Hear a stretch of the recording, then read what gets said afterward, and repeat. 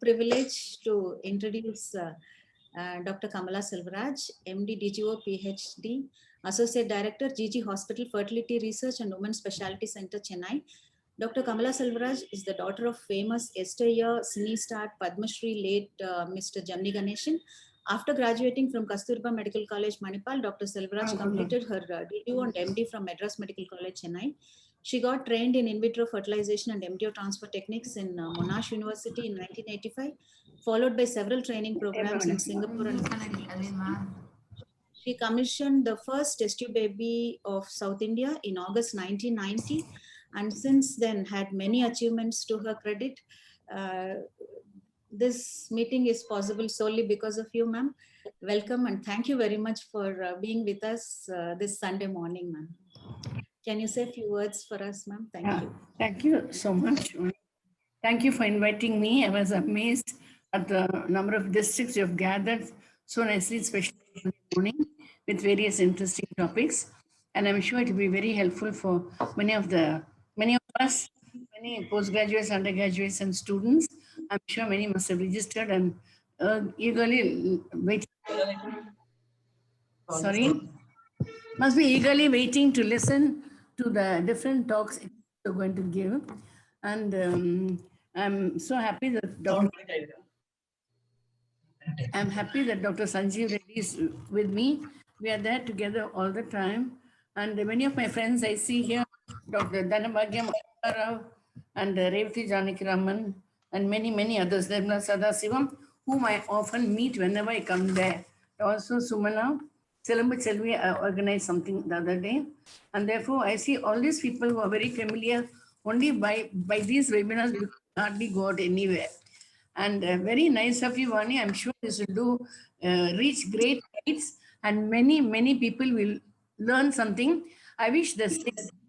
You organize among yourself, your 4 districts, what each one is doing something research, like how Stepton Edwards did, baby or something else or surrogate. You can gather, form a small scientific organization to exchange your scientific ideas to come out with something new, very different. Like we are doing ovarian regeneration, something like that. Do something, we are doing this, okay, you do this. Exchange ideas and come out with something with flying colors. You know, you never know when you strike gold. I wish you all the best. Thank you so much for inviting me to be one among you. And I wish you all the best. I wish all the students who have registered, I'm sure you'll gather a lot of knowledge from this and progress to great heights. Thank you, Dr. Sanjeev Reddy, for being with me always. And thank you again, Salem districts. And thank you so much, Vanmedi. Okay. Thank you. Thank you, madam. Thank you very much. Good morning, Dr. Sanjeev Reddy, Dr. Kamala, Vani. Ma'am, good morning. Good morning. Good morning, doctor. Good morning, doctor, my dear heart. Dr. Gigi, Dr. Rasha, Dr. Vani. Madam, good morning, madam. Good morning. All of you, so good morning. Like, this is really pleasure to see all of you. Good morning to all my seniors and to Damu. Good morning. Pratima, good morning. Good morning, ma'am. Good morning. Good morning. Vani, good morning. Good morning. Asha, hello. Good morning. Thank you very much. Hello. Good morning, Kamala. You never call me Asha. Right, sir, the share pannunga. Sanjeev Reddy sir, CV, please. Rahim. Suma madam, good morning. Good morning, Sunimbu. Yeah. Sanjeev Reddy sir, CV. Good morning, Kavita and Suma. Good morning, ma'am. Good morning, Dr. Revati. Sir, good morning, Sanjeev Reddy sir. Good morning. Good morning, madam. Spirit of all of us. You must be trying a different style. Dr. Sanjeev To Reddy do is always busy. always stimulus factor for all of us to do something more and more in this field. Dr. Sanjeev Reddy, good morning. Yes. Our key kuduthirvaru and then we'll all. Sir, it is my extreme pleasure to have you here and be able to introduce you. Dr. N. Sanjeev Reddy, MD, is Professor and Head, Department of Reproductive Medicine and Surgery, Sri Ramchandra Institute of Higher Education and Research, Chennai. first department and university college to start first super specialty course in OBGYN, MCH in reproductive medicine and surgery course in India. The most special award for sir is Dr. B.C. Rai National Award in 2015 as an eminent medical teacher.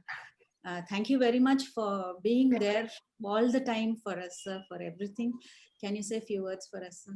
Thank you. Thank you, Vani, for inviting us here. See, this is one unique thing. So in India, this is the first. We started the chapters of city chapters of Tamil Nadu and Pondicherry chapter of ISAR. And not only starting, the people are doing wonderful work. I'm very actually jealous of Salem chapter of Sir, city chapter of TAPISAR. They're doing wonderful work, not only innovative, like, see, just a simple thing I will tell you. They have selected the ASRM topics after the conference and they analyzed, each person was presenting. Like this, they're doing so many things. And the people also, Salem and around, surrounding the people like that, now they know the benefit of starting city chapters of TAPISAR. Same way, I'm thankful to Dr. Janabhagyam, Dr. Asha Rao, and also Dr. Revati Janakaraman for taking this initiative starting. I hope after some time, it will spread to all smaller places also about infertility and ART, so they can have clarifications. Thank you. I need the chapters, some of the chapters, like city chapters, should be somewhat active. I know you people are doing still some more. I know everybody is busy. We have some 8 or 10 people are there in the each city like that. Just allot each month or once in 2 months like that. Some CMEs, give them in charge, ask them to conduct on that. You can be supervising. That way it will come up well. And at the same time, as already Dr. Kamala Selvaraj Madam told, we are there to help you like that in any aspect. You just, if you have any problem or you need any help, just contact us. We are there to help you to organize CMEs, other things.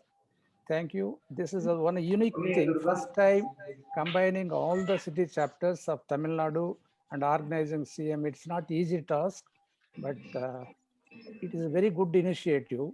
I hope this will continue now and then like that. It will be very useful. All over the India, I hope they will follow us later. Thank you. All the best for this webinar. Vani, you can take up the issue and conduct the proceedings. Thank you. thank you very much, sir. This is possible only because of you. You are friendly and everybody is friendly, so only we are able to do all this. Thank you very much. We'll start the program now. I request Dr. Kavita to introduce the first set of chairpersons, please. Kavita.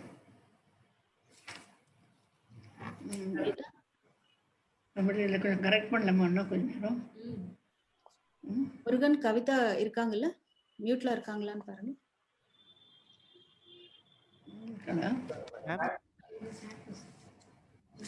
நீங்க இப்படி சொல்லி போயிட்டு வராம.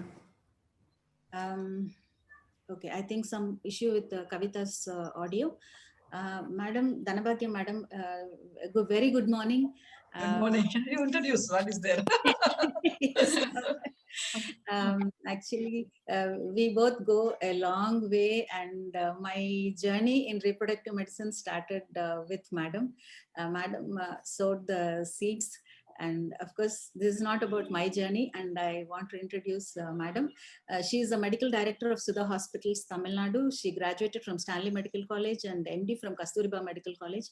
She started Sudha High-Tech IVF and Endoscopy Center in Erode, accomplished first IVF baby in Erode district. In 2001-2003, Secretary Erode OG Society, conducted live workshops, laparoscopy, IVF and MTP. Next slide. She's a national speaker and chairperson in several conferences. She's a member of SHRE and ASRM. She received Best Doctor Award by State IMA in 2005, Best Woman Award on Women's Day in 2007, Founder President of EROAD Chapter TAPISAR 2018, Inspiring Gynecologist and IVF India Award by Economic Times of New Delhi in 2019. 2020 Best IVF Center of South India and Emerging IVF Center of India of the year 2020 and 21 by Times of India. Welcome, madam. We are very happy to have you here. Thank you. Thank you. Kavita, you want to introduce the next chairperson? Next chairperson. Yes, ma'am. Yes, ma'am. Sorry, there was some internet problems. No problem. Greetings from Salem. Good morning, one and all. Very glad to see you all the city chapters together. And it's my honor and privilege to introduce our next chairperson, Dr. Gautam Hanji. And he is expertised in ultrasonography, laparoscopy, hysteroscopy, infertility, and IVF. 30 years of experience in the field of obstetrics and gynecology and ART as well. And he has done 40,000 plus cesarean sections and instrumental deliveries. And in his tenure, he holds several positions like Management Committee of OPSI and President of EROAD Obstetrics and Gynecology Society. Served as committee member in infertility, fetal and genetics, rural ops and gynecology and MTP.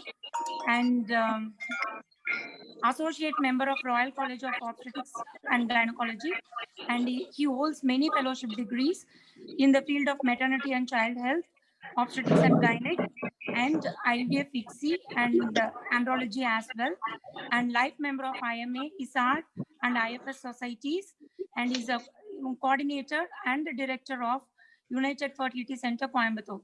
Thank you. Over to you, sir and madam. Yeah. Rahim. I'm Salem. Dr. Pradeepa's CV, please. And mute all the mics except chairpersons and the speaker, first set of speakers.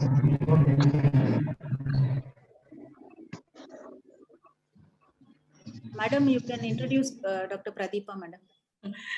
Thank you so much for always fighting in the house, making us to be friendly in these conferences. Okay. Dr. Pradeepa, I'm really proud to introduce her as my daughter-in-law. First, then as a professional, academically, professionally, and dedicatedly taking over all my centers in Tamil Nadu and other states. And she's DGO, DNB, ART, consultant IVF art specialist to the hospitals. That is, I'm director, she's associate director. And she has done MBBS DGO at Madras Medical College, Chennai, and DNB Public Health Center, Chennai, USC Training Mediscan Center, Art Training Krishna IVF Center, Visakhapatnam, guest speaker in various national conferences, including ISAR, guest speaker in educational institutions to promote women care, organizing secretary for Fertican 2016, FETOCare, that is fetal medicine in ours, EROAD 2016, EROFERT 2018, ECOT CMA 2018. That's when we started first city chapter of Tamil Nadu. She is really acting, she was really coordinating very well and conducted very successfully, that you know, Vani, and sir, madam, everybody knows. And there are more than 200 delegates to watch our prayer day workshop, and next day about 300 people attended our workshop. And ECOT CMA 2019, ECOT webinar 2020, and she's a joint secretary of ECOT. This is also unique mother-in-law introducing daughter-in-law.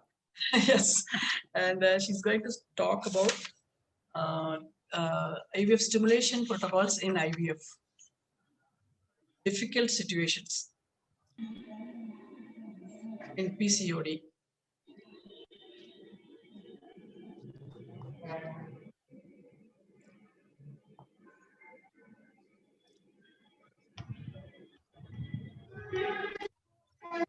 Good morning, everybody.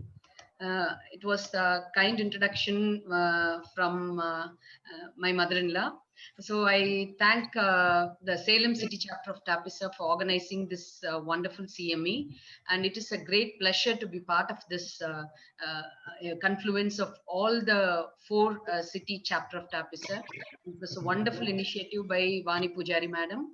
And part of this, to be a part of this conference brings me immense pleasure. So the topic for me today is stimulation of a difficult PCOS patient in IVF. So PCOS, as we know, is the most common endocrine disorder. This affects women of all ages from adolescence to menopause.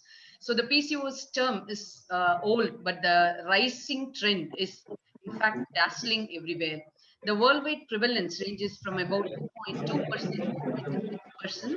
And in India, 1 out of every 5 women in the reproductive age and 2 out of every 5 adolescents are diagnosed with PCOS. So this shows the intensity of the situation and the rising trend. So this has evolved from gynecological curiosity to a multi-system endocrinopathy. So this was said way back in 1996, but various recent studies have contributed to this pathology, saying it is a metabolic syndrome. So it's a most common but poorly understood condition with considerable scientific debate. So various diagnostic criteria have been included, like NAH 92 criteria, ESHRE SRM Rotterdam criteria in 2003, and androgen criteria in 2006. But the most commonly followed and accepted is the Rotterdam criteria in 2003, which includes 2 of the following 3 criteria, that is clinical and or biochemical evidence of hyperandrogenism, oligo and or anovulation, and polycystic ovarian morphology in the ultrasound. The NIH has come out in 2012 consensus workshop. So they have classified the PCOS as per phenotype based on the Rotterdam criteria. So this phenotype classification was introduced to bring about a better understanding of various women with PCOS, because we find almost not every woman are similar and everyone have their unique pattern. So this was the basis for the introduction of this phenotypic classification, and many researchers nowadays focus on these phenotypes, although there are some pitfalls in this classification. So phenotype A is a severe PCOS variety, which includes all the 3 markers, and phenotype B is oligo and or anovulation and hyperandrogenemia, and phenotype C is the ovulatory PCOS, and phenotype D is a mild PCO. So in our talk, we are predominantly considering the phenotype A and B, so which are defined as classical PCOS, and in particular, the phenotype A is classified as severe polycystic variety. As we all know, the pathophysiology of PCOS is unknown, totally unknown, and it is a complex interplay between genetic, environmental, nutritional factors, and many more theories are yet to come. So this contribution of several genetic factors like CYP17, CYP11A, and mutations in various mediators like VNTR has been associated with environmental and nutritional factors. So this causes PCOS, resulting in abnormal steroidogenesis. So the crux of this PCOS is hypersecretion of LH, which is almost found in 40 to 50% of the patients. So, and a lot of studies show this LH is predominantly involved in increased ovarian androgen production. They direct interference with oocyte maturation. So it decreases ovulation rates, implantation rates, pregnancy rates, and increases abortion rates. So this was theoretically said from age-old days that increased LH is predominantly involved in this. Although recent controversial debate is on the rise whether LH is particularly involved or not involved in all this pathophysiology. So in a nutshell, the pathophysiology is obesity resulting in insulin resistance causing hyperinsulinemia, and this hyperinsulinemia acts both on ovaries as well as on the liver.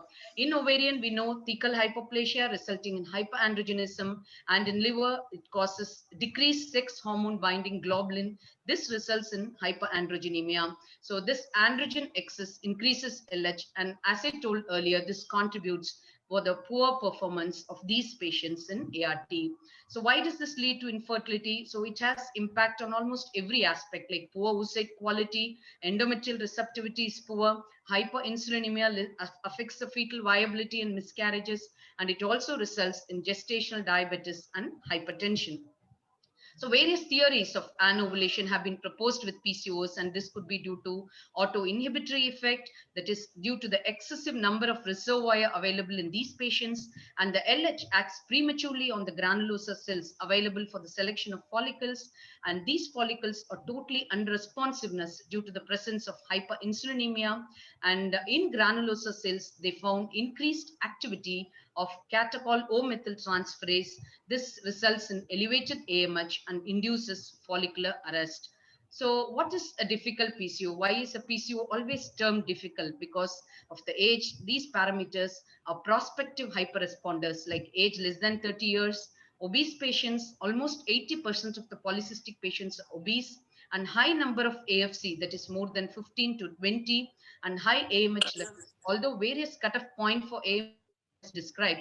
So the recent studies say 4.9 nanogram per ml is the cutoff for polycystic ovarian syndrome and previous episodes of hyperstimulation. So these patients are prospective hyperresponders, and these are the patients we should take additional precautions in choosing the agent as well as choosing the protocol, and monitoring, close monitoring of these patients has to be established. So why is the hyperstimulation in PCO always challenging, and why are we worried in these patients?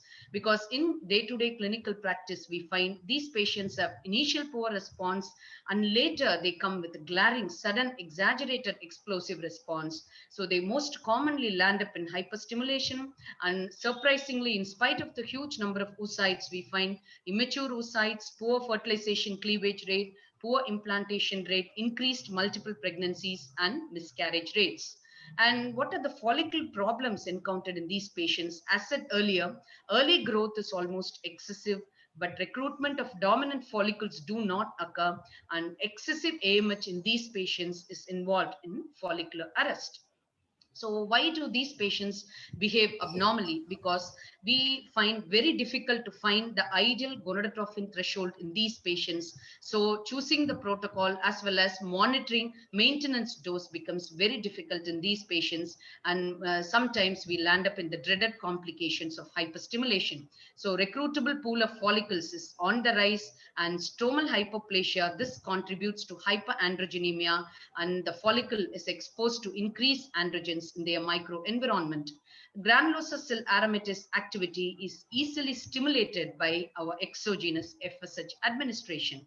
So these, what are the factors, like what factors to be considered during the stimulation in PCOS, so that they can modify the difficult PCO and make these PCO patients little better responders, as well as favor our ART outcome. So these are the pre-treatment suppression, the gonadotrophins type and dosage, the stimulation protocols used, the trigger agents used, the body mass index, and the metformin co-treatment in these patients. So coming to the stimulation protocol, so all of us are worried, like which gonadotrophins to use. Is there any difference in the pregnancy outcome as well as the safety complications, safety implications in these gonadotrophins chosen? So which gonadotrophins do we use? Does the type make a difference? So a lot of, theoretically speaking, they say introduction of LH scores poorer, because already the LH levels are raised and LH-FSH ratio is altered in these patients. But a lot of studies bring controversial reports in this aspect. So it is always important to use an agent which is safe and effective enough to obtain optimum outcomes during IVF cycle. So what is the optimum outcome? It is a good oocyte, good pregnancy outcome, and good take-home baby rates, with avoiding the dreaded complication of hyperstimulation. So as said earlier, the role of LH is more complex or divergent, because lots of different complications, different implications about PLH is now emerging. So an interesting RCT was conducted in PCOS patients comparing this HMG and recombinant FSH, and this was published in International Journal of Fertility. But they found no significant difference in stimulation agents with respect to live birth rate and clinical pregnancy rate, and the choice of the agent always depends on the cost and ease of the availability of the agent. So this was again reviewed by the Cochrane group in 2015, and they included good volume of 14 trials with 1,726 women, and they again compared the difference between the urinary and recombinant gonadotrophins, because lots of almost preparations are in the market. And this review again found no difference in live birth rate and hyperstimulation between this urinary and recombinant gonadotrophins. So this was published in Fertility Sterility Journal comparing, and this tabulation clearly shows the number of fertilized oocytes, the fertilization rate, the number of transferred embryos, clinical pregnancies, ongoing pregnancies, almost all were similar in both the urinary and recombinant FSH groups. So again, the Cochrane did 42 trials with 9,000 couples, and they compared elaborately the recombinant FSH recombinant FSH against 3 different urinary preparations, and they again concluded no significant difference in clinical pregnancy rates as well as miscarriage rates. So next point comes whether the choice of these gonadotrophins influence our safety profile, that is, increase or decrease the incidence of hyperstimulation. So this was studied in 2009, and they came out with a good concept like stimulation with HMG is as good as recombinant FSH in PCOS patients, and this LH activity modifies the follicle development so that fewer intermediate size follicle develops. So this could have a positive impact on the safety of stimulation protocols, and in practice, introduction of low LH to the protocol finds beneficial in these type of patients. So in women with PCOS, undergoing stimulation, is exogenous LH treatment effective? So again, this was studied in detail in 2016, and the recent study shows no benefit or effect to add exogenous LH supplement in women with PCOS undergoing stimulation. But during our protocols, when we find poor response to FSH alone, then addition of LH in these patients definitely becomes beneficial, but this has to be monitored and titrated properly to avoid the risk of hyperstimulation. So the ESHRE has come out the guidelines for these patients. The key considerations are only the cost and availability, the expertise required for use of these agents, the degree of intensive monitoring required, and the lack of difference in clinical efficacy of the available preparations, low dose protocols to be preferred, and the risk and implications of the multiple pregnancy has to be discussed with the patients in detail. So coming to the next part, like after choosing the gonadotrophins, which shows no particular difference, can we go for the selection of how to select the dose? So the various predictors involved in the selection of dose are the age of the patient, body mass index, AMH, and the previous stimulation response. So this was a detailed study compared the predictive markers for ovarian response. And this study showed the AMH and AFC levels increased in high responders, but comparing both, the AMH performed better in the prediction of excessive response to stimulation compared with FSH and AFC. So AMH has to be incorporated into workup protocols to predict the ovarian response to treatment, because we are finding AMH is being given less importance in many of the clinical notes reviewed previously. So I think AMH has to be incorporated in the protocol. So this can predict ovarian response and gives a lot of information about the quality of the oocyte as well. So the ovarian response prediction index can be roughly calculated. So this was published in the endocrine journal, and it was given like AMH can be multiplied by AFC, and the result was divided by the age of the patient. So the last two rows we are more particular, because when the index is about 0.5 to 0.9, the number of oocytes expected was 6 to 14. So in these patients, choice can be either the long agonist protocol or the antagonist protocol. And when the index goes more than 0.9, wherein we expect more than 15 follicles, and these are the patients more risk of hyperresponse and OHSS. So in these patients, I think antagonist protocol scores better. So the usual starting dose, all these patients can be like 75 to 150 units of FSH, but the total dose should not exceed 150 units. So the protocol can be varied, like low dose step up protocol, low dose step down protocol, and interestingly, recent studies focus on this sequential low dose protocol. So in the conventional step-up protocol, we start with a high FSH dose and increased by 75 international units every 3 to 7 days. But I think the low dose step-up protocol scores better, wherein the starting dose is about 75 international units and the dose is increased by 15 to 100% every 7 days. In chronic low dose protocols, the low dose is started by 37.5 to 75 international units and the dose increase is done after 14 days. But this is comparatively a longer protocol and it requires a lot of patience, and cycle cancellation rates are more, and sometimes low number of oocytes are anticipated. So this has to be balanced, and this properly, the patient has to be counseled and the choice has to be given regarding the protocol used. And step down protocols, in step down, we start with a loading FSH dose of about 112.5 to 187.5, and the scan is done on day 4 to day 5, and the dose is always decreased after 4 to 5 days, every 3 to 5 days by about 37.5 units. And when we in all these protocols, when we reach a size of about 12 millimeter with a good response seen, I think it is better to maintain the dose instead of jumping and adding on the repeated dose, thereby increasing the risk of hyperstimulation. So in sequential protocol, the FSH threshold dose, that in sequential, the dose is started as in step-up protocol, like 75 international units per day, and the increase is done by every 50%. And in the last part of the protocol, when the leading follicle reaches 14 millimeter, the threshold dose can be decreased by 50% when leading follicle reaches 14 millimeter in diameter. And even studies published in Fertility Sterility substantiate the use of sequential protocol because they found less incidence of hyperstimulation in these protocols. But Human Reproduction in 2003 did a good study, compared all the step up and the step down protocols, and they showed step up protocol is efficient in achieving pregnancy with minimal risk of hyperstimulation. So in clinical practice, the low dose step up protocol scores better compared to the other protocols.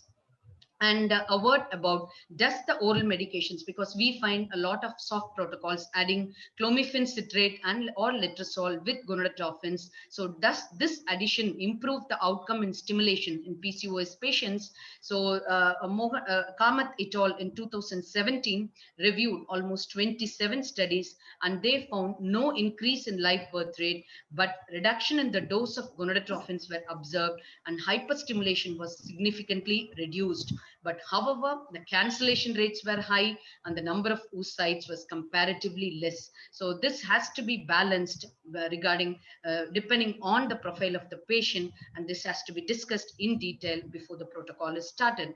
So after that, what is the type of protocol, whether it is agonist or antagonist? 3 more minutes, ma'am. Chosen. So majority of the reproductive centers use these traditional long protocols to inhibit an endogenous premature surge, and this prevents the premature luteinized follicles. This induces high quality oocytes, but a lot of controversial reports on the agonist as well as antagonist protocols come into view. Of late, antagonists score much importance in our clinical practice because they prevent LH surge by binding competitively to the receptors. This prevents the endogenous GnRH from exerting its stimulatory effect on the pituitary cells. So a lot of comparative studies have been done between this agonist and the antagonist protocol. So this is the conventional time-tested GnRH agonist protocol, wherein agonist 1 milligram per day is started 7 to 8 days after estimated ovulation, and this is continued till the HCG injection, but the dose is reduced on the day of gonadotropin start to about half the dose, that is 0.5 milligram per day at the onset of the menses. So gonadotrophins are started at the onset of the menses, and this is titrated and continued till the day of HCG. So this is the antagonist protocol. So in the GnRH antagonist protocol, we start gonadotrophins on day 1 or day 2, and this is continued into, this protocol can be done in two ways, either a flexible protocol or fixed antagonist protocol. So in the flexible protocol, we start antagonist when the leading follicles reaches almost 14 millimeter in diameter, and this is continued till the day of HCG, wherein in a fixed protocol, exactly on day 5 to day 6, the antagonist is started.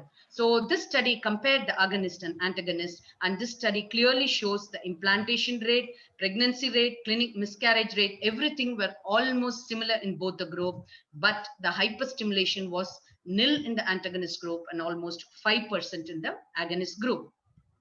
So the comparison was done in a recent study in 2019, also shows there is a little bit increase in the dose of gonadotrophins used in the agonist group compared to the antagonist, as well as estradiol on the day of HCG was comparatively higher in the agonist group compared to the antagonist. But these embryological parameters like number of oocytes retrieved, number of embryos transferred, fertilization rate, pregnancy rate were almost similar in both the groups. So concluding the various studies, still lots of publications and comparisons are available, but concluding by various studies and based on our standard clinical practice, GnRH antagonist is a preferred protocol for PCOS patients treated with ICSI in view of reduction of hyperstimulation, less cost effectiveness, and short stimulation time without compromising the pregnancy outcome. So a word about the early GnRH antagonist protocol. So this in our clinical practice, we found very beneficial, and we used to use a lot of this protocol in patients with PCOS. So antagonist is given first 3 days from the onset of menses, then antagonist is stopped and gonadotrophin stimulation is started, and again antagonist is restarted when the leading follicle reaches 14 millimeter in flexible protocol. So there is no difference in pregnancy rates between these protocol, but the most important worrisome problem in the antagonist protocol is the follicular asynchrony, because we find a lot of follicles pop up, but many small follicles are associated with this. So in this protocol, we find the follicle synchrony is very good, and in day-to-day practice, so I use the early GnRH antagonist protocol, and this has very good benefit in the synchronization of the follicles. So as per ESHRE recommendations, the antagonist is recommended for PCOS with regards. Excuse me, ma'am. We are sorry, ma'am. Time is up, ma'am. Okay, just few words. Yes, Equal efficacy. And in antagonist protocol versus the progesterone primed ovarian stimulation protocol. So in this protocol, we used either medroxyprogesterone or dydrogesterone instead of antagonist or agonist for LH suppression. And this also find no difference in clinical pregnancy rate, but almost the incidence of hyperstimulation was nil. So this is a beneficial protocol because oral preparations are used and incidence of hyperstimulation is almost nil. So this tabulation clearly compared the various phenotypes, and phenotype A seems to be the phenotype with a higher risk to develop hyperstimulation, and the use of GnRH trigger seems to improve this quality in these patients. So a few words, thus pre-treatment of OCP. Does this influence COH outcome in these patients? So we find no significant difference, but interestingly, the clinical and ongoing pregnancy rates were significantly lower in the OCP group, despite the same oocyte and embryo quality. So the Cochrane database concluded the pre-treatment and antagonist cycle was associated with reduced pregnancy rates compared with no treatment. So as we all know, obesity definitely, but a small word, the lean patients undergoing ovarian stimulation using the GnRH agonist demonstrated the highest pregnancy rate, and I think lean difficult PCO agonist protocol can be scored better compared to the antagonist protocol. And a lot of studies show adjunct metformin is effective for improving outcome, and the Cochrane review has substantiated this finding, and subgroup of patients like patients with habitual abortion, poor oocyte quality, elevated serum insulin levels particularly benefit from the metformin implementation. And myoinositol, of course, scores better in increasing the number of top quality embryos and increasing the oocyte pool. CoQ10 improves our stimulation protocols, and a lot of recent studies are focusing on CoQ10. So a small word about in vitro maturation. So this has come to limelight in recent days, and a lot of research has been done in this because this is particularly ideal for severe PCOS patients wherein several small antral follicles are matured from the GB stage to the M2 stage. And this meta-analysis concluded this comprise an ideal target group for IVM since they present with greater number of antral follicles and risk of hyperstimulation is more. So just a few take-home messages, because PCOS is a very wide chapter to share, but certain practical take-home messages are: identification of PCOS patient at risk of hyperstimulation has to be done. Individualized treatment has to be chosen. Unnecessary treatment to be avoided, and one equally effective in achieving pregnancy rates and avoiding hyperstimulation. And segmented IVF, that is antagon protocol with GnRH agonist trigger with freezole, is a preferred treatment protocol. Weight loss, metformin, inositol is beneficial, and IVM is in the process of standardization. So I thank one and all for your patient hearing, and special thanks to the Salem team for giving me this wonderful opportunity for participate in this excellent webinar. Thank you one and all. Thank you, Dr. Pradeepa. You have covered excellently about all the aspects of PCOS. Next, actually, I have to say something here because next talk was supposed to be by Dr. Nirmala Sadasiva Madam, but yesterday late evening there was some accident. And madam's father is not doing very well. He is admitted in ICU. So yesterday evening, madam told me that she won't be able to participate. And around 7 o'clock in the night, so I asked Sanjay Reddy sir what to do right now. So he told me, call Mona and tell her. One single sentence, and we have Mona here. From yesterday night, 7 o'clock, by midnight, she finished her presentation. And I'm extremely grateful to you, Mona, for being with us. And I think Dr. Gautam Hanji sir is not here. I can't see his name here. Madam, Dhanabhagya Madam, can you introduce Mona? Madam, unmute. Madam. Madam, unmute.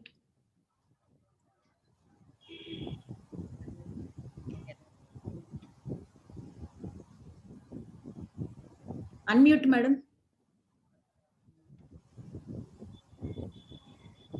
Mani, I think we can just go ahead. There's no issues. Shall I share the screen? We just go ahead. I mean, thank you anyway. You introduced, given a good introduction, and thank you for this opportunity given to me. So I just share the screen and go ahead. Thank you, Mona. Thanks again to Tapisar and Scott group to give me this opportunity and make me read this topic. I hope I do justice. So my topic is GnRH antagonist tips and tricks in treatment. So why do we need GnRH analog in ART cycle? LH surge would occur in approximately 20% of stimulated IVF cycle. Preventing this LH surge using GnRH analogs would improve the oocyte yield with more embryos, allowing better selection of embryo, leading to an increase in the pregnancy rate, and also prevent cycle cancellation. So which analog should we use, agonist or antagonist? Now, why antagonist? It results in immediate downregulation without a flare phenomena, eliminates the risk of cyst formation, shorter duration of stimulation, less dose of gonadotropin required, significantly reduces the risk of severe OHSS because we have a GnRH agonist trigger which can be combined with this. It gives us an opportunity to use it and avoid the long-acting HCG. No significant difference in the probability of live birth rate was demonstrated by Kolibiansky and Al-Ilani et al. This was a big debate saying that that the pregnant, though it is useful, it might decrease the live birth rate, but many studies have now come, and particularly with the freezing facilities, the live birth has almost come in par with the GnRH agonist treatment as told by earlier speaker. Hence, it is logical to use GnRH antagonist in ART cycle. And there's another study which has shown that in reproductive bioendocrinology, which has shown that implantation rate, clinical pregnancy rate, miscarriage rate were almost similar in the antagonist regime as well as with the long protocol. However, the only difference which is most often seen is a significantly higher number of oocytes and higher proportion of mature M2 oocytes were retrieved per patients in GnRH agonist group compared to GnRH antagonist group. And that is why I think most of our senior infertility specialists would still want to hold on to the agonist protocol for stimulations. Now we have two different molecules settled till now, and there are newer molecules coming up, but most studied and most used are the cetrorelix and the ganirelix, and studies have shown that there are almost no difference in terms of preventing premature LH surge, and the similar outcomes have been achieved when used either cetrorelix or ganirelix. So there's no difference in the outcome, in the efficacy of suppressing the LH surge. Now, what does the guidelines say? So we have an X-ray guidelines on ovarian stimulation, which has come out in January 2020. This is an excellent chart which is put here. The green shows this is the first choice, and the maroon shows that it would be the second choice. So thus we see that antagonist is a choice for almost all the patients, irrespective of the reserve, maybe for low responders, normal responders, and high responders. So it is the choice for stimulation protocol. Yes, we can use agonist, but it would be as a second choice in normal responder and high responder patient. People have now started using agonist, but in low responders, but still antagonist would be the preferred choice. But what are the concerns when we use antagonist? It has been said that there's a decreased pregnancy rate because it reduces the endometrial receptivity, reduced number of oocyte retrieved, mainly due to follicular asynchrony, and as I already said, marginally reduced clinical pregnancy rate in fresh transfers, which has been overcome by going on for freeze all and freeze transfer segmental IVF. Pre-treatment in GnRH antagonist protocol, is it going to be beneficial to improve? Now, why should we do it? To prevent asynchrony, asynchronous follicular growth, and whether pre-treatment is necessary for cycle programming to schedule ART clinic workflow. So we need to plan our lab work. So if we have, we know that this day we are going to stimulate, it might help us better, which we could do with a long agonist protocol. But what does X-ray guidelines say regarding this pre-treatment after evaluating various studies and meta-analysis which has come till date? So as per the guidelines, the combined oral contraceptive pre-treatment is not recommended in GnRH antagonist protocol because of reduced efficacy, and it's a strong evidence. So we are so used to using overall L as a pre-treatment and then stimulating, but then the guidelines say it just decreases the live birth rate and better to be avoided. Estrogens and progesterones are now the new molecule which has been used for cycle rescheduling, and it is acceptable, but its efficacy is mainly for scheduling. Like if you want to plan a date, avoid weekends, it is definitely useful. It's a good practice point. Pre-treatment with estrogens and progesterone before stimulation is not recommended for improving the efficacy. So it has not been very useful in getting a synchronous cohort, which still remains a problem with antagonist protocol. Now, should we go for flexible or a fixed antagonist protocol? Fixed protocol means starting antagonist on day 5 after stimulation or day 6 of start of gonadotropins. Flexible protocol, what various researchers have now said that we can start antagonist when the leading follicle is between 12 to 14 mm, serum estradiol between 300 to 600 picograms per ml, and LH when it is more than 10 IU per ml. What does evidence say? Flexible GnRH antagonist protocol, according to the follicular size, results in higher yield of oocyte despite less gonadotropin use, but then it didn't result in difference in the pregnancy rate. This is what was said by Al-Inani et al. In his analysis. But then is it that we have to use flexible protocol for all patients? Are there a small group of subset of patients who would benefit from a fixed protocol? This is a very nice study which is done where they used where they compared the fixed versus the flexible antagonist protocol in reduced ovarian reserve. The reduced ovarian reserve were selected by Bologna criteria. Fixed protocol, they started on day 6 after starting antagon, and flexible protocol wherein when the follicle reached 13 mm, they started an antagonist. What did they find? The clinical and the chemical pregnancy rate did not show the difference between the flexible and the fixed protocol, but the cycle cancellation was higher in the flexible group in women aged more than 35 years when compared to the fixed protocol. Okay, maybe because of the LHR.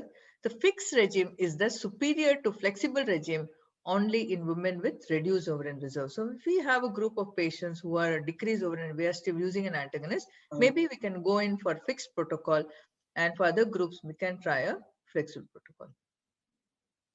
Now, what are the size of follicle wherein we need to add antigen? Say, some have proposed it is 12 to 14. So this is a study wherein they divided the group of patients into those where it was started at less than 12, 12 to 14, and more than 14. And what did they find? The diameter of the leading follicle, when it was more than 12 mm, the antagonist initiation will lead to higher pregnancy rate. But then this is suitable for all.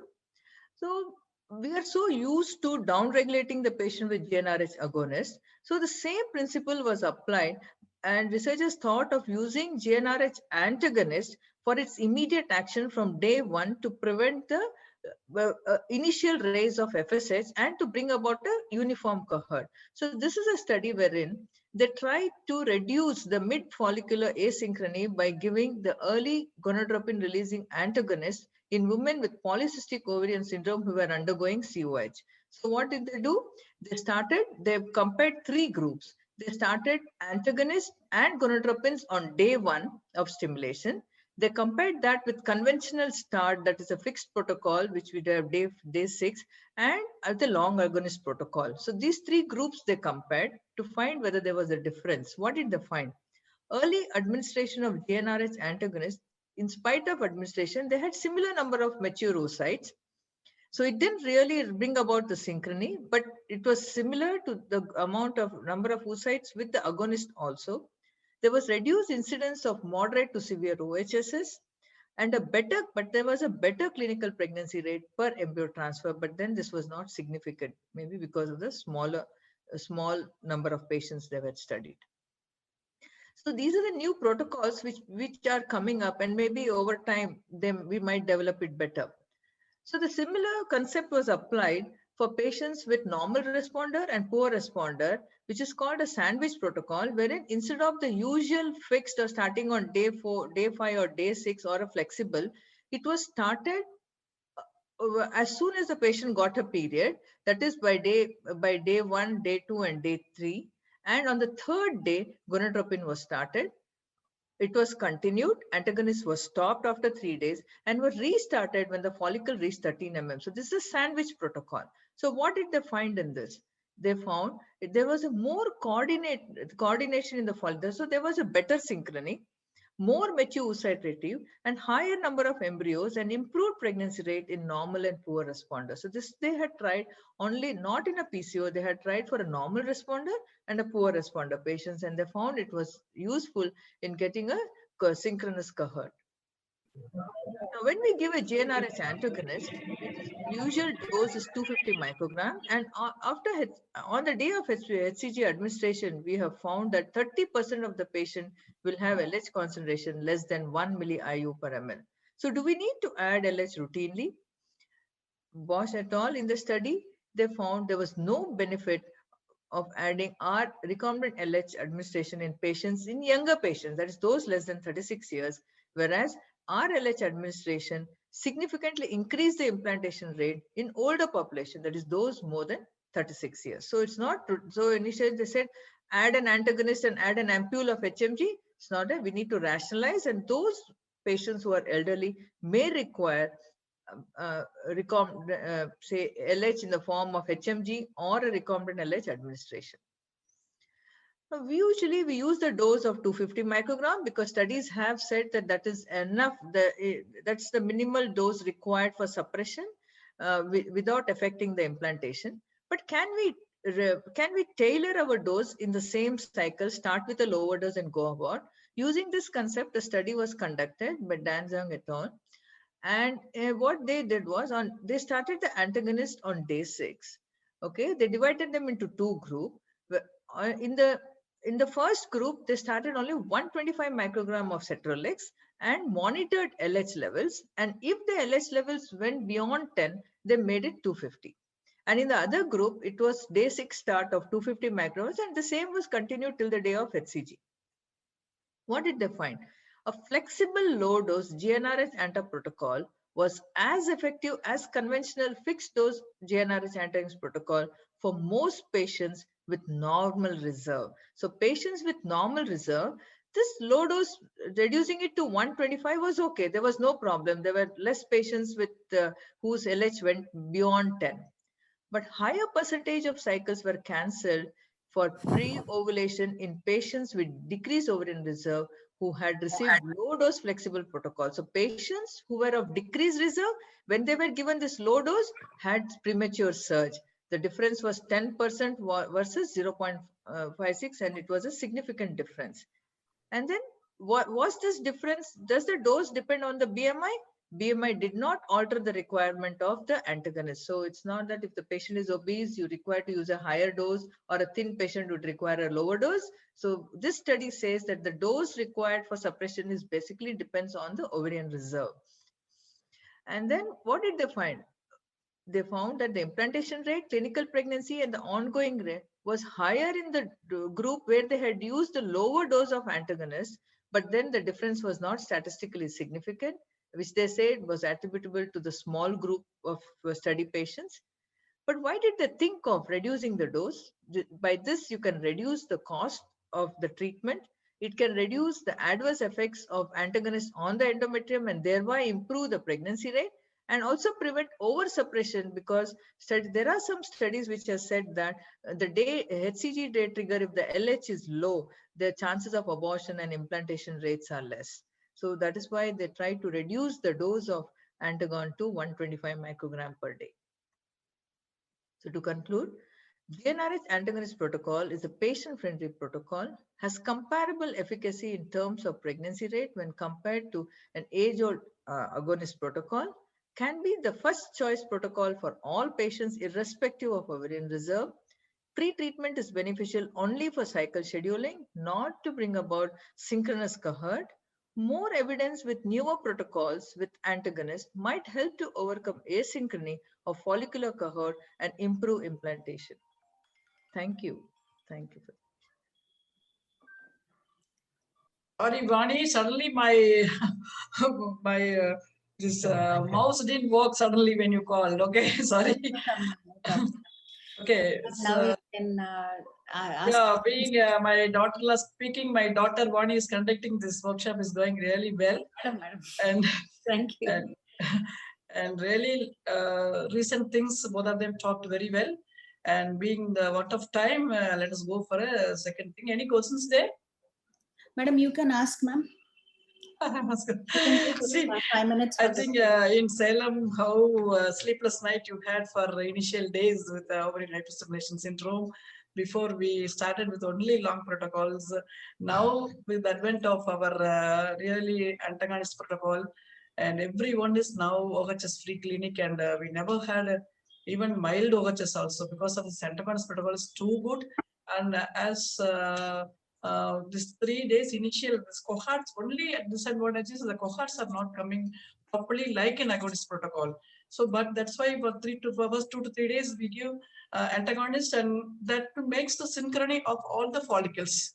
So that's really advantage of initial 2 to 3 days of antagonist giving, and again stimulating, and again 1.4 to 5, then we give an antagonist and go for this agonist trigger, and always segmental IVF. Do IVF in all PCOS, freeze-all, do next cycle. That gives really good effort and good results. So that's what our clinically for the past 30 years we are doing. Now we are changed to agonist totally to antagonist to all PCOS. What about your opinion? Yes, ma'am. Antagonist is saving all of us, especially in this PCOS. And actually, I was wondering whether if when AMH is very, very high, like 10 and more than 10, do you have any special protocols? I always tell people say don't do drilling. I always do about more than 10 PCOs or more than 10 AMH. I always do drilling. Depending upon the size of the 7 to 10 punctures or 5 to 7 punctures, depending upon the thing, I practically, clinically, I found very good results after drilling people who are having more than 10 AMH. I do drilling after 2 months. I do. That's my experience. What about all others' experience, Madam Suma, Madam? No, I don't. I do still. Unless they fail in all the medical line of treatment, I don't. We are getting good quality oocytes as well as the hyperstimulation is even antagonist protocol is less. And always more than 10, I made it a point, depending upon the size of the ovary, 3 to 5 punctures. If it is a very big, more than uterus size, it was sometimes. That and all, I do always 7 to 10 punctures I make. That really gives me good response. That's my experience. What about Bonnie? Are you drilling or not? Madam, I was not drilling at all, but everybody stopped. No, ma'am. Actually, I was not. I was never drilling, but recently, like you said, I started for a very bad-looking PCO, a very large PCO Now, with a lot of stroma. There is a stroma almost covering the whole of ovary, and Type 3. Stimulate. Even if we stimulate, we will get very bad oocytes, and sometimes these people have to go for donor oocytes. For those people, I have done a few patients, ma'am, drilled, but nicely drilled. I'm guilty of that because I never, actually my theater people was also saying, we have never seen you using that needle also after buying.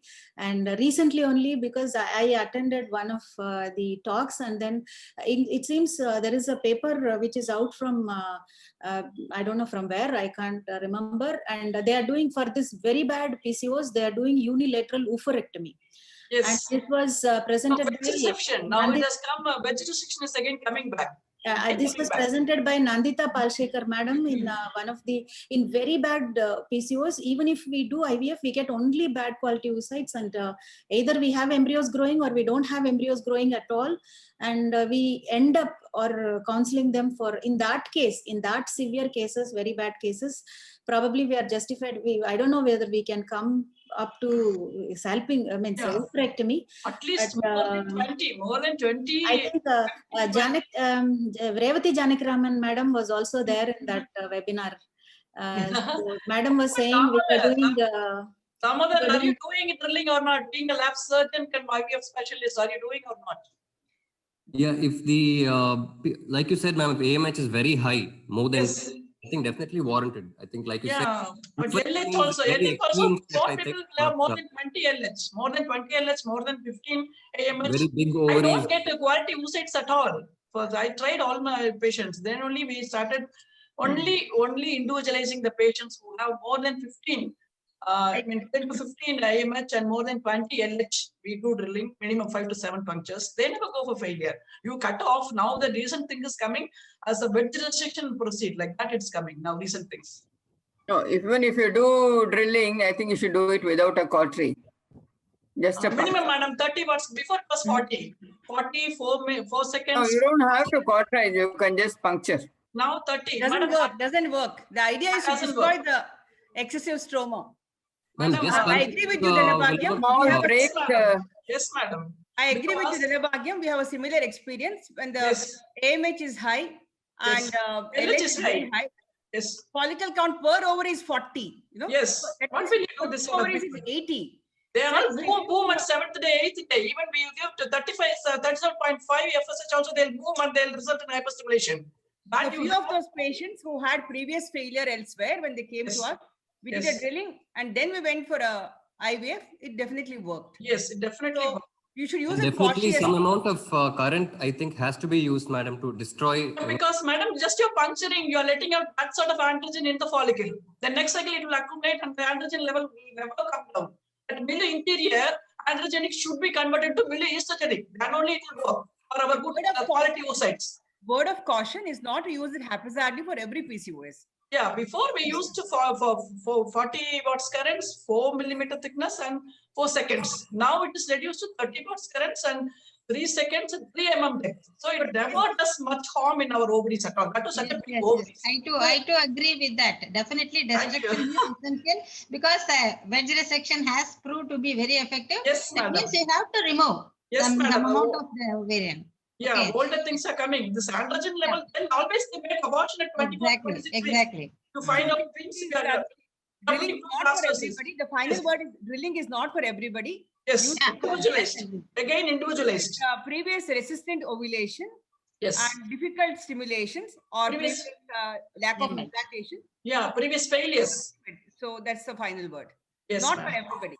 Yes, ma'am. Yes, ma'am. And even we are following only when we get very bad quality oocytes in the first cycle, then only we are going for drilling, ma'am. Madam, and once we drill and go for the cycle, and suppose we get poor oocytes, practically we find pooling is better because the immediate next cycle, most of the patients get good number of oocytes with good quality. So instead of going for donor straight away, I think pooling can be emphasized for these patients. And practically we find good oocytes in the subsequent cycle. And I think papers have come out of this also. Okay. Dr. Mona Pandraki, sorry I didn't introduce. No need of introduction for you. You are no, ma'am. Thank you. That's fine, ma'am. Ready. Dr. Red. Covered so many aspects, Dr. Mona. Yeah, so SRMC, you are well known to all over Tamil Nadu. No need of introduction for you. To sir, ma'am. Thank you. I had a very interesting case those days of analog stimulation. Yes, ma'am. This one patient with PCOS with the Gonalev, I think it was 225. Within 6 days, she was standing at 9,000. Oh God. I got this 9,000 very high. Those days freezing was just starting. You know, we were not strong with freezing. So we gave antagonist for 1 dose. And the next day, the E2 came down to 900. Oh. So I said, okay, the cycle is gone. All the follicles would have been dead. But we went ahead, we gave a HCG, went ahead with collection. We got 9 oocytes. For 900 estrogen, we got 9 oocytes. 6 of them fertilized. And we boldly went and transferred 2 embryos. And we vitrified 4 embryos. And she conceived. And we were waiting for the OHS to happen. So there was no early OHSs, there was no late OHSs. So it was using antagonists to bring down the E2 in an agonist cycle. This happened in 2008. Yeah. It happens. We don't follow it anymore. Yeah, we also we do the thing. Suddenly, some last day they have some 5,000.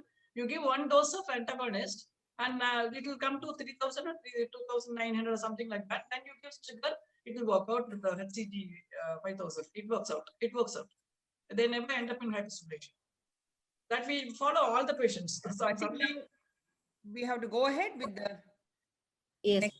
Thank you very much for a nice discussion. Thank you all the seniors for nice input. We'll go to the next session. I request Dr. Geet to introduce the second set of chairpersons. Geet.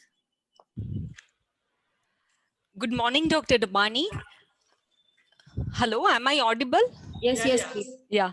Good morning, Dr. Vani, and a very good morning to my dear energetic Scot team. It gives me immense pleasure and happiness to share the meeting with eminent speakers and renowned faculties. Dr. Vani, first of all, accolades and kudos to your Scot team for successfully conducting so many webinars flawlessly. Now, let me introduce the chairperson for second session. It's my honor to introduce a stalwart in the field of OBGYN, Dr. Suma Natarajan, who is one of the top dynamic cogicians in Coimbatore. She is the managing director of S.J. Craft Fertility Center, Coimbatore. She started her career as assistant prof in KMC Manipal, became HOD of GKNM, and now presently is the HOD of Ganga Women and Child Care Hospital, Coimbatore. She has been a very good teacher and has trained many DNB PGs. She has many awards to her credit, the latest being Women Empowerment Award in 2020, and has received many Lifetime Achievement Awards from various societies and organizations. She has been the president of Cox twice and has conducted several well-attended classy international conferences and feasted us with academic extravaganza. I welcome you to this session, ma'am. Kindly excuse me, Dr. Suma, as I need full 20 minutes to do justice to your CV, and I'm not sure if Scott team would permit that. The second chairperson is a young, vibrant, dynamic, friendly lady who greets everyone with an infectious smile. Dr. Selambu Chelvi started with Vamsam Fertility in 2007 at Coimbatore and branched out to open centers at Tirunelveli, Trichy, and latest at Ooty in 10 years through intense hard work and commitment. She is a fellow in reproductive medicine from MGR University, running various FOXY training courses round the year. She has received many awards from district collector and social organizations. She has been awarded with Best Fertility Center and Best Fertility Services awards. I welcome you to chair this session, ma'am. Dr. Suma and Dr. Selambu Chelvi, you can start with introduction of the speakers. The mic is all yours now. Thank you, Dr. Geet, for having given such a good introduction. And I thank the Scot team for having given me this opportunity to chair this session. And I'm very happy to introduce my favorite, Dr. Aarti Pari, who's done her MD and fellow in ART, trained in University Hospital Coventry and Warwickshire of UK. And she has been an invited speaker and panelist of various programs. And she's a member of ISAR, IFS, and FPSI, Joint Secretary of Coimbatore Chapter of TAPISAR. Now, she's also been, the most important thing is she's one of the most beautiful and wonderful ART specialists of Coimbatore. She is talking to us on decreased ovarian reserve, different strategies. Over to you, Aarti. Thank you, ma'am. Thank you very much for the introduction. I think it was too much for me. Good morning, everyone. And I'll just share my screen 1 second.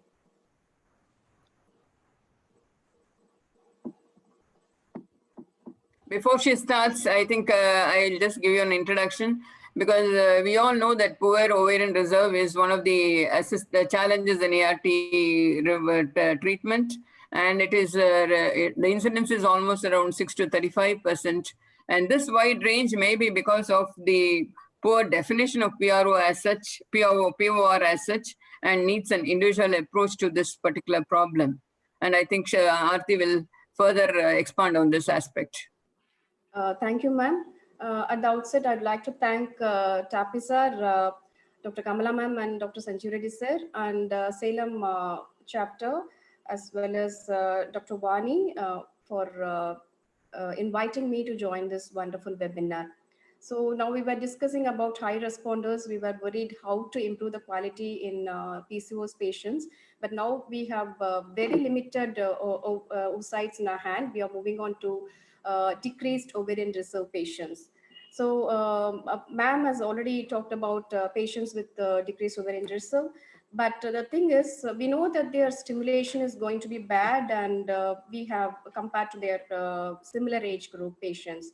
So when we talk about the incidence in this group of patients, in 2014, it was said that DOR among infertile women was around 10 to 25%, but now it has increased slightly. Have you shared your screen?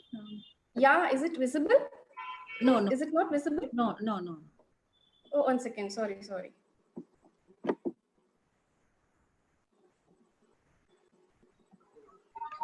Something else.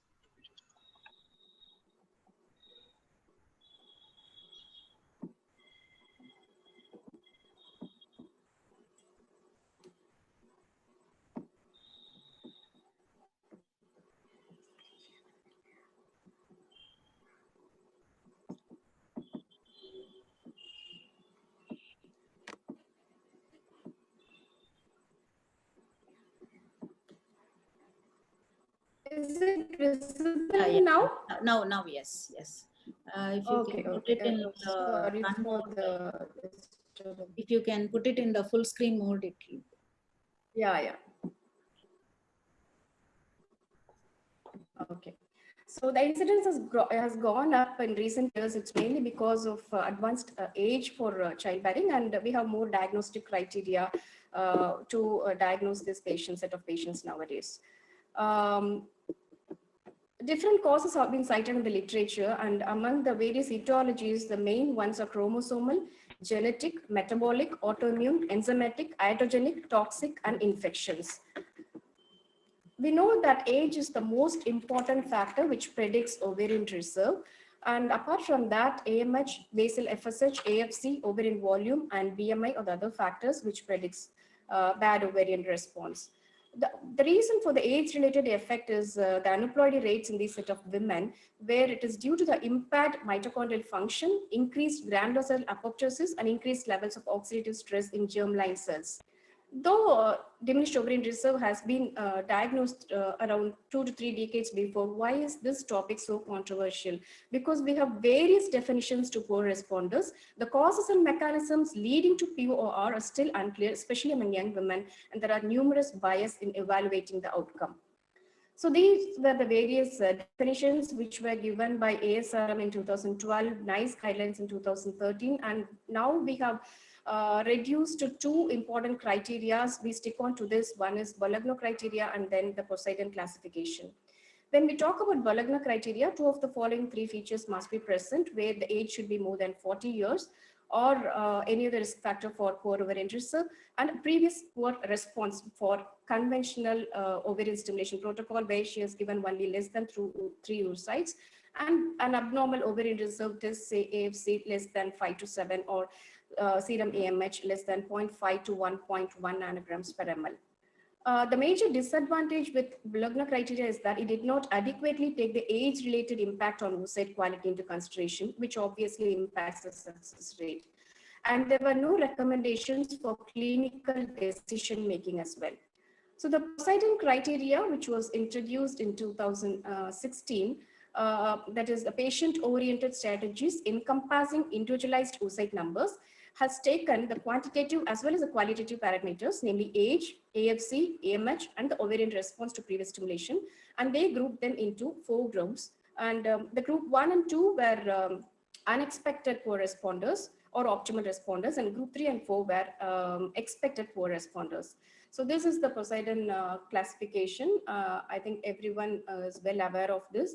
They take the age criteria as 35, and less than 35 and more than 35 is a criteria where they have taken.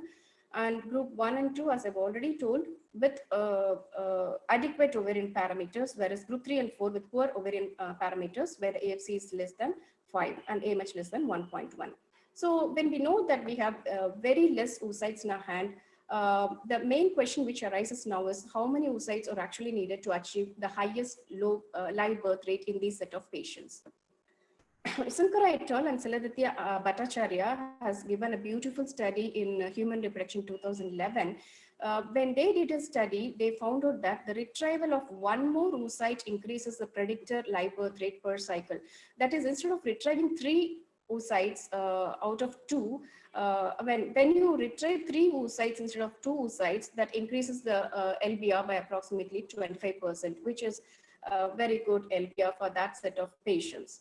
And this is again supported by another study that is from the National Registry Data Switzerland from 2005 to 2014. They also said that when the response is better, that is when they get around 5 to 9 oocytes in this diminished ovarian reserve patients, the LBR is relatively more.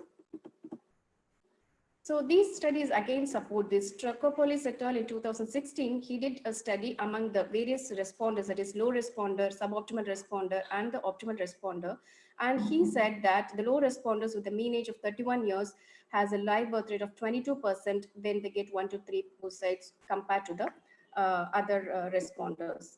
And Zhou et al. Corroborated these findings, but he did a study between 35 and 40 years.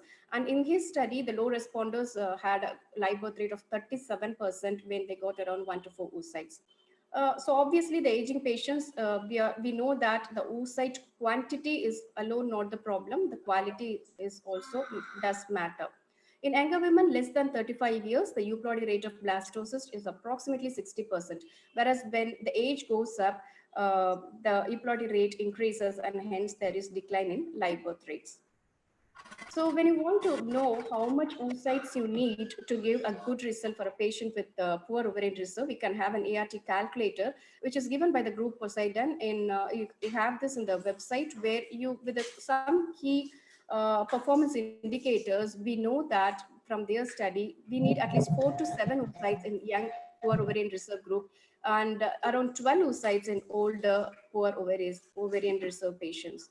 So hope is being able to see that there is light despite darkness. So we are given a little oocytes in our hand, but we have to try to get maximum. We have to exploit the ovaries and try to get maximum number of oocytes from that pool of oocytes. So what will be the ideal protocol for these patients? The most common protocols which are used are GnRH agonist and antagonist. And agonist, it can be either a long protocol or stop protocol or ultra short and whatever it is. When they compare this with the antagonist protocol, Berkeley and Osgood has clearly stated that there is no point in increasing the FSH starting dose beyond 300. So his study clearly states that though you increase the dose to 600, there is no difference in terms of retrieved oocytes, number of oocytes, or the number of embryos and pregnancy rate. And when compared with GnRH antagonist, there is only slight less number of duration of stimulation in antagonist. Otherwise, there's no difference in the number of oocytes, cancellation rate, or the clinical pregnancy rate. Hyung et al. Has done a comparative study in young poor ovarian reserve group, that is Poseidon group 3. He said that GnRH agonist gives good results. There is less cancellation rate, higher implantation rate, and high live birth rate in these set of patients. Papras et al. Compared the efficacy again. He said similar pregnancy rates in both the protocols, but there is high cancellation rates with anto people. Andrew et al. Compared highly purified HMG in aged women and recombinant FSH. And he said in aged women, HMG is better due to the action of exogenous LH and to the greater acidic isoforms of FSH protein secreted when estrogens are low. And this is a famous study by Sunkara et al., which was given in 2014, where he compared the long agonist, short agonist, and the antagonist regimen. And he has given a beautiful data about the stimulation days, cancel cycles, and the oocytes retrieved. And he said higher number of oocytes were retrieved with GnRH agonist protocol, that is long GnRH agonist protocols. So this is the main protocols which we use. Suppose if this fails, we have a few other protocols like natural cycle IVF. But the main disadvantage is they have a spontaneous LH surge, higher cancellation rate because of that. And we have difficulty in programming the oocyte retrieval because we don't know when she's going to ovulate. And there's higher incidence of failure to retrieve the oocytes during ovum pickup. And of course, low pregnancy rate for transfer. So probably this cannot be used as a first choice, but can be used as an option after repeated ovarian response failures with the classical protocols which we use. And then comes the modified natural cycle. Really, it's useful in certain group of patients where you can start mild stimulation. You can even use clomiphene citrate or letrozole to begin with, and then add on low dose gonadotropin, say around 150 international units. And then you can go ahead with a stimulation trigger and freezing, and then a fresh, transfer at a later stage. This is actually patient friendly and cost effective because we use less dose gonadotropin. And a promising approach for responders is now with the double stimulation, which is more familiar in infertility patients nowadays. It is known as duostim, where you can stimulate the patients both in the follicular phase and in the luteal phase. And the main advantage is that you get more oocytes. We can freeze them and use it in the later stage. And because we get more oocytes, there is reduced cancellation rate and less dropout rate in this group of patients. And the stimulation is flexible. Of course, we have two types of protocol. One is Shanghai and Italian, where Shanghai group use same dose of stimulation in both the phases, whereas the Italian group use recombinant FSH and recombinant LH in the both the phases, but less stimulation in the follicular phase and more dose in the later phase. Along with the stimulation criteria, we need some adjuvants also to help to improve the oocyte quality and implantation. So out of that, the first thing which comes to our mind is growth hormone supplement. Ziegler has given a study in 2011, and he clearly stated that growth hormone improves the oocyte quality and thereby increasing the success rate. It doesn't have an effect on ovarian response or the number of oocytes, but somehow it improves the oocyte quality and gives us good results. And the dose described for this is 4 milligrams subcutaneously, which we have to start from day 21 of an agonist cycle, or you can even start from the day of stimulation, say 4 to 12 international units. And you have to continue this till the day of HCG. And the other promising thing which we come across in our daily practice is the use of androgen. Androgen actually acts as a metabolic precursor for steroid production. They promote follicular recruitment, increase the IGF-1 in the ovary, thereby leading on to increased follicular survival, increased follicle numbers and higher E2 levels. And it suppresses apoptosis, thereby giving better oocyte and embryo number as well as improved quality. So the next 3 slides supports the use of DHEA. This study says that definitely there's an increase in AMH concentration when it is used women under 38 years.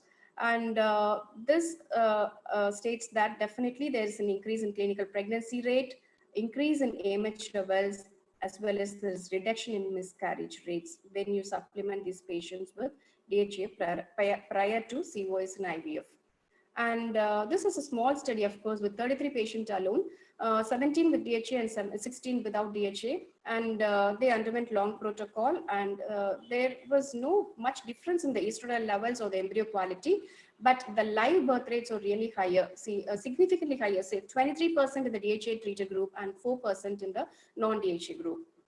So all these studies say that DHA supplementation improves egg number quality, embryo numbers quality, spontaneous pregnancy rate in some patients, increases the pregnancy rate, time to conception, and improves the cumulative pregnancy rates as well.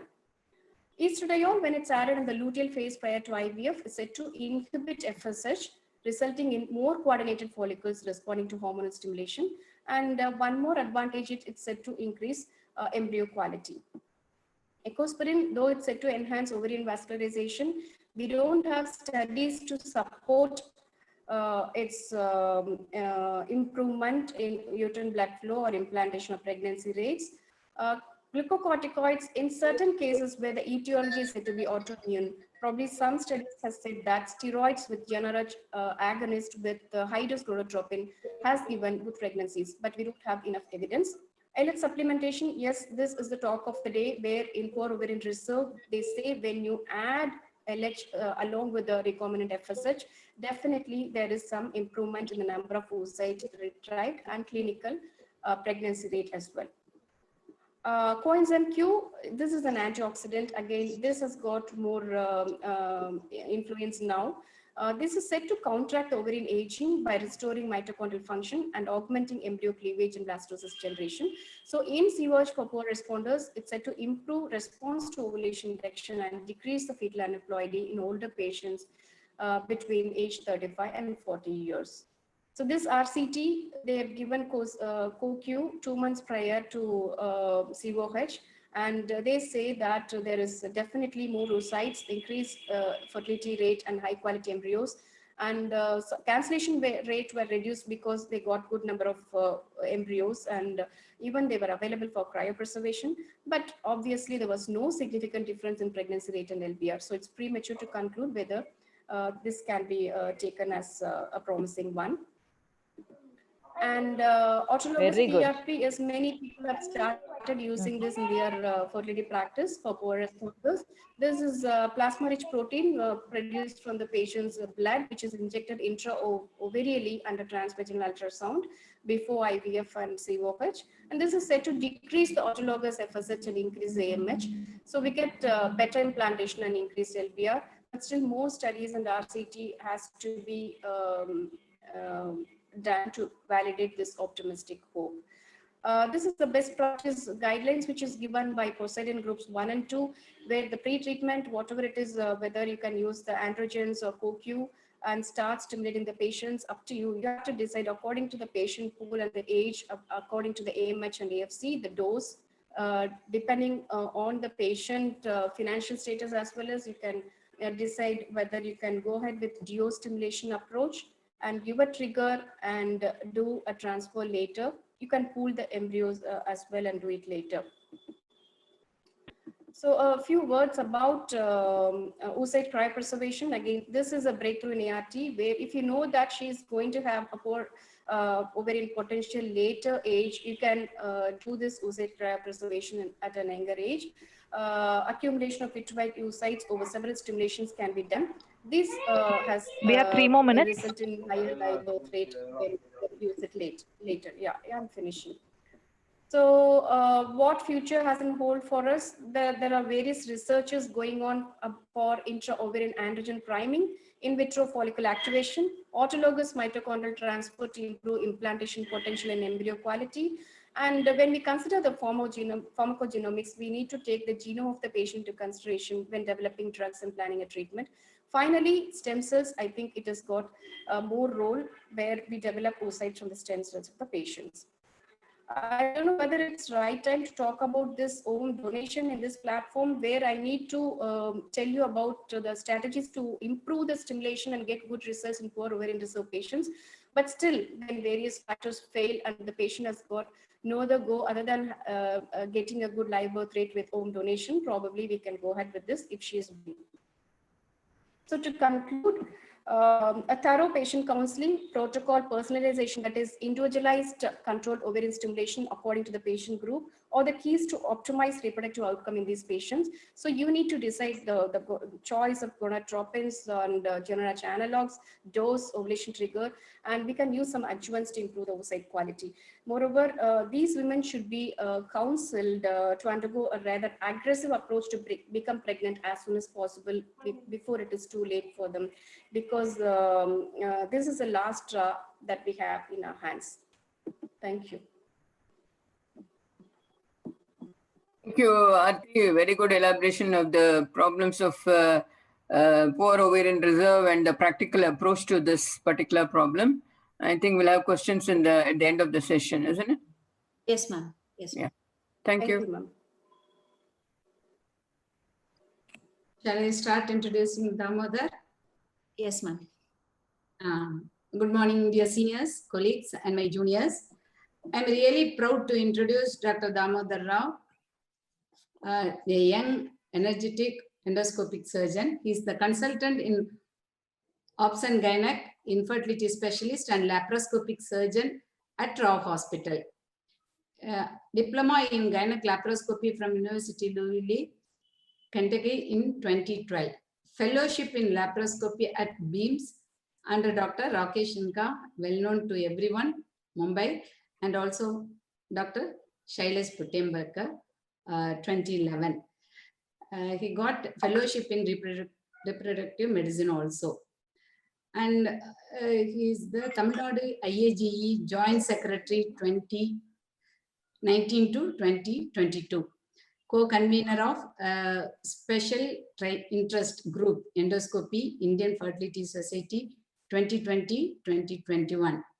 Treasurer, Coimbatore Chapter Officer 2019 to 2021.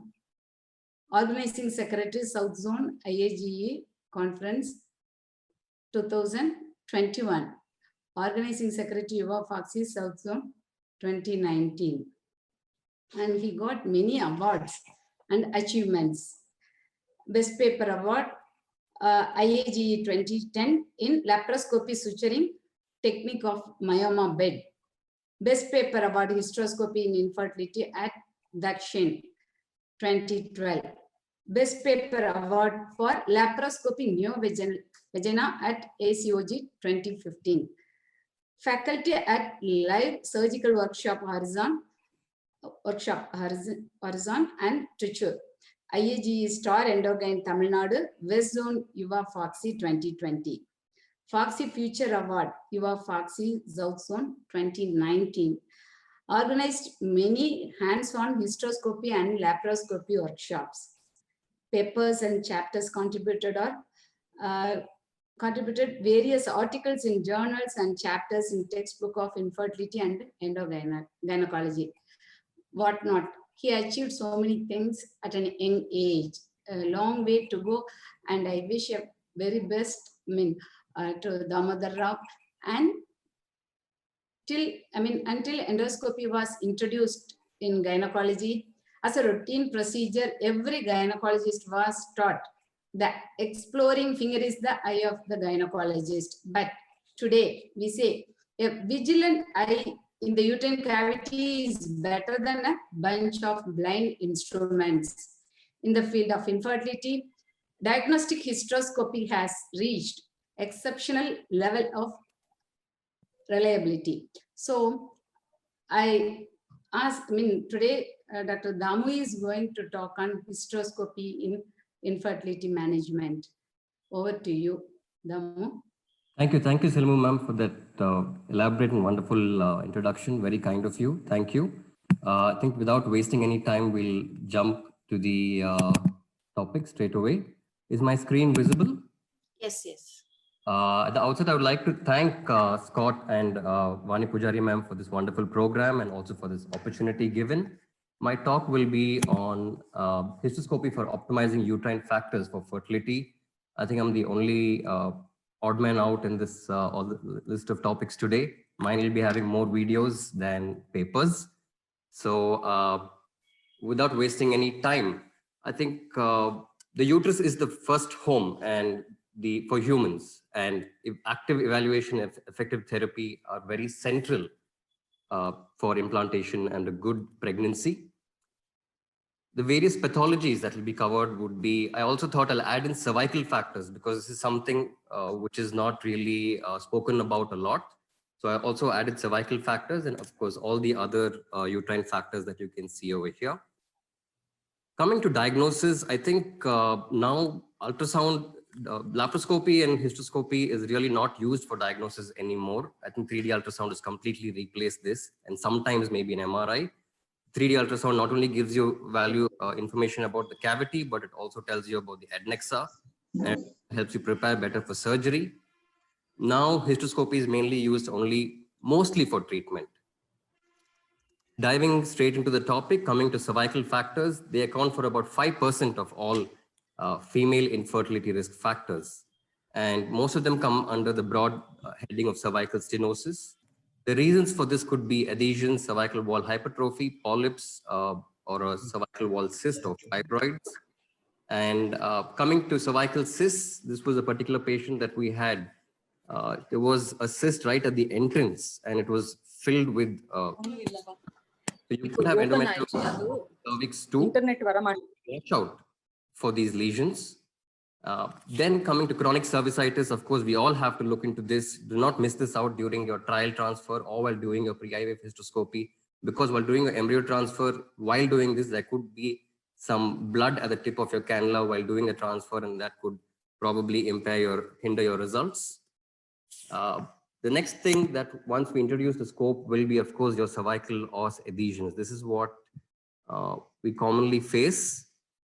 Usually it is at the level of the internal os, and I prefer to use the scissors. What we should generally do is introduce the scissors and open it out. Use the tip of the scissors and open it out like it's being done over here, so that the blunt end is only opening out the entrance to the uterus. If you're unsure of what is beyond it, always use this technique so that we don't cause much trauma. Once you're sure of where you're going, then you can use the sharp edge and cut it out. So you can see this lady would have had a difficult transfer if we had not done hysteroscopy for this lady.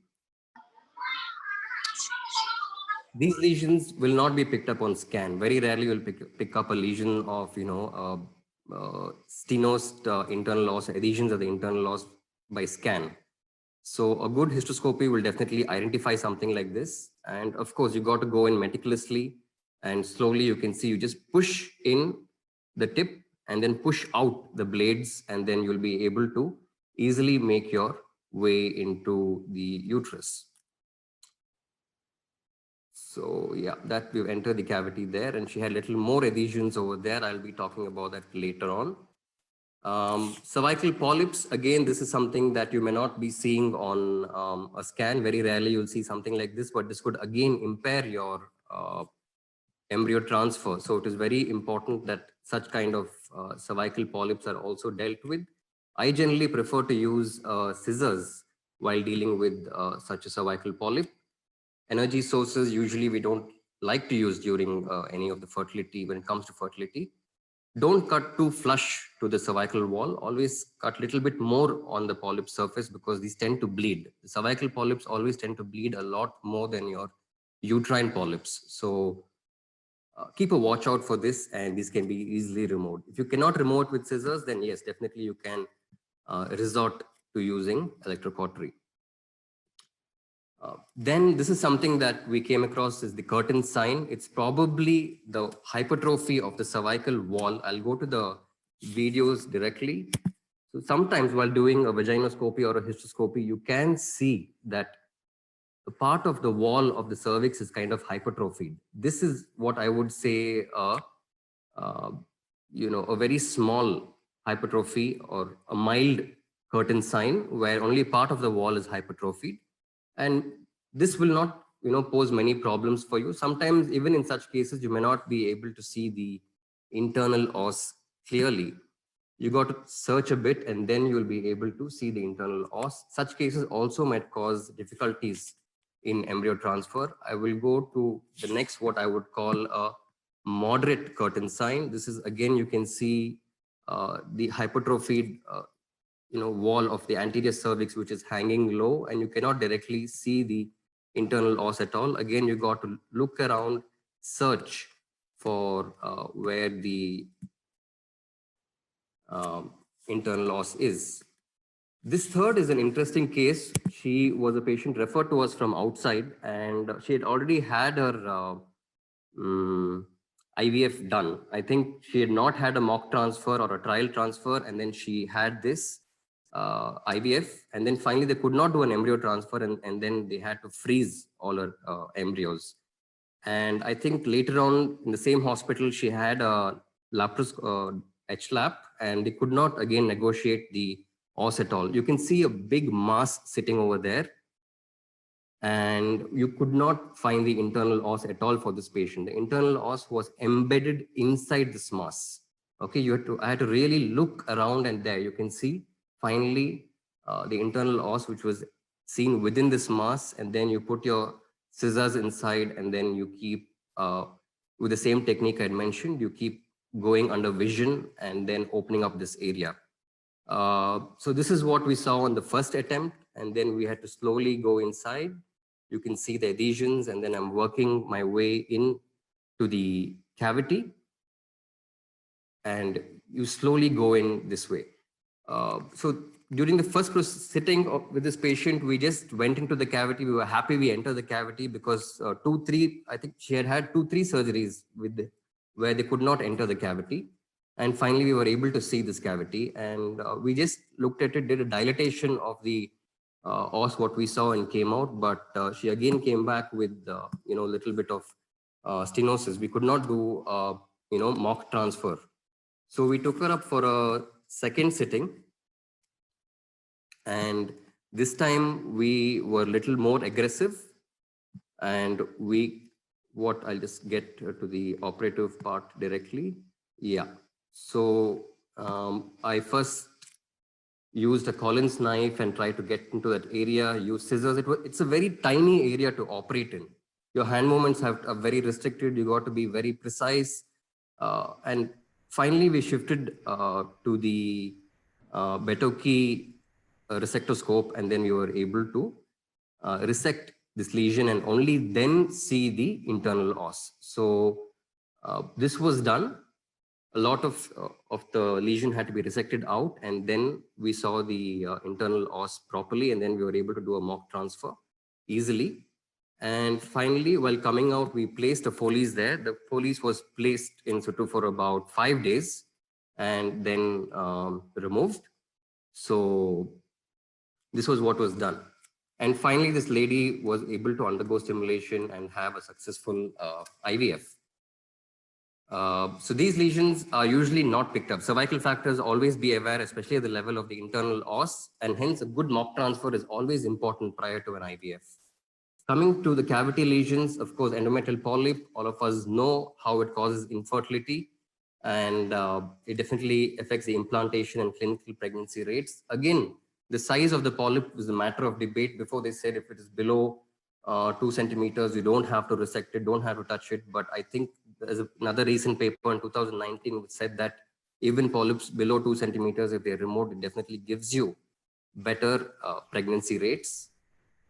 What about polyps formed during the cycle? During the oocyte retrieval, you can do a polypectomy, freeze those embryos, and of course you can transfer it in the subsequent cycle. So polyps, again, it is still a matter of debate, but I think when it comes to ART, if there is a polyp, it's better to take it out.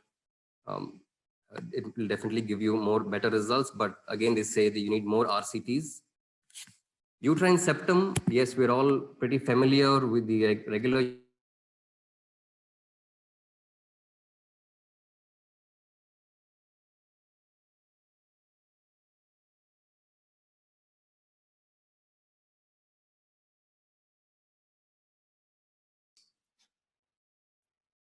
Dr. Damodar? Rahim? அவரோட voice Damodar மியூட்ல இல்ல ma'am, அவர் அன்மியூட்ல தான் இருக்காரு. சடனா connection போச்சான்னு தெரியலையே.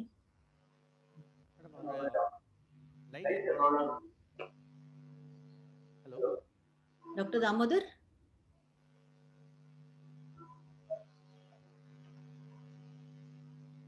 Ma'am அவர் left ஆயிட்டாரு madam. Okay, I think relogin பண்ணுவாருன்னு நினைக்கிறேன். Yes ma'am.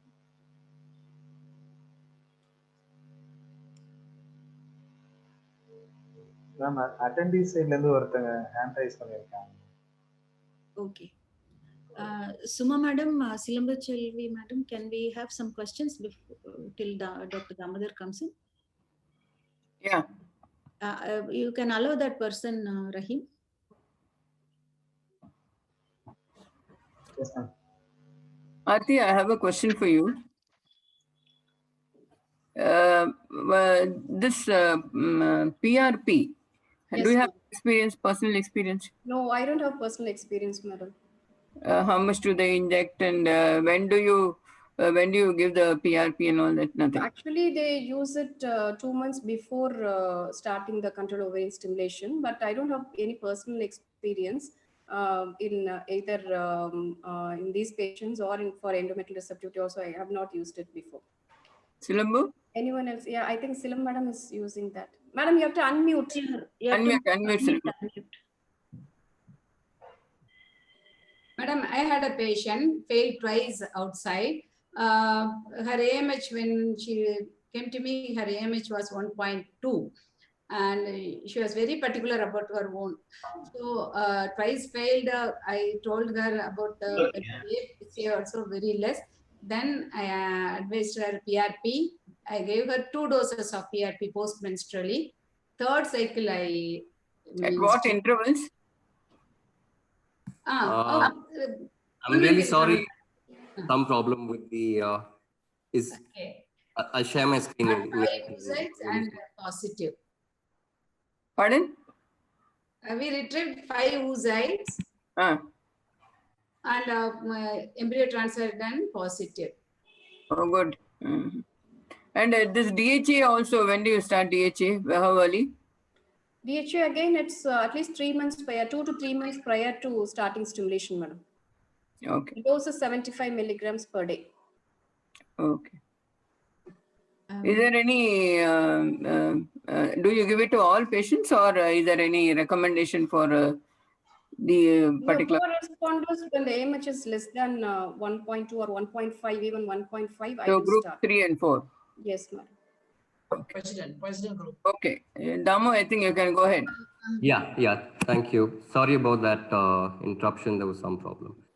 So this was basically a complete septum, and here you can see that I went in with the vaginoscopic technique where we resect the vaginal septum also with the resectoscope. And you got to be very careful. If you go too anterior, you might end up in the bladder. If you go too posterior, you might even get into the rectum. So you just got to be in the center and cut it out. And even if there's any bleeding, you can control it with a little bit of coagulation. So that was the cervical part. The uterine part, we placed a Foley's inside, and then we, so that it creates a bulge into the other chamber, and then you cut it out so that you can see the bulb. Once you see the bulb, you know exactly where you are. And after that, I shifted to, we shift to a scissors. We always prefer to use scissors as much as possible. Sometimes while reaching the fundus, you might have a little bit of bleeding. Then it is probably, you can either increase the pressure and then continue with the scissors. And if the bleeding is too much, sometimes you can shift to electrocautery. It is not true that the septum is completely avascular. The fundus, at times, the region near the fundus can have a little bit of blood supply and can be problematic. So like in this case that you can see towards the end, there was some amount of bleeding and the vision became impaired. So I immediately shifted to a sectoscope, and then you can see that there is a little bit of more fundus remaining. It's not true all the time that when you see bleeding, you have to stop the procedure. There is always a little bit of more septum left. And then if you shift to a resectoscope, you can do a complete job. That was the complete uterine septum. And myomas, of course, we all know that if it is grade 0 submucous myoma, definitely like this one that you see, you have to remove it. And if it is a grade 1, that is more than 50%, or any submucous myoma definitely has to be removed. That is the grade 1 myoma. And grade 2 myomas also can be tackled histoscopically, provided the size is less than 3.5 centimeters. Usually, if it is more than 3 centimeters, it is wiser to do it laparoscopically. Again, there is a lot of evidence that removing these fibroids gives you good pregnancy results. And Cochrane also says that there is only a debate regarding fibroids that are, which do not distort the uterine cavity. Those fibroids are under a debate, but I think it has been sort of come to a consensus which says that if you are 3 centimeters and above, even in non-cavity distorting fibroids, you can definitely remove the fibroid. Intrauterine adhesions, yes, again, I think we've discussed this, is basically iatrogenic mostly. In India, yes, it can be tubercular, but more often than not, it is iatrogenic, and treatment can be very difficult. We definitely prefer to use scissors wherever possible. I think intrauterine adhesions also, we have discussed this, and the main thing to be done is use scissors as much as possible. Electrocautery to be minimized, but it's very difficult to treat such patients. You might require 2 to 3 sittings of histoscopy, in fact, with high amount of estrogens.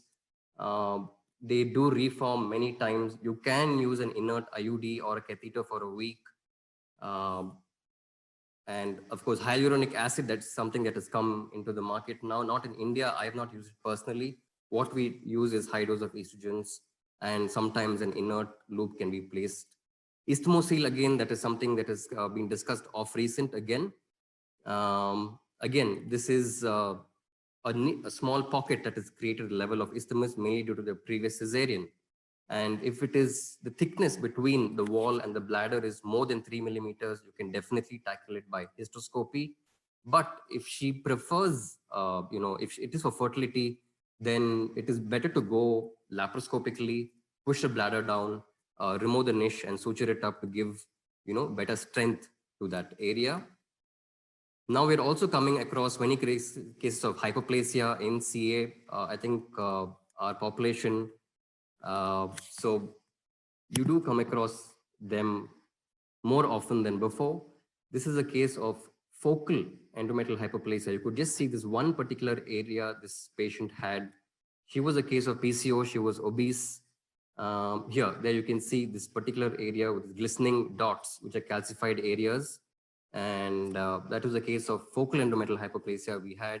We put her on Mirena and reviewed her after 6 months, and she did quite well.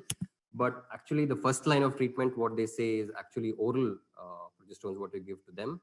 And you got to do a repeat biopsy after 3 months to see that if it is working. So you got to inform these patients well enough about what condition they have and treatment options available.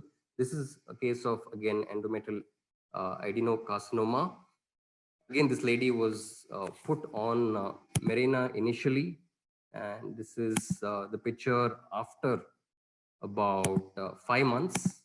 This you can see the Mirena in situ, and picture is a lot much better later on that you can see. Yes, you will see it is not completely healed. This is also the effect of decidualization on the on the endometrium. So it is not really the CA per se. We did a biopsy, and the biopsy improved. It came as hyperplasia. So now we put her on oral progestin. So the progestins of choice of medroxyprogesterone or magistral acetate can be given, and IUDs can also be tried. Endometritis also is something which has been discussed a lot nowadays. You have your micropolyps. Reasons are usually infections.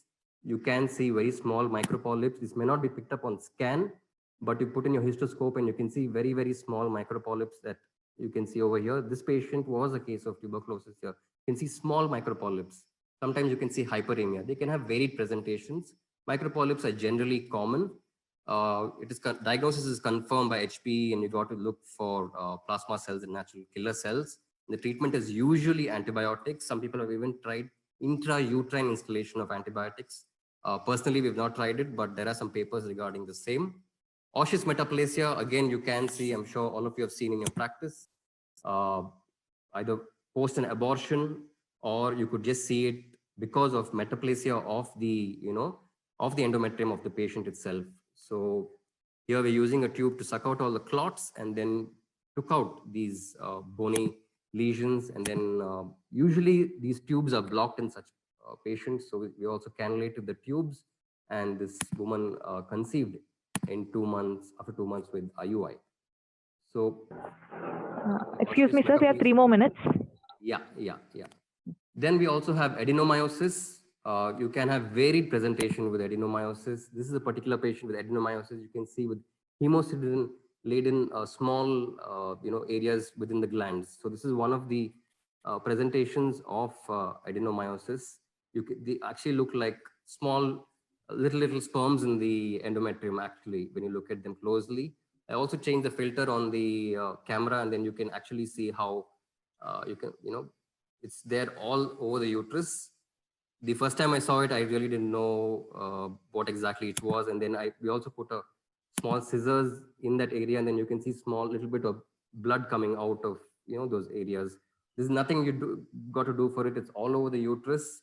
And if it's for infertility, it's better you give them medical management with GnRH agonists for at least 3 months, and then have a look at them again. So this was also another case of adenomyosis, where in the cervical, as you are entering, there you could see a little bit of blood coming out again. This was another patient of adenomyosis. So they have various presentations that they can come with. So I'd like to conclude by saying that what is being discussed this far, it is clear that no matter what the size of the lesion in the endometrium, it has to be removed. Cervical lesions, please have a look out. Always do a mock transfer and see if you probably do a good mock transfer. If you're not able to, there could be something in the cervix which you might have to tackle histoscopically. And with the advent of 3D ultrasound machines and office histoscopy also coming out in a big way, we might be able to give the woman a one-stop shop. Thank you. Thank you, Damu, for the colorful video presentation of various cervical and uterine pathologies. Your clear scissors are better than cautery in septal resection. And what is your advice to prevent post-op adhesion in septal resection? In septal resection, I mean, you really don't have to do much. People don't have adhesions as such. But you can give them a course of high-dose estrogen, cyclical estrogen and progesterone for about 2 months. I think that should be all right. In septum, you usually don't see too many adhesions. That's what I practice. Okay. I have another question for you, Damu. There was one patient who had a uterine niche following a Caesar scar defect. And this patient came to us with a secondary infertility. we could very clearly see in the scan that there was a big collection of fluid in the defect, and it was coming into the uterine cavity at the time of ovulation and preventing her from becoming pregnant. Now, do you advise scar defect closure, or would you leave her alone? What would you do in such patients? Yeah, Because definitely. this kind of problems we have been seeing often. Yes, ma'am. She will require, the scar has to be dealt with. If she's having a collection, then definitely the scar has to be dealt with. Then you got to look at the thickness of the available tissue between the bladder and that area. If it is more than 3 millimeters, then they say you can tackle it hysteroscopically. But again, there is always a theoretical risk that in hysteroscopy, you're not going to do much. You're going to, in fact, go and resect the scar or burn that area out, which I feel personally. It was not seen. Hysteroscopically, it was very clear. Nothing was seen. But only by scan, we could see the defect. Yeah.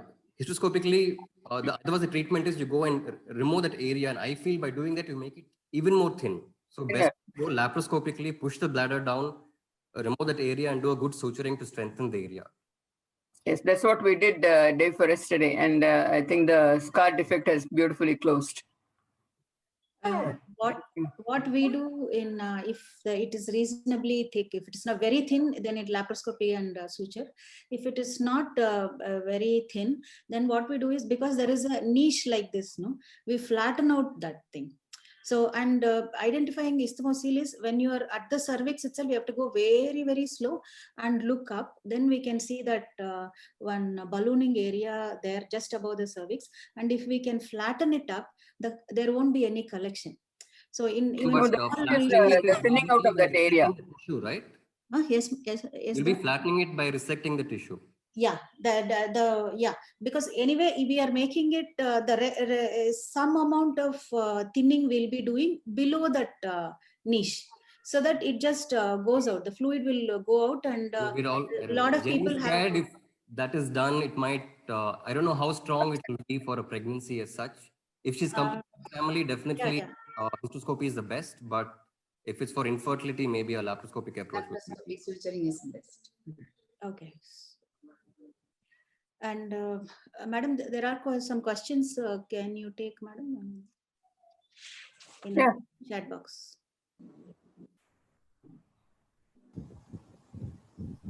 Can you see, madam?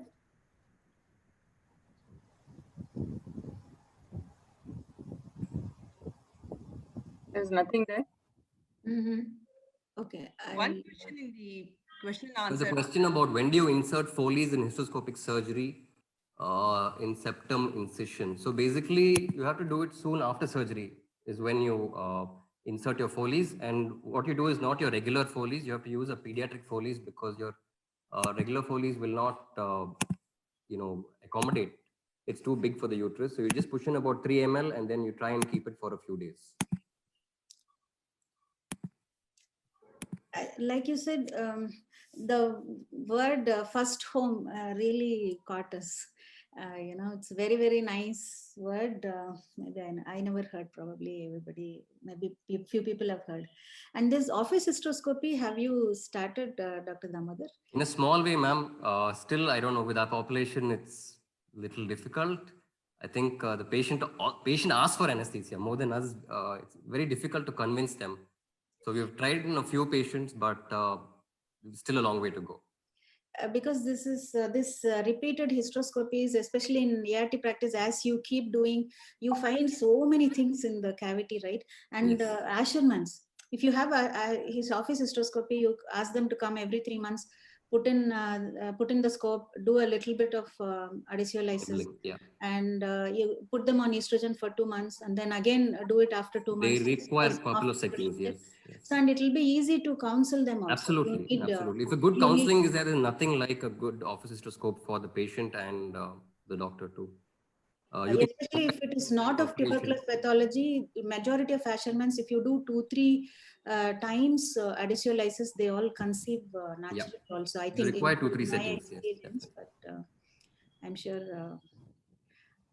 Silabuchelvi ma'am, do you want to take other questions?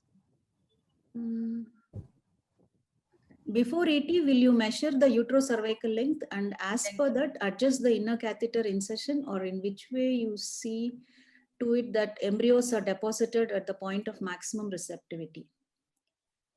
Aarti, you want to take this? No, I didn't get the question as such. Sorry. Before ET, will you measure routinely UCL? Cervical length. Yeah, of course. Trial transfer we do routinely.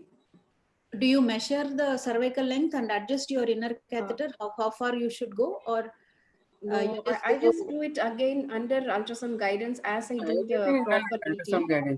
So I just measure the length as well as the position of the cervix. And there was a question, is LH, means GH being used, growth hormone? Yeah, I've replied it. Actually, it's been used practically, and I have been using it since 8 to 10 years. The dose which I use is I start with 2 international units from day 21. I always use agonist protocol for this set of patients. I use 2 units from day 21 and make it 4 from the day of stimulation till HCG. And cost wise, they say it's very expensive, but overall, if you see for these days, probably it will be around 30 to 40,000. Since I use HMG, I don't use recombinant FSH for these set of patients. I think the cost will be comparatively same in both the groups. Do you go for agonist protocols or antagonist protocols? Agonist protocols. Okay. Agonist with HMG. In majority of poor responders, your choice is agonist protocol. Agonist and HMG, yeah. What about other seniors, agonist or antagonist? In poor responders, we use agonist protocol, long protocol.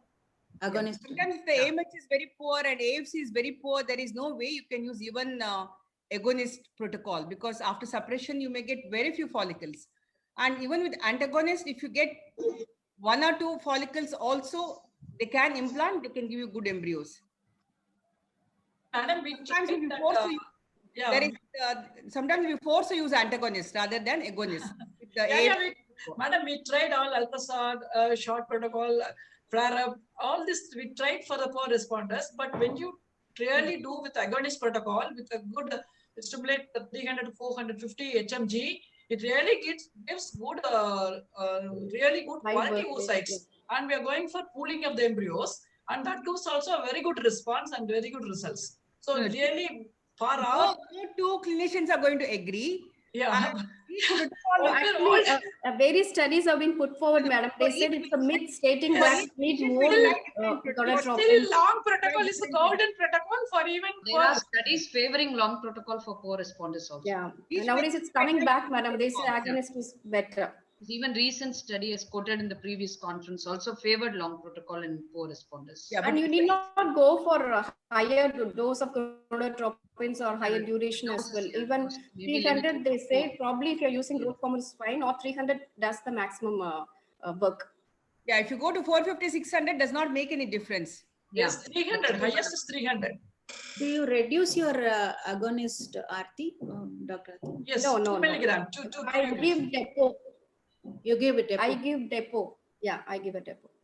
We don't give depot. We give always 20 units as we start and 10 units, and between 5 and 2 units. Like that, when you start the stimulation, 5 units. Again, she's not responding. We make it 2 units of lubricant because already she is down regulated. So very minimal. She won't rupture her follicle at all. And regarding this uterocervical length, no, you always, every patient, you measure ultrasound, guided ultrasound when you do first ultrasound itself, uterocervical length. Premature ovarian failure and all these patients, this should be more than 3 centimeter in length from the fundus to the cervical length. Then only it gives always the good proper implantation in the ET. And again, ultrasound, everyone now does ultrasound guided transfer. It doesn't matter when the length, cervical length, uterine length, wherever the maximum implantation point, where you make 1.5 centimeter below the fundus, you put the embryos, definitely it will be positive. Okay. Thanks very much. And somebody wants to know about estrogen progesterone pre-treatment. I think we can take that up in the panel.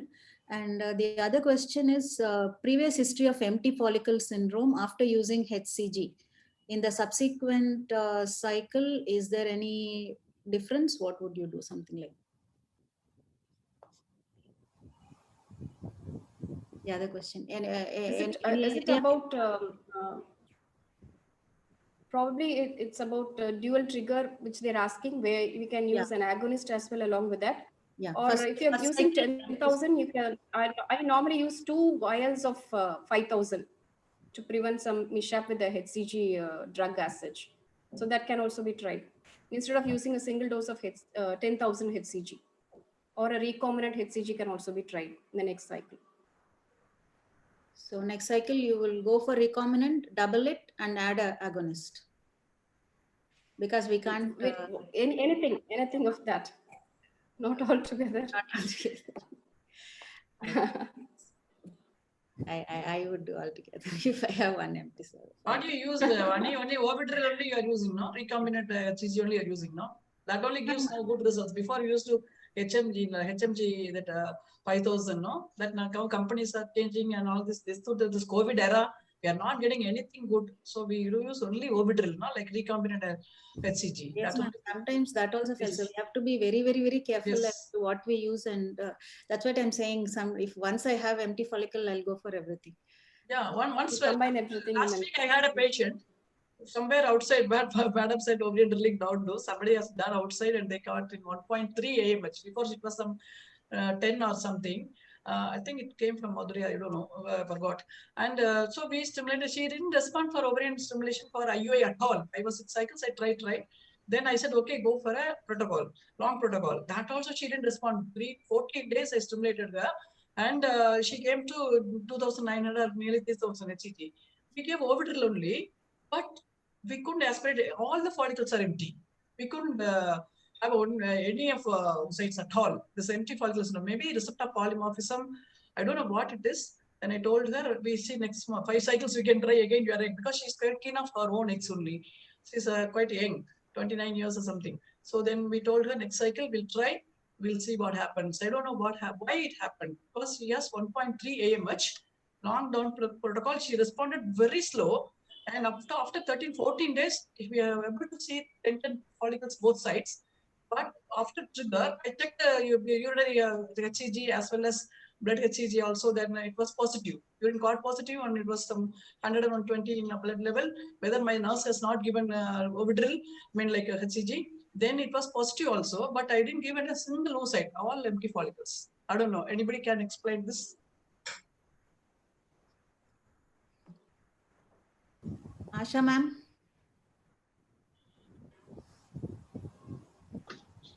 Yeah, we do face this problem, and we all keep fighting with each other, the whole team. We tell the nurse, you did not give the injection.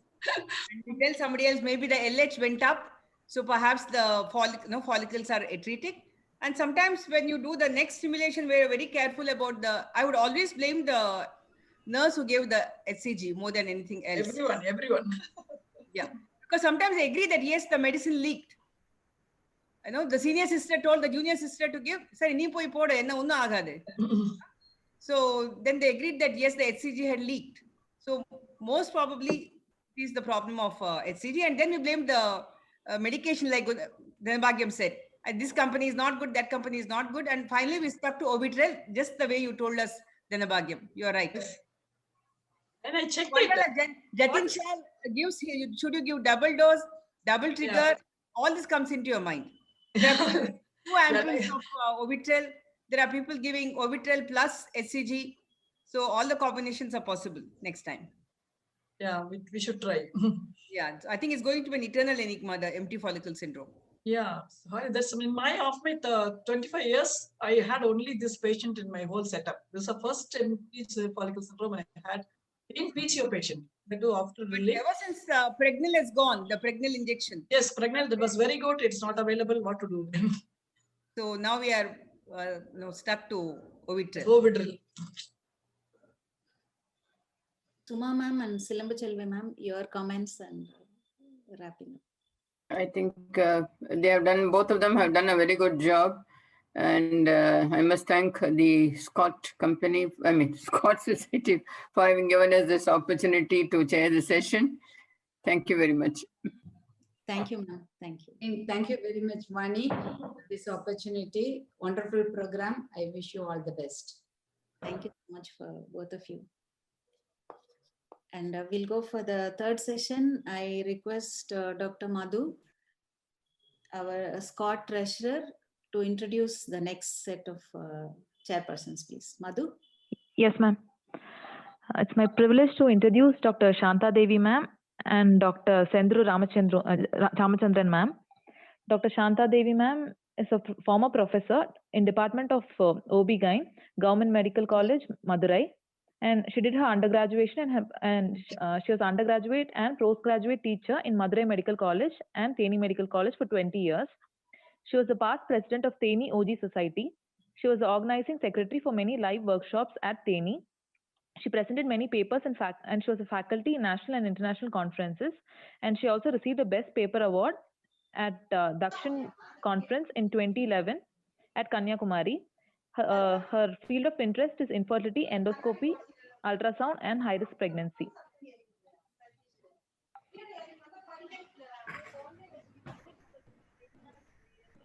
Next slide. Dr. Senduru Ramachandran, ma'am. She's a... Madhu, you are muted. Yes, ma'am. Dr. Senduru Ramachandran, ma'am. She is a UG and PG teaching faculty in the Department of OB-GYN at Madurai Medical College for 20 years. She was a university first rank holder in DGO and MD and winner of Sir A.L. Mudalayar Award. She was one of the founder members of Madurai OG Society. She was the organizing secretary of MOGS 2013 and she was also the secretary of Madurai OG Society from 2013 to 14 and vice president of Madurai OG Society from 2014 till date. She has several guest lectures and paper presentations at various conferences and also publications to her credit. She has presented a paper in the FIGO World Congress at Malaysia. She's an executive council member of FOXY Endometriosis Committee. She's the organizing secretary of FUA FOXY South Zone 2016 and vice president of TAPISA Madurai chapter. And she is a recipient of various prestigious awards and Lifetime Achievement Award from the IMA Madurai and Tamil Ilakkiya Peravai Award. Over to you, ma'am.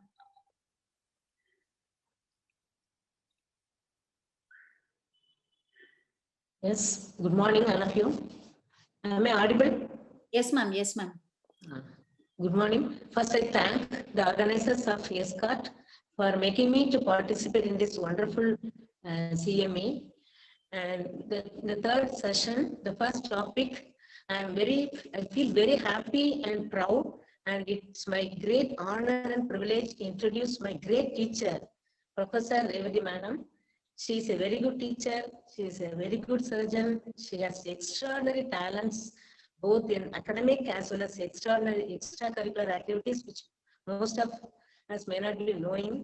And she is multi-talented, multitasker. She's very active. We always feel very energetic and we feel very young. As a student, I felt that experience. Her academic credentials and awards are many. I will mention a few. She is a former director IOG Chennai, and she was a former professor at Madurai Medical College. She was the vice president South Zone FOXY in the year 2016. She has a vast experience in teaching for the past 40 years. She got university first in MD and received A.L. Mudalayar Award in DGO. Presently, she is the president Indian Menopausal Society Madurai chapter and the president MCAT. She was the past president Madurai. She has delivered many lectures in various national and international conferences. She has visited many other countries like Nepal, Sri Lanka. She is all rounder. She has received many awards, Lifetime Achievement Award, IMA Madurai, and Pride of FOXY Award 2019 Mumbai, and so many. And she is going to give a talk on very useful topic for most of the practitioners, general gynecologists. That is the achieving IUI results in the general gynae practice. Actually, it is very much needed topic, I think, for the many gynecologists, because few of the gynecologists are doing IVF, but most of the gynecologists who are doing a basic infertility workup are doing IUI practice, I think. So it is, but unfortunately, the success rate will be very low in IUI. So now Madam is going to enlighten how to improve the success rate in IUI. Over to you, madam. We are all expecting your talk to improve the success. Thank you.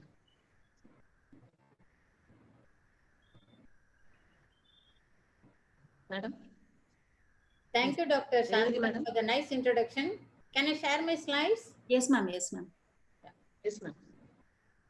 And madam is so down to earth after so many achievements. When I called her also, she was so nice and sweet. Thank you very much for accepting our invitation, ma'am. Thank you, thank you, thank you. First of all, I would like to say that the expansion of the TAPISA chapters to this extent within a short period, the credit goes to Dr. Sanjeev Reddy and Dr. Kamala Selvaraj. Yes, Actually, as Santa pointed out, as per statistics of December 2018, are more than 25,000 gynecologists in India, of whom more than 1/4, 7,000 are into fertility practice.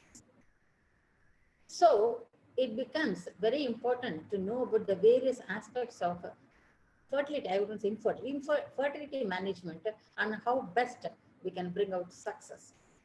Now, when we take IUI, our aim is not only to bring out pregnancy, but also a live singleton term birth, and at the same time avoid complications like multiple births, which is expected in about 10 to 15% of IUI, and also we have to avoid OHSS.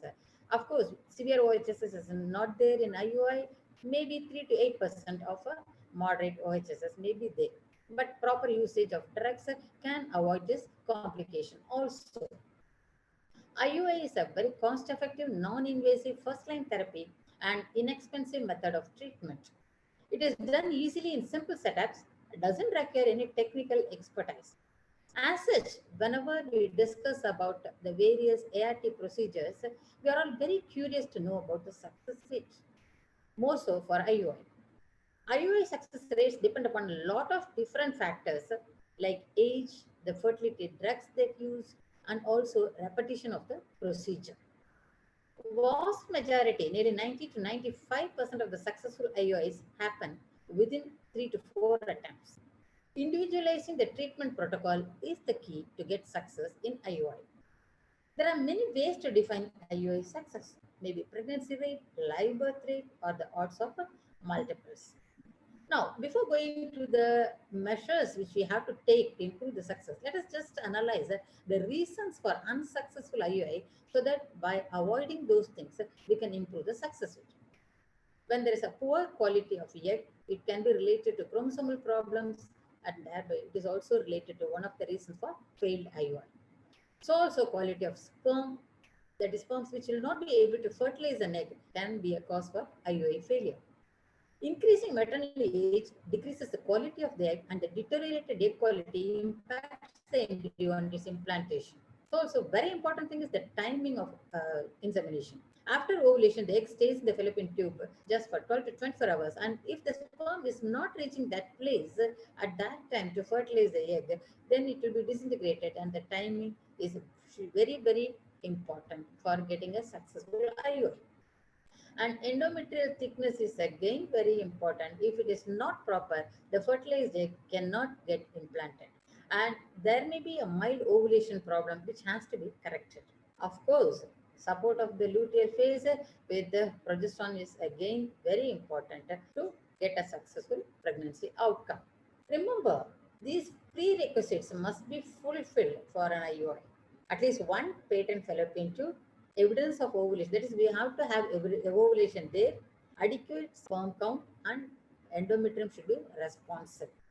And the success is decided by various factors. The most important ones are age of the woman, indication of IUI, that is the etiology. What is the cause for the infertility? That also matters to know the success of IUI.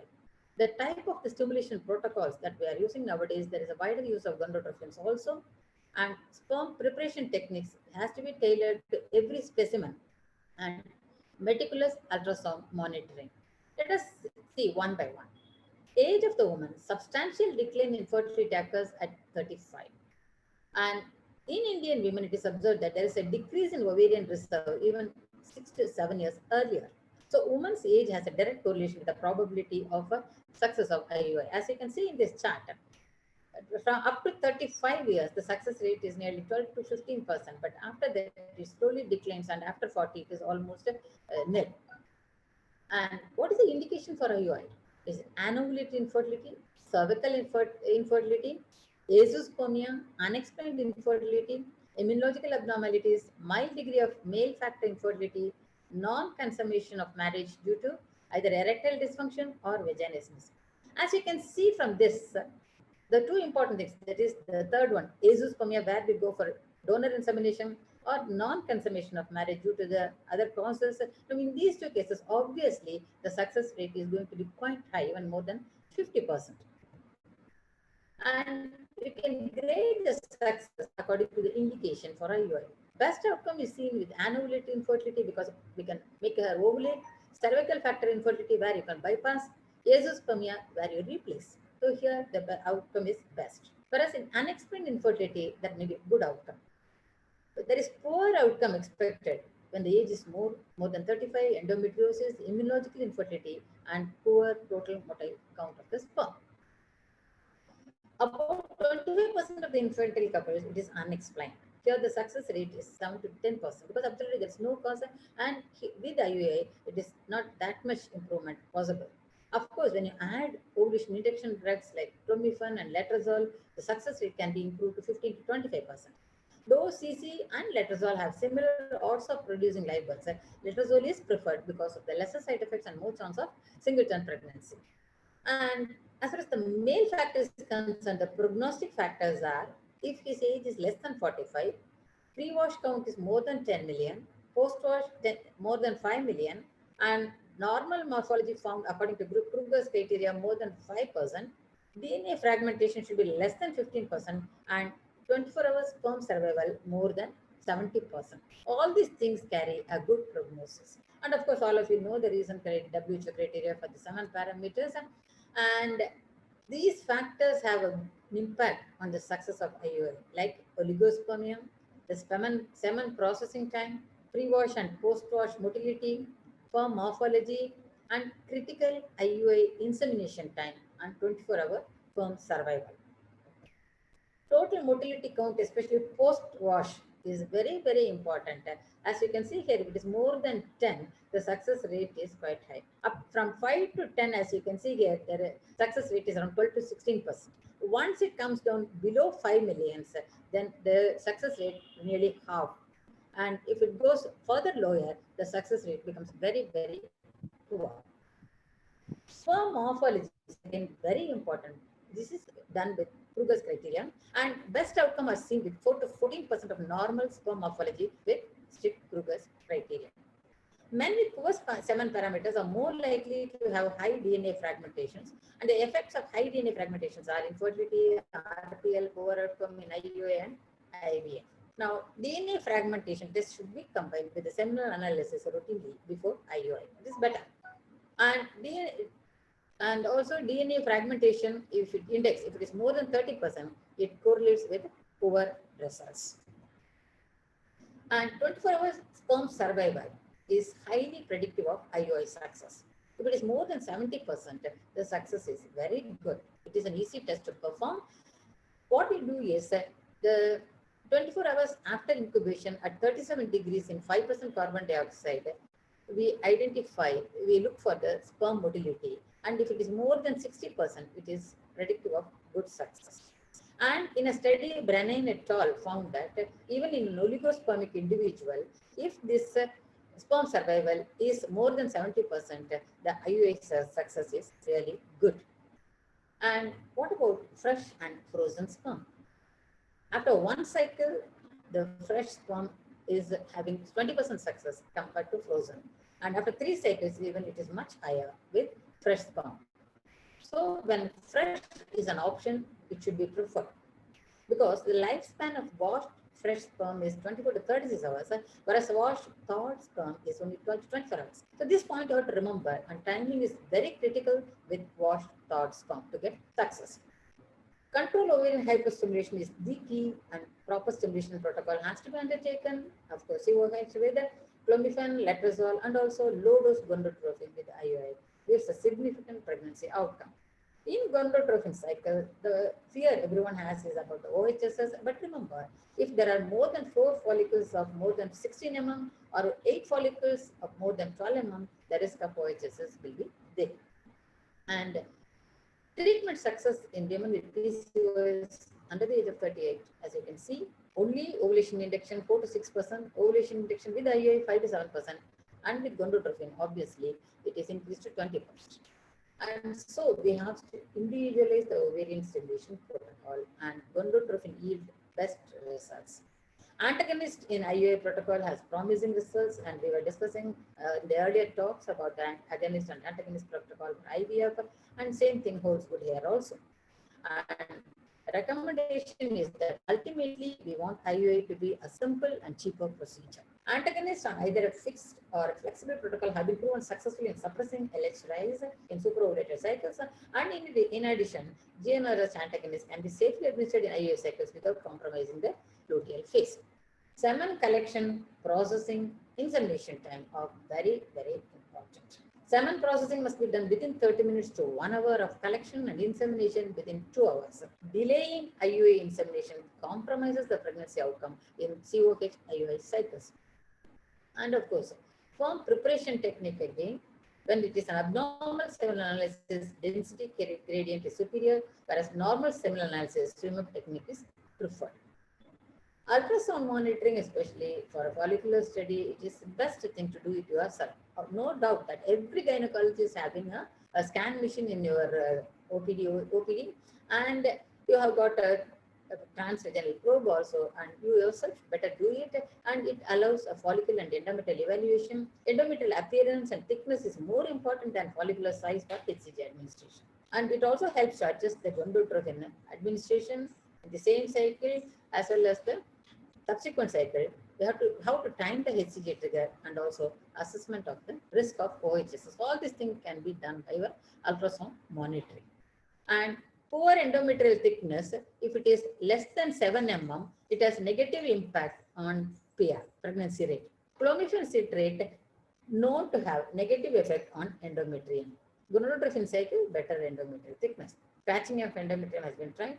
To increase the vascularity, go for aspirin or sildenafil. Sildenafil 100 milligram vaginally can be given from day 3 to till the day of HCG administration. GCCSF offers promise, and using endometrial co-culture, GCCSF more than 130 microgram per ml was associated with significantly improved pregnancy rate in ART cycles. So how we can make use of it in IUI? On the same day when the trigger injection was given, 300 units of GCSF is instilled into the uterus post 36 hours, IUI done under aseptic precautions, and this gives a significant increase in the pregnancy rate. Now, what about the number of follicles? Obviously, if the number of follicles is more, the IUI success is also little more. Like 1 follicle around 8 to 10%, 2 follicles 12 to 14%, and 3 follicles 16%. But because of that, it cannot be expected to increase the number of follicles, because after 4 follicles, there is not much of an increase in the success rate, but the complications of multiple pregnancy and other OHSS problems are there. So at the most, we can just try with 2 or 3 follicles only, not beyond that. And ovulation trigger time is for gonadotropin 17 to 18 mm of follicle, and clomiphene citrate 24 to 25 mm, and of course 50 to 70% of perifollicular perfusion. Agonist trigger is usually not recommended. And should we go for single or double IUI for a good success rate? Single is good enough if there is no male factor, and double IUI if the male factor is a problem. First one at 18 to 24 hours, and second, 36 to 40 hours post ovulation. What about timing of insemination? Single insemination 36 to 48 hours post HCG, and double insemination 24 hours post HCG and 48 hours. Second one 48 hours post HCG. Of course, the technique everyone who is practicing IUI know, but take precautions. Partially full bladder to correct the anti-vaginal retroversion, lithotomy position, cervical mucus aspiration. Target time is within 90 minutes. Type of catheter you choose, insemination volume 0.3 to 0.5 ml, and load it when ready.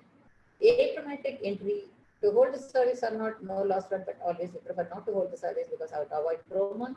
Inject sample beyond internal loss, but 1.5 centimeter below the fundus. Rest for just 10 minutes is good enough. For difficult cases, better guidance and emergency days also. Now, all these simple points must be taken care of for getting a success. Obviously, luteal support is very important. Progesterone is the best. Micronized progesterone 200 milligram BD vaginally. And of course, orally, if you prefer dydrogesterone 20 to 40 milligram daily is good enough to get the same success rate. And what about the number of IUI cycles? More and more you do, will you get more success? No. Most pregnancy occur within the first 3 cycles. Don't go on repeating again and again. We have to reevaluate after 3 unsuccessful cycles.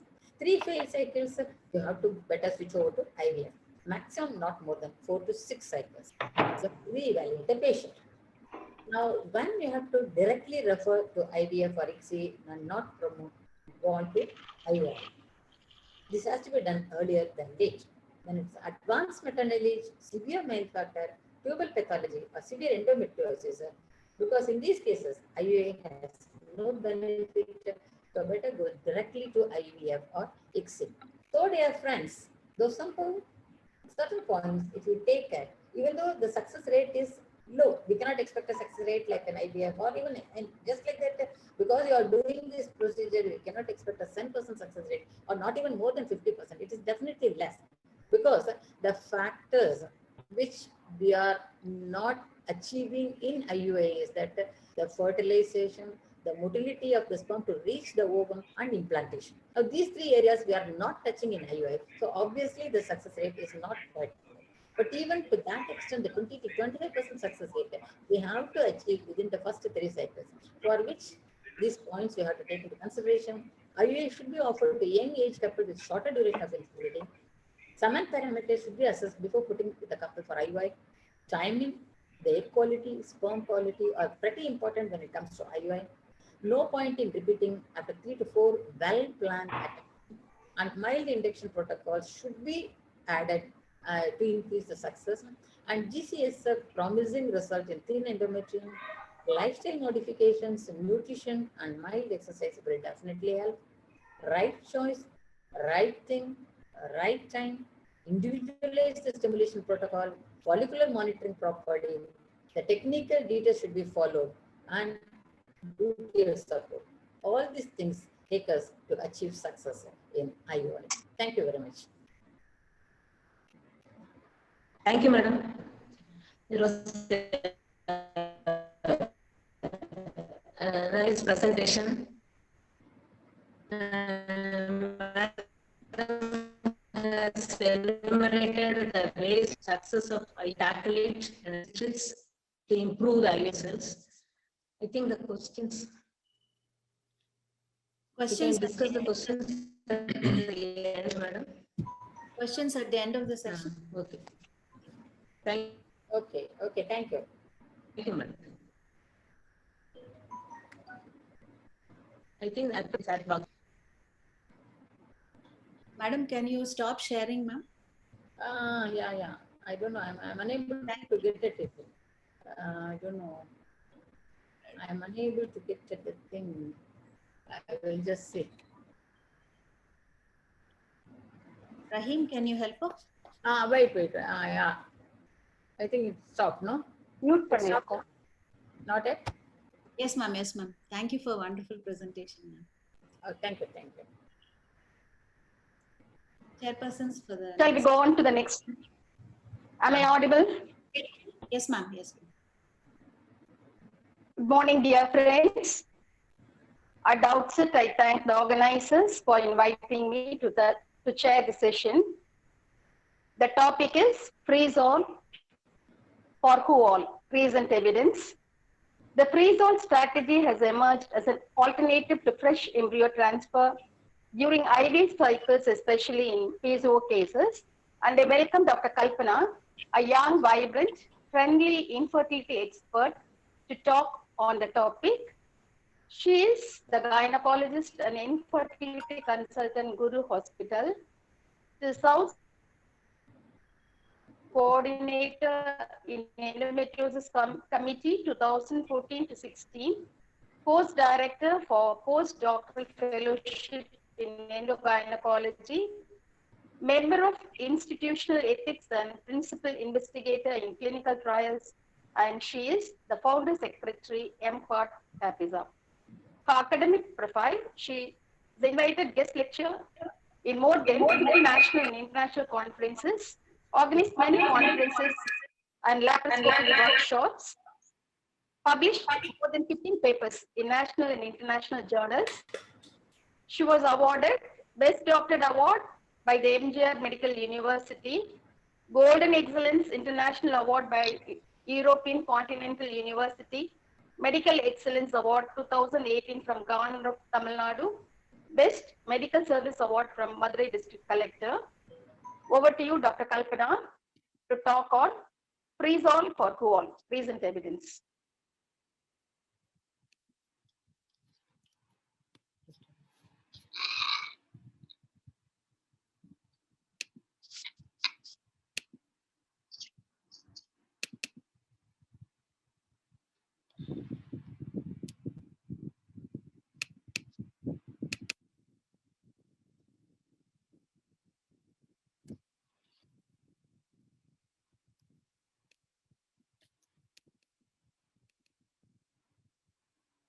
Yeah,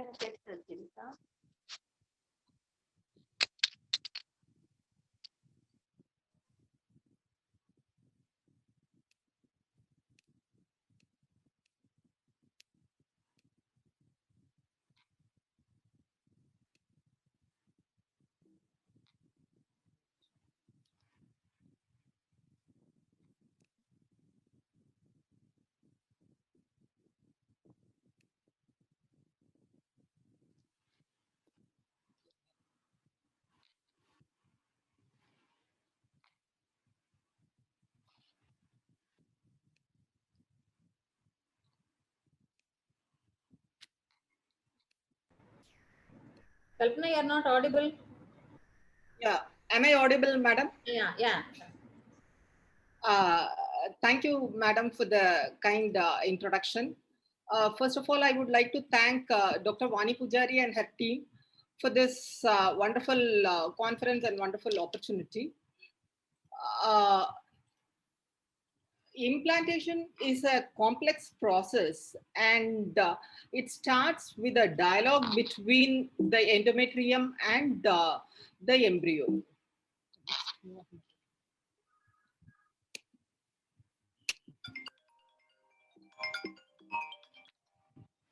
And it has various steps, starting from apposition, adhesion, attachment, and invasion.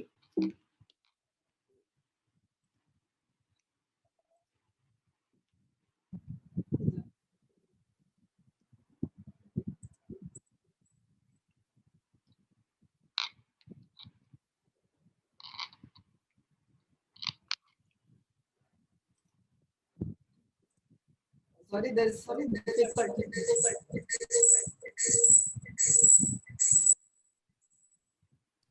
What is the problem? You are not able to move your slides. Yeah. Ma'am அவங்க ரெண்டு டிவைஸ்ல இருக்காங்க. I think you have logged in 2 devices. If you can log off from one device and then try, and if it is not working, if you can unshare and share again, it will come back.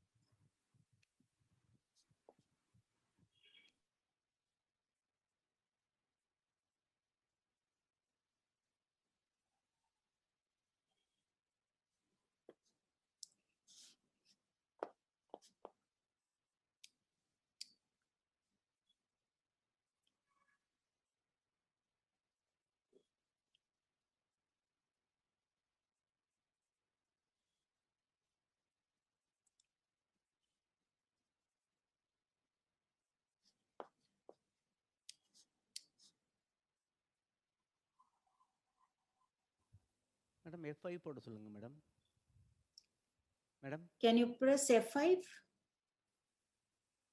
Dr. Kalpana?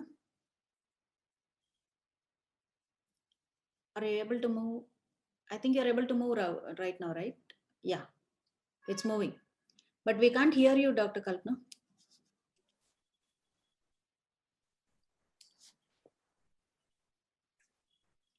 Dr. Kalpana, we can't hear you. Video on. Video. Can you hear me? Yeah, right now we can. Yeah. For a successful implantation, we need a very good quality embryo, receptive endometrium, and a perfect synchrony between the endometrium and the embryo. So freezol was first introduced to avoid ovarian hyperstimulation syndrome and to save supernumerary embryos. With very good vitrification technique, now post survival is almost 80 to 100%. Again, I have some difficulty in moving my slides.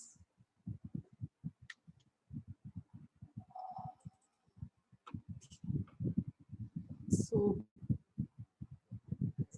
average implantation rate is only 25%, and 2/3 of failure is due to inadequate uterine receptivity, and 1/3 is due to poor embryo quality.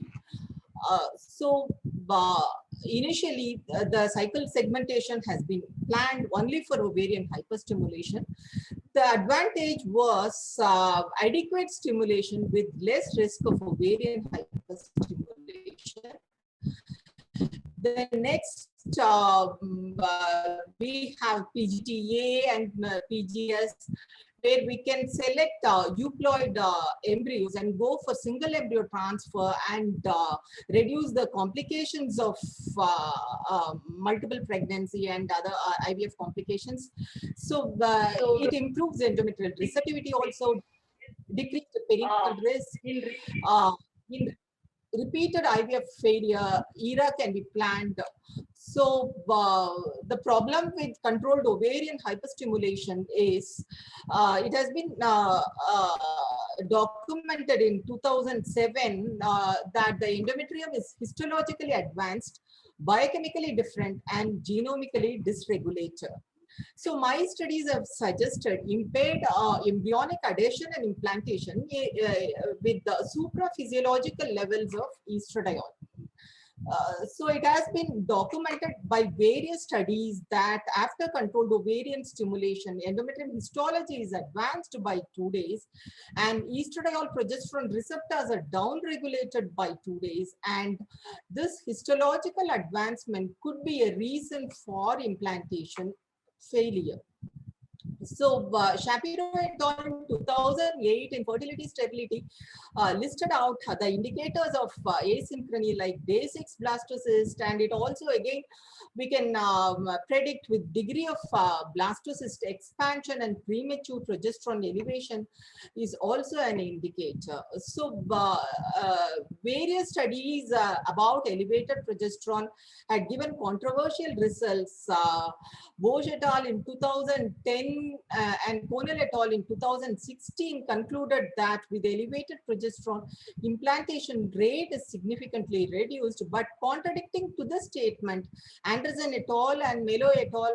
In 2011 concluded there is no great deviation, no strong association between elevated progesterone and implantation. But large database reviews have concluded that there is impaired implantation rate with elevated progesterone. So the recent studies beyond endometrial receptivity, there is an impact on oocyte quality and embryo quality. So even that is still now a debate. Zhu et al. In 2012 concluded there is no negative impact on oocyte quality, but Raka et al. In 2018 recent paper with 3,400 patients concluded that oocyte quality is decreased and the cumulative live birth rate is also reduced in fresh ET. So considering all all these things, freeze-all is insufficient to solve the problem of elevated progesterone.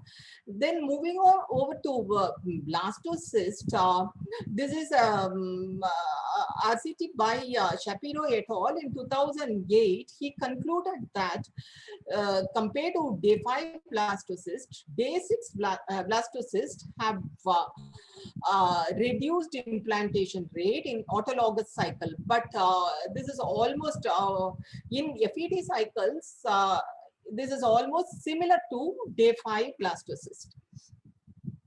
So day 6 blastulation and elevated progesterone, small blastocyst diameter in fresh transfer, it is almost implantation rate is 20%. This is a trial by Shapiro et al. In 2013. But when it was compared with the FET, the considerably increased 73% significant difference between fresh transfer and frozen embryo transfer. The recent development in IVF practice, such as extended embryo culture, trophectoderm biopsy, PGTA, and vitrification, have improved ongoing pregnancy rate because selective transfer of euploid blastocyst is possible.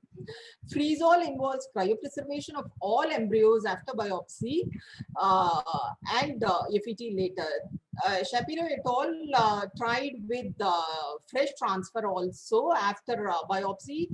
The embryos are transferred on day 6 before noon, but there was a negative impact on the controlled ovarian stimulation, and there is a synchrony between embryo and endometrium when embryos are transferred in autologous cycle. This is due to impaired implantation of day 6 blastocyst in fresh transfer. So freeze-all strategy seems to be suitable as it allows time for PGTA results to reach the clinician and also plan for transfer of euploid embryos in the subsequent cycle.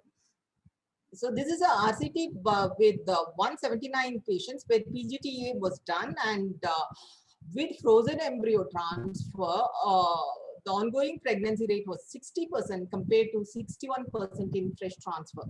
Live birth rate was also significantly increased in frozen embryo transfer, 77% compared to fresh transfer, 56%. So the commonly used frozen embryo transfer was very commonly used after ovarian hyperstimulation syndrome, because many a times patients face morbidity, and sometimes mortality has been also documented with severe ovarian hyperstimulation syndrome. FET was introduced initially to save the patient from ovarian hyperstimulation syndrome, because ovarian hyperstimulation syndrome is significantly reduced in frozen transfer. This is a RCT with 1,500 patients. The RCT in 2016 by Shen et al. Concluded that the frequency of ovarian hyperstimulation syndrome is significantly reduced, almost 1% compared to 7% in fresh transfer. And live birth rate is also increased, 49% in FET and 42% in fresh transfer. So freeze-all strategy in high responders optimizes the response and also minimizes the risk of ovarian hyperstimulation syndrome. So this is a RCT in 2014 published in Fertility Sterility. The author concluded that the live birth rate plateaus beyond 15 oocytes retrieved, and the risk of ovarian hyperstimulation syndrome is also significantly increased beyond 15 oocytes. The next indication would be random start ovarian stimulation, where we have cancer patients. Once cancer is diagnosed in these patients, they plan for oocyte cryopreservation or embryo cryopreservation. And then once the malignancy treatment is over, they plan for frozen embryo transfer or So in that occasion, random start stimulation has been tried to avoid delay in malignancy treatment. Even with random start stimulation, the paper in 2016 concluded that similar rate of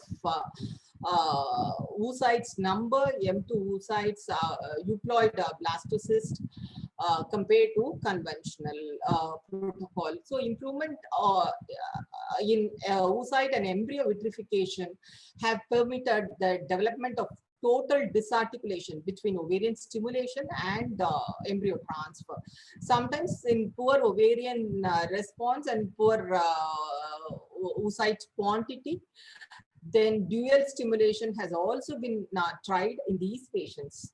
So in non-conventional random start stimulation, oocyte embryo cryopreservation and future FET would increase the pregnancy rates. And again, uterine pathologies, if polyp is diagnosed sometimes during ART, then we need to go for freezol and then correct the pathologies and then FET. It is also recommended in adenomyosis and endometriosis. Also, hydrosalpinx if it is diagnosed previously well. Otherwise, FET can be done if it is diagnosed on the stimulation cycle. So previously, initially, slow freeze and rapid thaw was the method of choice, and first successful pregnancy was from slow freeze and rapid thaw technique. But formation of crystals due to solidification of water is the main issue with altered intracellular morphology. Vitrification with cryoprotective agents to increase the viscosity and decrease the freezing point of the environment.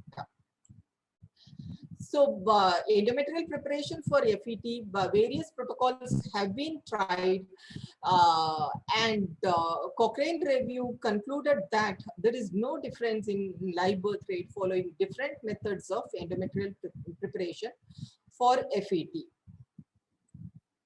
So estrogen can be administered orally, vaginally, and Cochrane review also concluded type of estrogen supplementation and route of administration had no effect on the success rate of FET.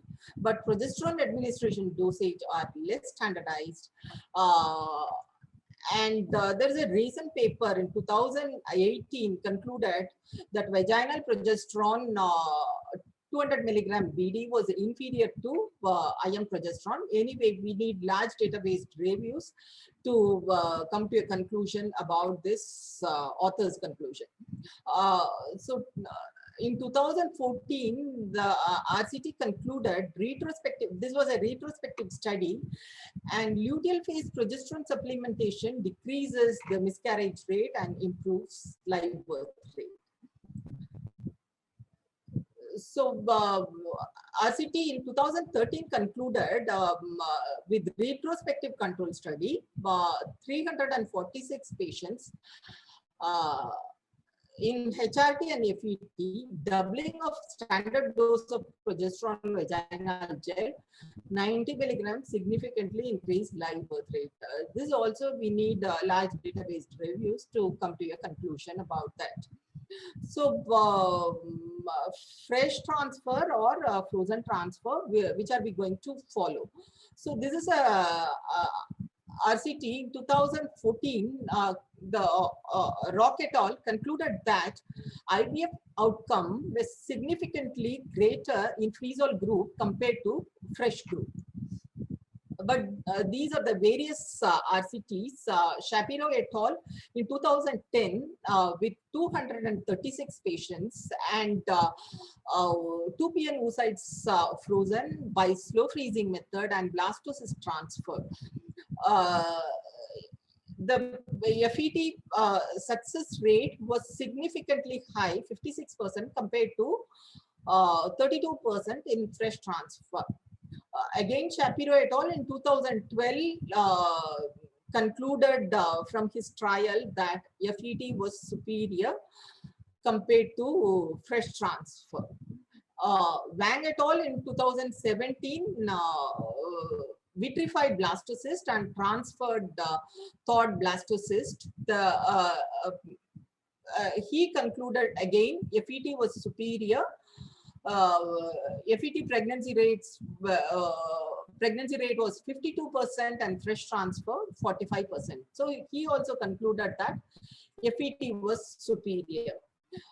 So again, Shapiro et al. In 2016 included 259 patients, and again he used slow freezing of oocytes and blastocysts were transferred. Excuse me, ma'am, we have 2 more minutes. Okay, sorry. So there is no significant difference in pregnancy rate. Coates et al. Also concluded that FET was superior. McD et al. Concluded FET was superior. But the bias we see in these trials, especially in Shapiro et al., very small number of patients were included, and presence of dual triggering was also another drawback. In Coates et al., the bias there in his trial was in fresh arm, the best embryos out of all the embryos were selected, but in frozen group, only the embryos thawed from one single straw and selected for transfer. And there is a discrepancy in luteal support, vaginal progesterone alone and IM progesterone plus vaginal progesterone. So again, this is RCT. Shen et al. Concluded FET superior. Wong et al. No significant difference. She et al. No significant difference in fresh transfer and frozen transfer. Rock et al. Concluded a higher ongoing pregnancy rate in freeze-all cycle, but the problem was study and control group not comparable, and freeze-all group had higher ovarian response and higher progesterone. So FET was proceeded to avoid negative effect. So the limitations of these studies are asymmetrical embryo selection, where in one group best embryos were selected, the another group one straw was taken out and the embryos were transferred. Asymmetrical luteal support, vaginal progesterone, IM progesterone and dihydrogesterone were used in different groups. Uncontrolled unknown progesterone timing was another problem. Embryo stage was also not matched. Few RCTs cleavage stage embryos were transferred, few blastocysts were transferred. Premature termination of luteal support in few RCTs. These are all the bias in these studies. Rock et al. Concluded when high response are excluded, there is no benefit of freeze-all strategy. Cledo et al. Also concluded when the response was normal with 4 to 20 oocytes, freeze-all is not going to be helpful. The two large studies also concluded no benefit in live birth rate of freeze-all strategy when fresh transfer was compared. So these are all the bias, asymmetrical co-intervention in most of the studies, premature termination in most of the studies, and cleavage and blastocyst transfer not selected properly. Recent trend is there is a move towards all frozen embryo transfer. Almost 82% in USA, 82% frozen embryo transfer compared to 3% fresh cycle. Total transfer is green line and total fresh transfer is yellow line, which is significantly going down. So naturally, the frozen transfer pregnancy rates, live birth rates are increasing, and total live birth from fresh transfer is also going down. So excuse me, ma'am. Sorry, ma'am. We are out of time. Yeah. Shall I have another 1 or 2 minutes? Yes, ma'am. Sure. So freeze-all is useful for patients with ovarian hyperstimulation syndrome when asynchrony is suspected, recurrent implantation failure, PGT and rescue ICSI, advanced age and uterine disease. So these are all the drawbacks with fresh ET and frozen ET. So to conclude, several studies have been published to support the freeze-all procedure as a possible strategy in all IVF cycle. However, even though there might be a benefit from using this approach, the evidence available does not justify a change. There are currently no clinical data supporting the indiscriminate use of elective frozen embryo transfer for all patients submitted to IVF-HC. It is useful for ovarian hyperstimulation syndrome, PGTA, and when asynchrony is suspected. So FET may increase the cost of treatment, workload, and time to live birth. So FET is useful in selected patients to avoid complications, but not for all. Thank you.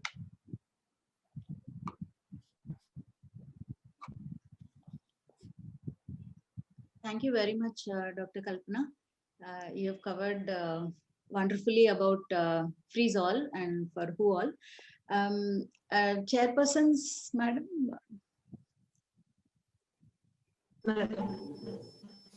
You're going to ask some questions. No? Yes, madam. In IUI, I have one question. Sometimes after ovulation stimulation with the oral drugs, if we get a dominant follicles 17 or 18 millimeter, even in the day 7 or 8, how to proceed? Whether to cancel IUI and that cycle, or to can we add antagonist? Revati, madam. The follicle is even very early, sometimes even day 7, I get some cases. The follicle size is larger. Revati, madam. Yeah. Madam is asking a question, ma'am. I didn't hear because I was disconnected for some time. Yes. If very early in an IUI stimulation, if you have a large follicle, what to do? Do you add an antagonist or do you cancel the cycle? That is the question, right now, ma'am? Yes. Yes. By day 6, day 7, if you have a large follicle. Day 7, usually I do ultrasound. Yes. After letrozole. Of course, if it is quite large, so that we cannot give a trigger, then better to cancel. And what about the endometrium also? Yeah. Any use of antagonist? Somebody use antagonist till the endometrium is a normal thickness. Anybody? If you have done baseline scan and ruled out any cyst on day 2 or day 3, it is quite unlikely to have 7th day 16, 17 millimeter follicle, I think.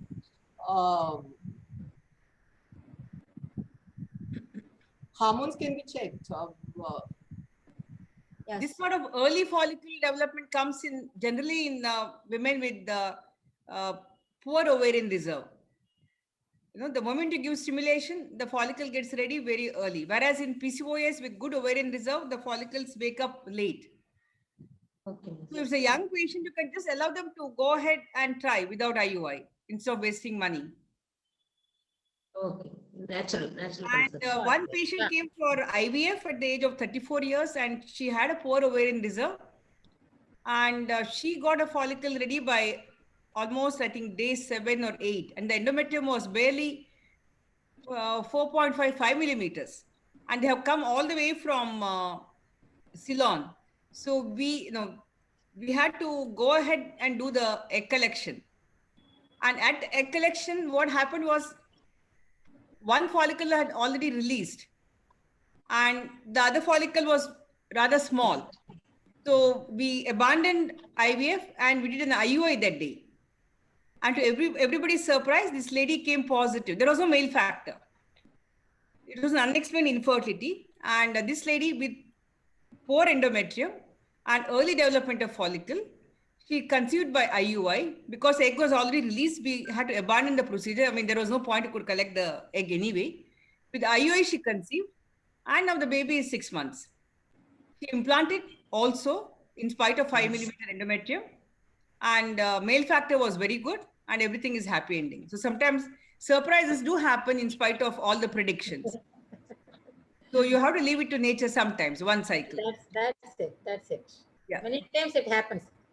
Always in infertility, nature does everything and we get the credit. So we cancelled IVF, did IUI, and she has conceived with a 5mm endometrium at 34 years. And delivered also a beautiful female baby. Yeah. So sometimes eggs can come up early, especially in women with poor ovarian reserve. So you can either abandon and do it next cycle, or you ask the couple to have a time coitus also, maybe. When we are evaluating a couple, it is best to see them just before their periods. We will have a good idea whether they have already started follicles and all those things. And then day 2, definitely we should not miss if we late Day follicles. to 10 is very important. To do day 2, 3 ultrasound. Any more questions, or shall we proceed to panel and take all the questions there? We want to have it is better, Vani. Yes, madam. All the questions can panel be is going to be full of questions, very less theory. So we want to extract everybody's practices and see what they're doing in their practice. We are not going to leave anybody. So I request Dr. Kavita, our Secretary Scott, to introduce the panelists quickly so that we can go ahead. Yeah. So good afternoon, one and all. I'm here to introduce our panelists, young and vibrant, energetic group. Not only the panelists, even the moderators too. I think everybody will agree. So let me introduce our first panelist. I think Madam doesn't need introduction. Just few words. And Chairperson Endometriosis Committee, Foxy 2020 to 22. And Madam has an experience of 20 years in ERT, Director of Rao Hospital. I think that is enough, Kavita. You can go ahead. You've got so many people to be introduced. Thank you.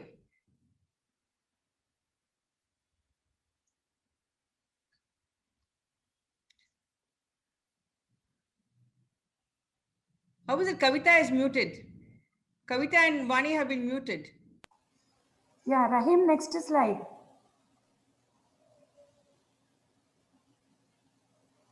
And Madam also, we did the formal introduction earlier in our session.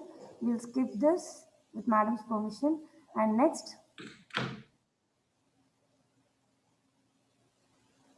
So next, our panelist is going to be like Geet Raj, and she has done her MBBS and DJO from JSS Medical College, Mysore, and DNB from Women's Center, Coimbatore. And she is a university rank holder in post-graduation, National Merit Scholarship holder too. She has done fellowships in reproductive medicine and as well as laparoscopy. Director of Varsha Test Tube Baby Center, Perundurai. And next slide.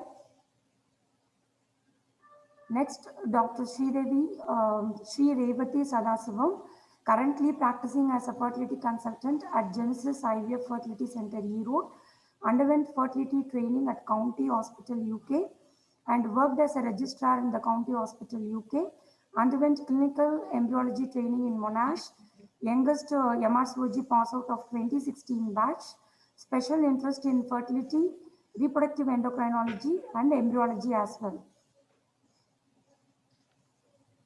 So next is Dr. Anureka from Salem, alumnus of AIMS, JIPMER, CMC Vellore, and SEBM CH BAC, and active member of Foxy ISAR IFS, consultant IVF ERMC IVF Fertility Center, Salem. Our last panelist, Dr. Pramya Nanjundan, Clinical Director of Dharan Women's Care and Fertility Clinic, Salem. And also one more clinic, that is Dr. Pramya's Women and Fertility Clinic, again from Salem. Next. So she has done her MBBS from Stanley Medical College and PGI Chandigarh MD and DNB and JIPMER senior resident. She has worked as Fellowship in Reproductive Medicine, Women's Center, Coimbatore. And she has done 12 international publications. And Vani ma'am will start. Okay. Thank you, Kavita, and welcome to everybody. This is our maiden attempt to have all the city chapters together so that we can have, like Sanjay Reddy sir said and Kamala madam said, we can interact with each other, and then probably at some point we'll come up with something on our own. So this panel, anybody can interrupt anytime. I'll share. Where is my share? Yeah.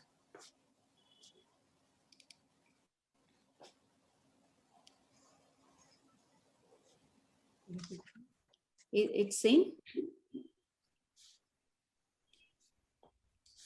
Is it seen? Yes, yes, ma'am. Yes, madam. So at the outset, we are not claiming to be experts.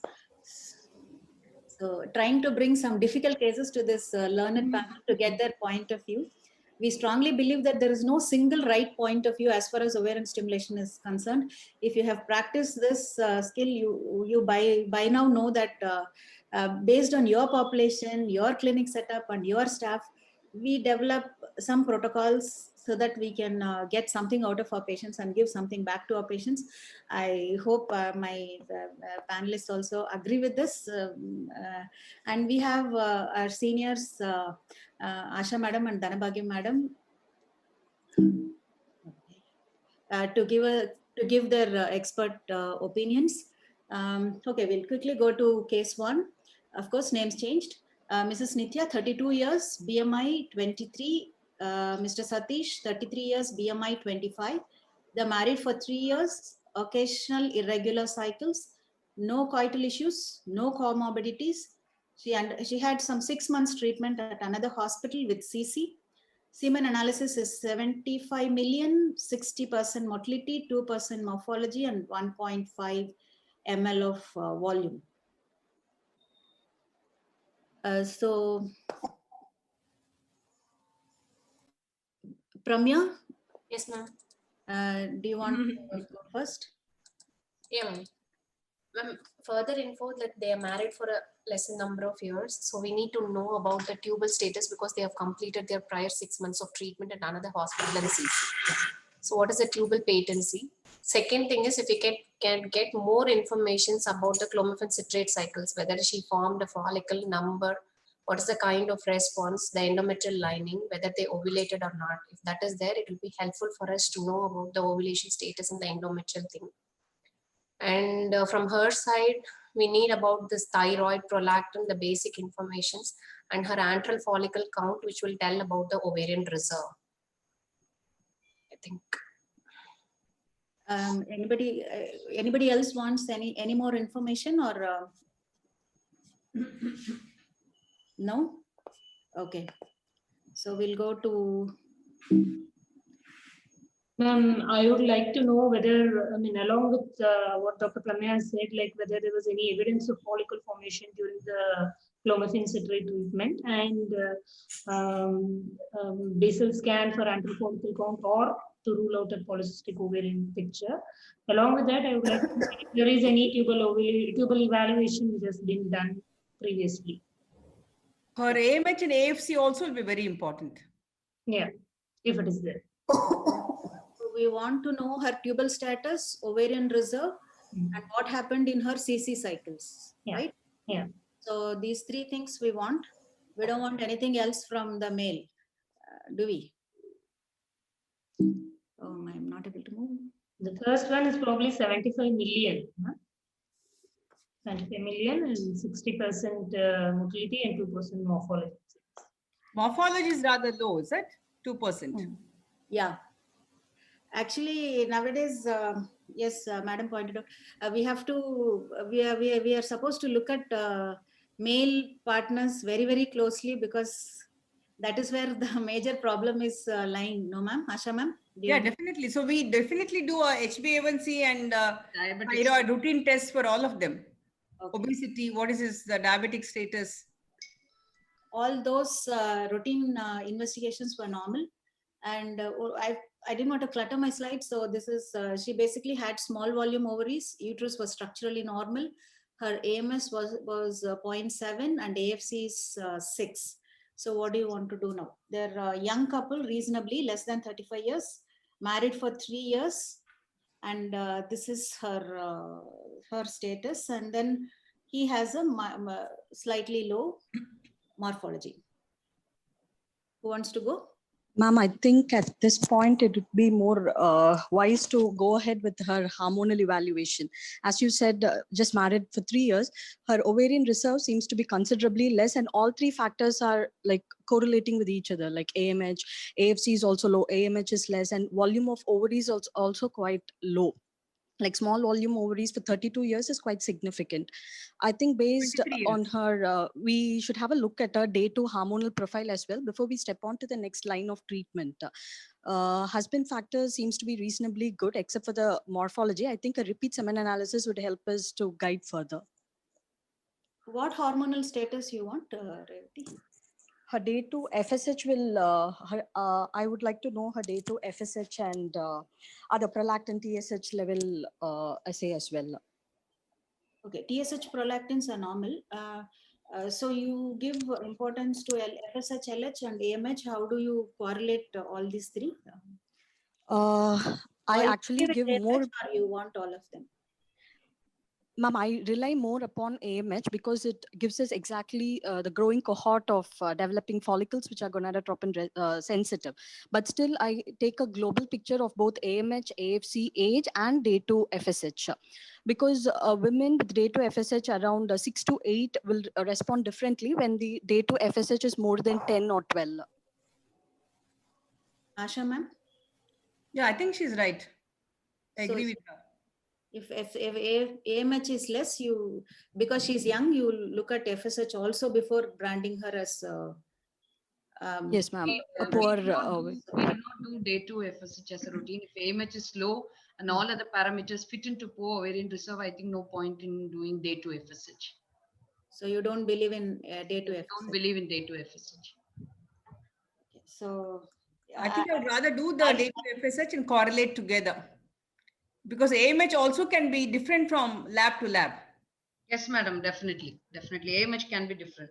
But suppose the correlation of AFC and the volume, everything correlates, I think they can be termed as a poor ovarian reserve. Because she's such a young girl, 23 years. So before you tell the parents and the couple 32. That she's got poor ovarian reserve, I think we have to be careful and take all the aspects into consideration. So when a person is young and when something is not correlating, we can get her FSH along with that E2 before we decide on her ovarian reserve. Is that okay? Yeah, sure. Okay. So is there a cutoff for AMH levels before you decide, like, have you decided what to do for this lady? Anybody? You want to know? Okay, FSH is like Pradipa, we have not done FSH. So we have already branded her as a poor ovarian reserve, I think. So Revati, you want to, do you, based on this AMH, will you decide Yes. on treatment or? Yes, ma'am. Actually, based on this AMH, and as Pramya madam rightly said, we need to look into the previous her previous response as well, because AMH will not predict her natural fecundity rate. It just tells how that particular patient is going to respond to our stimulation protocol. So I think now at the point of decision making, we need to look into her previous stimulation cycles of how well she's responded, how many follicles she had developed, and based on that, I think. I would make a decision. Definitely, she's a woman with poor ovarian reserve. Though she's married only for 3 years, she is 32-year-old. So I would. 32. She's 23 years old. 33. Huh? 32, madam. 32. Oh, okay. I thought she was 23 years. Yeah, it was 32. She was 32. Okay, okay. It is too early to jump into IVF, but we need to give them the realistic expectation of success rate with natural cycle IUI, and then explain her the kind of success rate that we expect with IVF. So I think this patient needs a lot of counseling, but this would be the realistic time to decide about IVF on her. Maybe she's married for 3 years, ma'am. Actually, already they've been trying and they've taken a clomiphene citrate also, presuming the tubes are normal.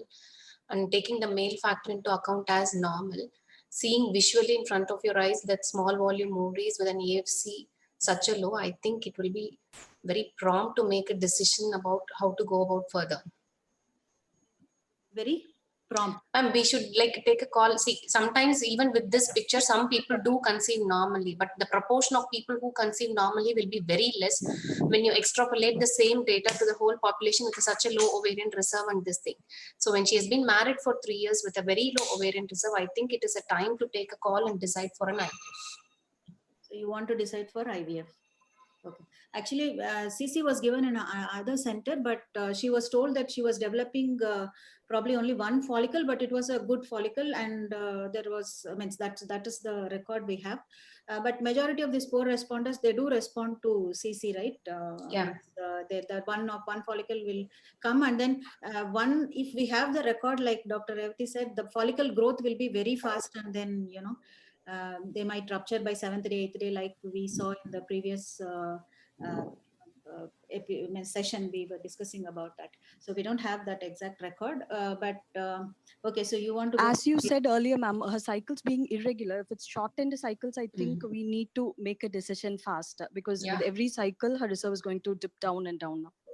So she has less ovarian reserve, and her male partner has got less morphology. So we want to go for IVF, or Asha ma'am?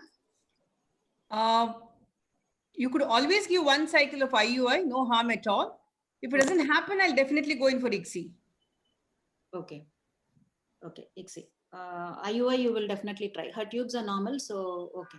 And one cycle, no harm. No repeat IUI. Okay. Dr. Vani? Yeah. Hi, Geet. Hi. I would here I would like to differ, because she has tried cycles with CC. Cycles with CC are bad on the endometrium. So definitely I would like to go in for a letrozole cycle. And because she has got irregular cycles, she has maybe because every time she has developed one egg, that is what you told me. So that is why maybe it would be wise to do some estrogen priming in the luteal phase, and then try with letrozole in the cycle, so that she will have a better cohort and better quality endometrium, and then definitely try an IUI, of course. But AMH 0.7? Yeah, AMH 0.7 also.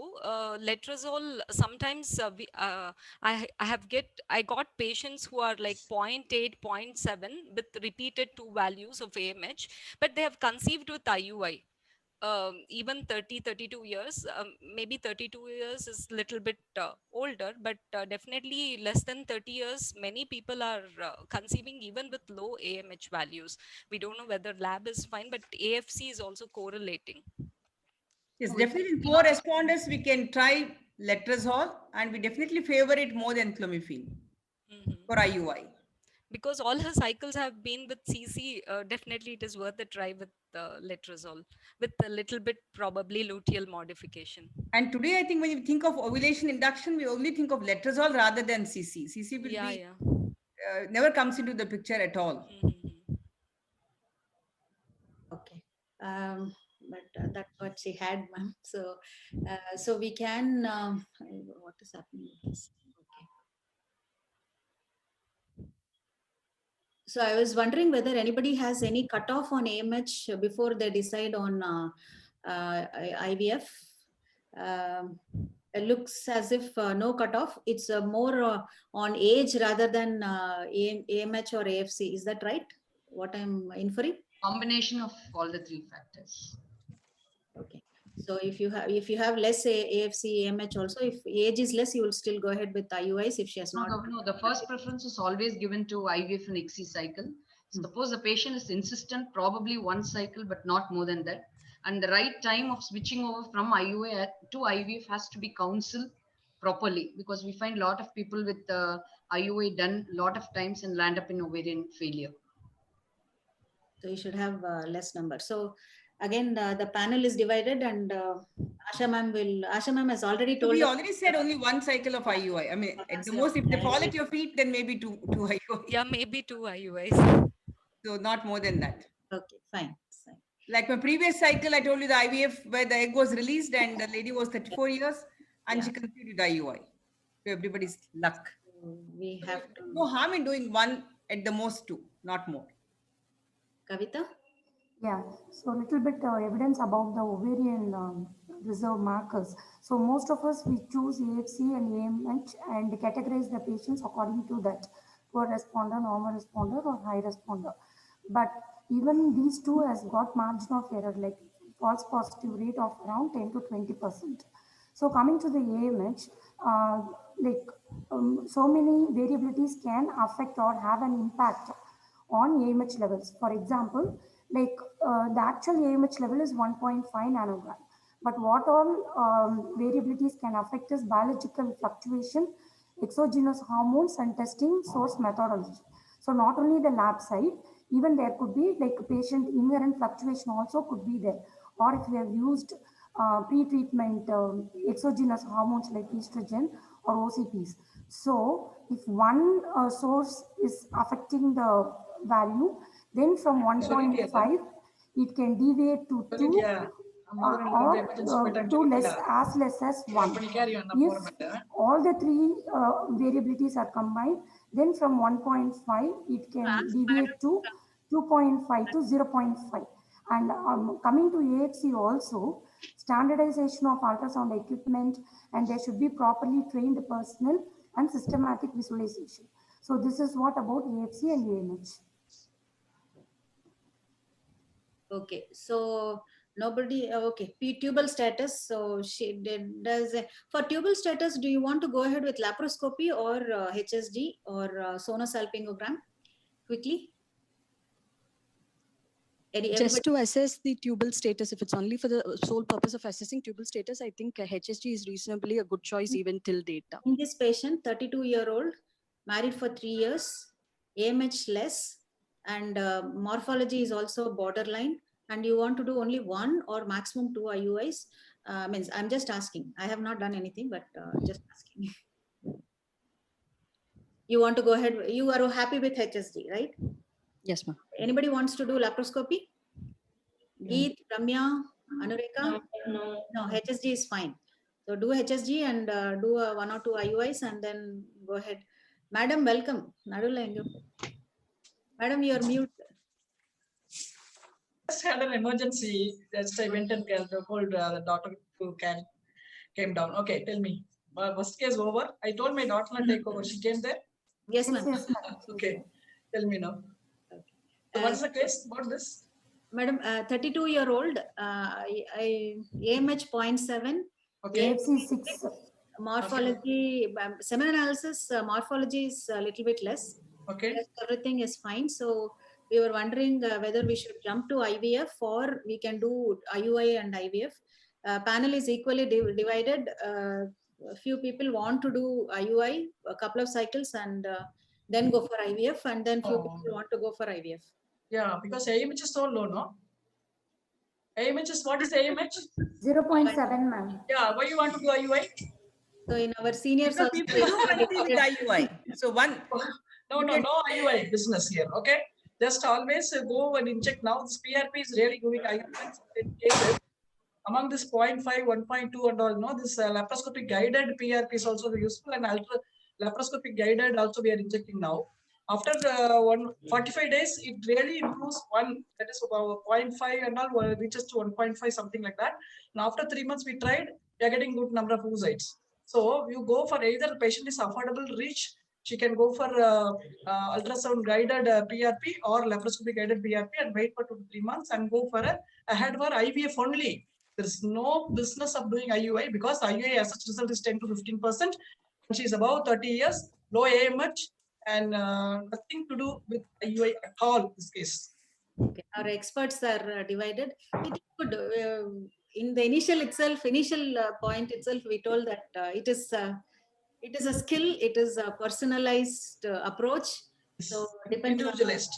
Yes. Depends on the doctor also and then patient also. Thank you. So next,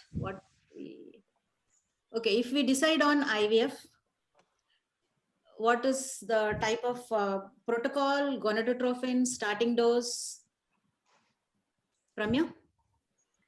Actually, in this, because of the low ovarian reserve and frequent cycles, first we have to synchronize and pool the cycles together. So I would prefer to do an antigen protocol with an E2 synchronization. So put an estrobet synchronization prior so that you make all the follicular pool of a similar size and start with an antagonist protocol. I would usually prefer to do a LH on a day 2 to decide about the biological value of the LH, what she is having. So I would start with taking her BMI into normal. I would start with the Gonalef 225 plus HMG 75. Am I audible? Geet, yes, Pramya. So you want to go for antagonist protocol and 225 of pure FSH. Yeah, ma'am. Okay. Geet, do you agree? 1 HMG, right? 1 HMG. Oh, okay. Okay. 75 HMG. So 300 stimulation, yeah. 300. Geet, do you agree, or you would do something else?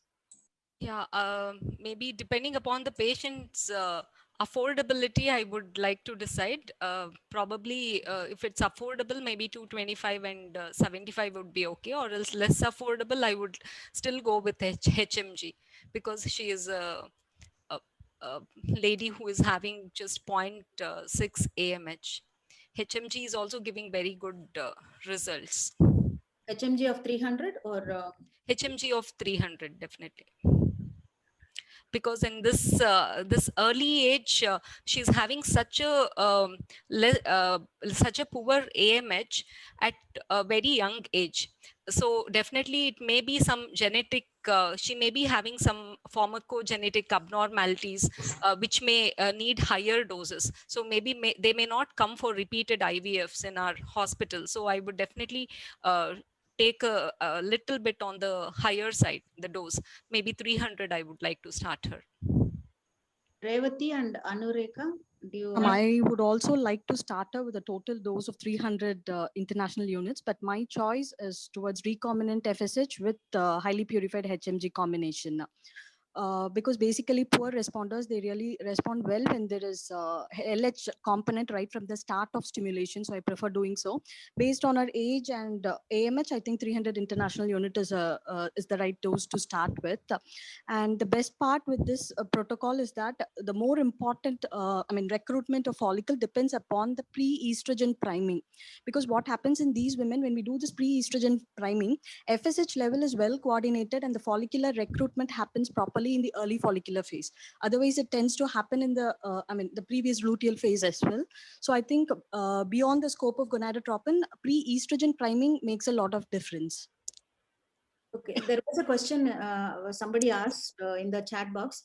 Estrogen priming, will you do only with estrogen or would you add progesterone? And then when will you start your estrogen and how much and how long, kind of? I usually do it only with estrogen, ma'am, 4 milligram a day from day 21 of that cycle. And I continue it till the woman gets her menses, till day 2. Once I start gonadotropin, I usually stop my estrogen therapy. But there's another school of thought where they even continue it till the day of trigger. But I usually stop estrogen therapy on the day of gonadotropin.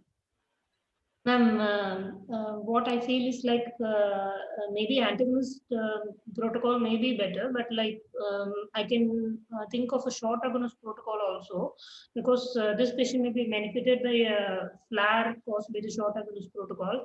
So suppression, we won't go for any suppression. So in day 2 of periods or day 1 of periods, I'll start on with 1 milligram leupride per day. And on third day of the leupride, third day of the GnR agonist, I'll start up with the gonadotropins. Preferably, I'll start with the 225 recombinant gonadotropin, and then the third day of gonadotropin, I'll do a scan with a continued 0.5 mg leupride per day, agonist per day. And third day, maybe I'll think on adding HMG 75 units or 150 units, maybe, according to the patient's response. Okay. So antagon protocol and short flare protocol. Yeah. Nobody is for long agonist protocol. No. What will our expert point? Yeah, I still feel a long protocol because first of all, long protocol, even the poor responders and young age, they will respond very well and they give good quality oocytes in the long protocol. We start with then estrogen priming because of the low AMH, 0.2 milligram. Everybody said 0.4. I mean, sorry, 4 milligram. We always give 2 milligram. Starting from the 21st day of this one late luteal phase of leupride, like agonist protocol, and up to I always give up to the trigger 2 milligram only because it don't make no difference after when you start HMG because we are already giving estrogen, FSH or pure SFH or HMG. And see, suppose if they get on a like a less number of oocytes and embryo pool, embryo is less, then we go for immediately after 1 month, or if you this long agonist protocol will go for a dual trigger also. So second protocol after 1 month we give second cycle they respond very well. That's what I was telling. Embryo pooling, what we found out was second cycle of pooling the embryo, second cycle they respond very well and they have good number of oocytes and good number of embryos. So maximum these are people engage long protocol, give good quality oocytes as well as 2 times doing, they are getting good quality oocytes and good quality embryos. That's our experience. Asha ma'am? I'm rather fond of antagonist protocol. I would like to speak to her definitely about embryo pooling. And I would definitely try 2 cycles of antagonist protocol and maybe 300 dosage, the way Pramya said. It can be Gonalef 3 with 75 HMG. Later, perhaps we will increase the HMG and reduce the Gonalef. Maybe the second cycle, I would like to give Gonalef 225 with Rect LH, if affordable. At least for the first 4 or 5 days. And then I may go in for Menagon 300 completely. Because the second cycle I would like to be different from the first cycle. So at least 2 cycles I would do, and then do the embryo pooling and then do the embryo transfer. If these cycles do not fail, maybe then only the third cycle I must take her up for a long protocol. So I would like to start with 2 antagonist protocols at least, 2 antagonist cycles. Dual stim, ma'am, or 2 separate cycles? I'm not fond of dual stim. Yeah, it's not that good. And always I start with HMG.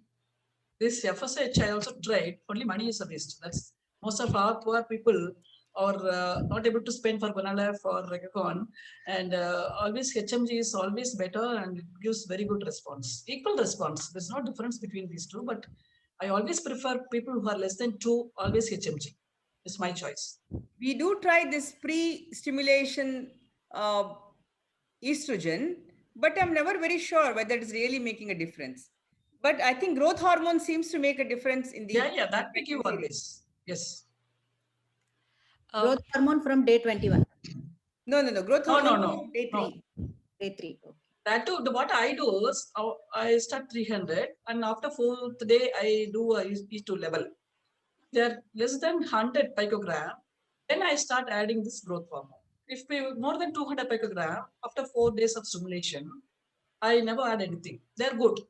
In 4 days, the E2 level is good and the follicle is really, even 3 to 4 follicles, it's 1 centimeter or 1.1 centimeter. That's enough. That's no need of adding because growth hormone is also costlier.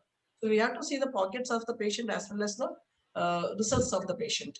So I never do that. And if it is less than 50 or 60 something, then I may add some 450 also. Plus people all international level, everybody says 300 is the highest dose. But my experience, I used to add 450 for some patients, enrolled patients, and I got good for number of follicles with the growth hormone. Yeah, I was about to say that all of us are agreeable on 300. That's what I thought until Dhanamagi said 450, because my favorite is always 300 and not 450. Actually, it's not necessary that everybody should agree, and every cycle we can make variations. Yes. Yeah. So maybe it's time to go ahead. Actually, I agree with Dr. Dhanabhagyam there because whenever we are having poor response patients, I do the E2 level on day 5. If I feel that it is less than 100, I don't add growth hormone. I rather cancel the cycle because they may not be able to afford a second cycle. So that is why next, in case if the patient is over down regulated, I try to correct my down regulation. In case if the patient is not over down regulated, I would expect the similar result in the next cycle. So I would like to start with growth hormone right from the beginning when I start the second cycle. So I felt that starting growth hormone from day 1 gives better quality oocytes and better pregnancies. And another thing is, in these kind of patients, first I would like to see whether the follicles are synchronized before I start my stimulation.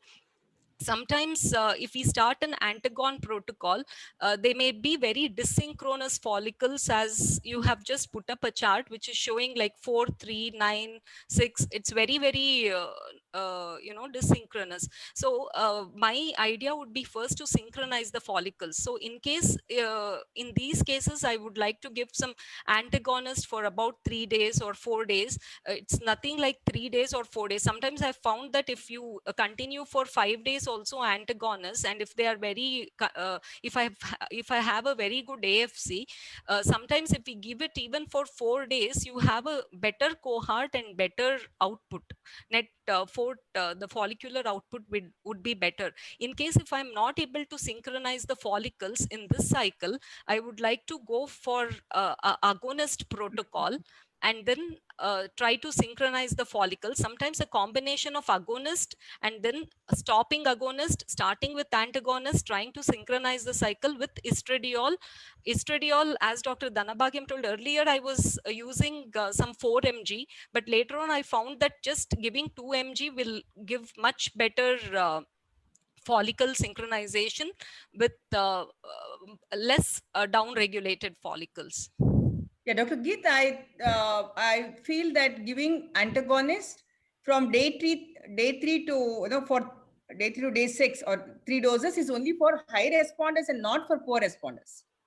Yeah, definitely No, not. poor responders Yes, also. poor Sometimes responders, when you are you having cannot give the antagonist suppression on day 3 to day 6 for synchronization. It's only done in high responders. High responders for polycystic. some no, actually the ovary in is some completely patients, no, in some patients, if you are giving some patients have this 9, 9, 7, 6, something like 4, some little dysynchronous. If you just give 2 doses of antagonist and then you start, you are having better synchronous follicles actually. That is what I noticed. And tell us exactly, how many patients. Because Maybe. world over, they're talking about antagonist for high responders. No, this this thing is for higher responder, but this but in poor responders, definitely some 2 dose of antagonists before starting is actually helping. Yeah, I think it's nice to make an RCT and publish after Yeah, maybe. It's good. So shall we go ahead? So we have to do some kind of pre-cycle optimization. In poor responders, majority feel estrogen is better. Geet feels antagonist is better, or she uses both. I don't know. But anyway, this cycle, nothing was used. You can see what is happening on the day 2 of the cycle, and then Recagon 250 international units were started. And on day 5, this is your patients are very rich, I think. 250. Very recombinant. Okay. Okay, I mean, so what would you people do at day 5? You find this. Maybe you wouldn't have done this kind of a stimulation to begin with, but HMG, right that's all. now that I have done this stimulation, what would you tell me if I ask your suggestion? Yeah, completely you change it to HMG now, 300. Now I add HMG or? Yeah, now completely you just stop FSH. Yeah. Go for HMG completely. All these follicles will come together, and up to 2.2 you can have a good quality. Starting from anywhere 1.5 or 4.5 to 2.3 you can have M2 oocytes. So you can completely now change into 300 HMG. Ma'am, I would like to lady just. is already reached the dominance of the follicles. Yeah, but 18 other follicles, other follicles are there, no? They will all make it. Even one follicle free lose, other follicles come. Other follicles will make it. So all of you are Lady Dr. never had IUI Ma'am, earlier. at this IUI point, now. IUI so much you wasted so many money of No, us. no, this lady we did not do IUI earlier. Yeah. Okay. Now, So see, What did you do finally? after Forget about the starting to lead follicles and then concentrate on the second cohort which is arising. Yes. Yeah. I Just would give like to just completely add, shift over to HMG. Yes. I think it's worth cancelling the Yeah, cycle. it works, madam. Asha, madam, it works really. Yeah. You completely change over. One of all the The other second cohort will pick up. will come up, and one may, or you the 18 you may lose. Other will come to 1.9 or 2.2 or even 2.4 you can have. You will not have post-mature oocytes. You Even can when have the At second least you will cohort get is good. even when the second cohort because crosses 1.4 or 1.5, still we get 2 sites out of. Yeah, yeah. yes. now on day So no 5 need to of cancel or stimulation. no need to go for IUI. Having 250 rec FSH or what is that Gonalef spending so much money, definitely you will have this cycle. Better oocytes or better oocyte quality. 1 or 2 may you lose, other you will get M2 oocytes and you may go ahead for success. Actually, in this particular stimulation, ma'am, on the day 2 itself, there is a cohort is little asynchronous. Already there is a lead follicle determined. Probably synchronization would have done a better job for a more recruitment, I think. Whichever synchronization, whether estrogen or as madam said, could be a long protocol also. So That's why I am fond of this long was not protocol. done. On day 5 of stimulation, this protocol next E2 time. shows that Honey, you can steroidogenesis go is ahead. suboptimal, ma'am. So I would add HMG rather than completely stopping recombinant FSH because the steroidogenesis part E2 level on day 5 of stimulation is quite low. We expect it to be at least more than 150 to 200. So I think reducing the dose of recombinant FSH and I would add HMG at this point. So it's very nice to have so many opinions. Again, it underlines the fact that Actually, what you did, Vani, for this case, tell me. I'm not totally claiming that it is my case, but I am right now. I cancelled the cycle. Oh God, wasted so much money. Yes. Yeah. Okay. So let's go ahead, Vani. Yes. Okay. So problem was asynchronous cohort, cycle optimization was not done. Okay, when we see asynchronous cohort that time itself, and we have not done estrogen, Geet would have given antagonist and then continued with the cycle. Yeah, I will wait for the second cohort. There, I think probably we can pick up some 4 to 5x because more or less everything was on the same this thing. The less than 2 may not respond, but all other things were 4, 3, 5. They are all almost the same cohort. Yeah. Probably the first cohort had only 2 things which were bad, but the other things were good. Some 5x were maybe if we had waited for the second follicular output. Okay. And continued a little longer. Yeah. Other people, if they see day 2 like this, go for next cycle or do something this cycle. Days 2 you are seeing, and then she has a very asynchronous cohort. So that cycle is gone. Will you be going for the next cycle, or will you do something in that cycle and to salvage? She wants to go ahead with the stimulation in this cycle itself. Can we do something? Better to go in for the next cycle. Next cycle. Okay. So better to have a proper cohort. Okay. So LH, again, there was, I think, a lot of different opinions.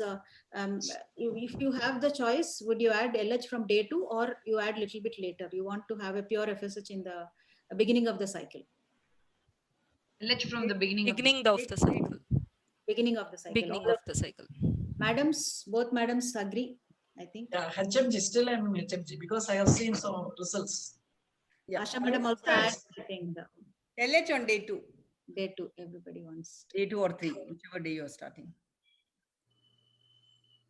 Kavita disappeared. No, I'm here only. This is okay. You lead the. I'll skip the thing. You lead the thing. You lead the discussion. okay. One add-on on the pre-cycle E2 treatment, and everybody insisted on the 21st day. If the patient is a short cycling patient, for example, 24-25 days, if she has got cycles, starting E2 on 21st day will not help. So we need to track the follicle, document the rupture, and from the rupture, at least wait for 6-7 days, then start E2. So the 21-day fixed time will not work if we are planning for this cycle, like synchronization of the follicles pre-IVF E2 treatment. So the same patient, the cycle got cancelled. So the second cycle, for better synchronization, we opted for long agonist protocol. So loop ride, that is 20 units, 0.5 milligram was started on day 21. So this is the stimulation chart. On second day, we had synchronized follicles around 3 to 4 mm. On both sides, we had 8. And we started with 250 recagon. And on 5th day, the E2 was 107. And we continued with, we increased.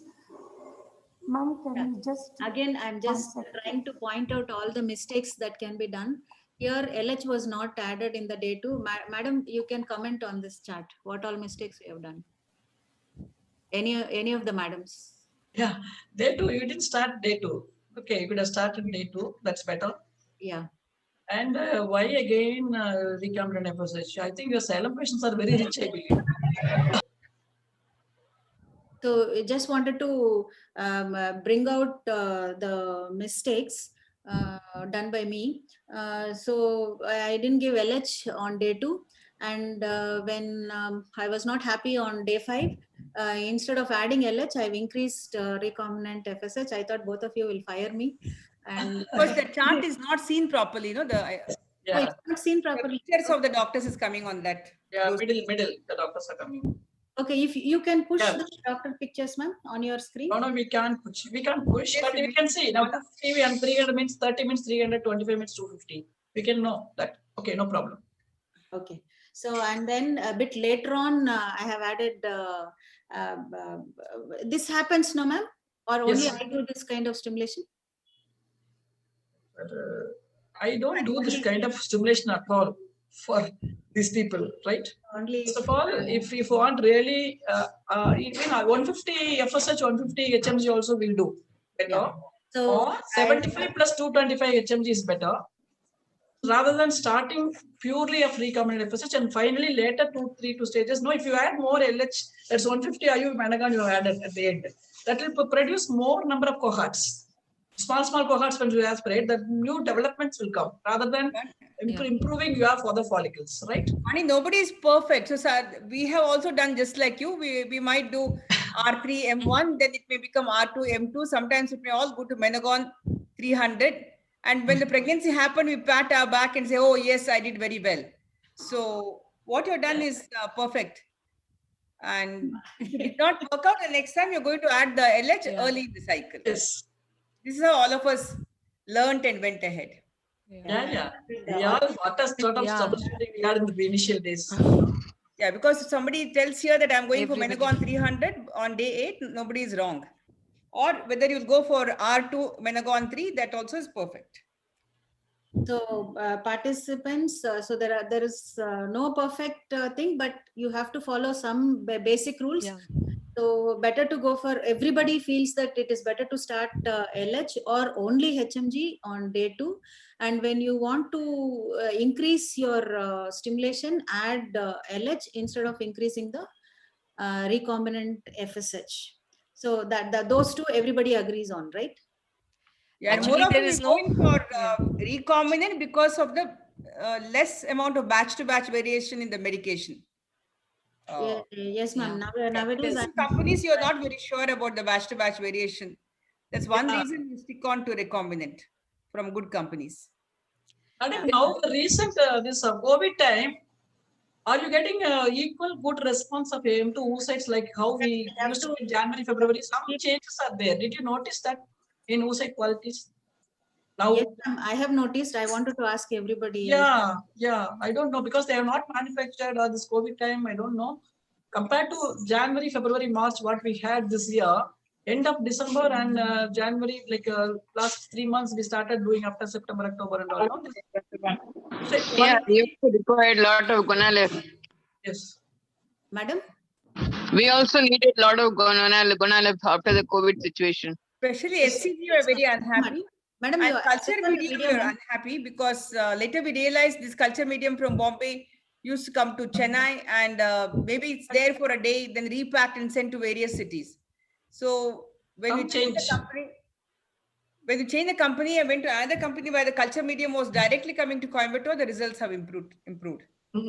So some lack of cold chain was also happening. Yeah. It can also happen at the level of hormones.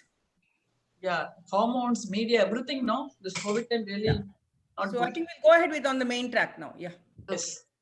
So this is what. So because I have done so many mistakes, and Everybody has done. Don't think that you have done. Everybody learning process, still learning only. I'm 60, still I'm learning. Don't worry. No, I'm just saying, just giving comfort to other people that everybody makes mistakes. Thank you, ma'am. And trigger, I have given 10,000, and there were the stimulation was a bit long. So everybody wants to. I was terribly lucky. I think I got 2 blasts out of her. And then anybody for fresh transfer, or you want to do frozen transfer?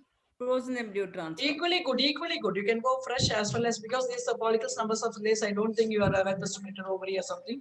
Day 5 blast, uterus will be like a normal one. You can go for a fresh transfer. Eat Pradeepa, Anureka, Pramya, quickly, fresh or frozen? Your choice.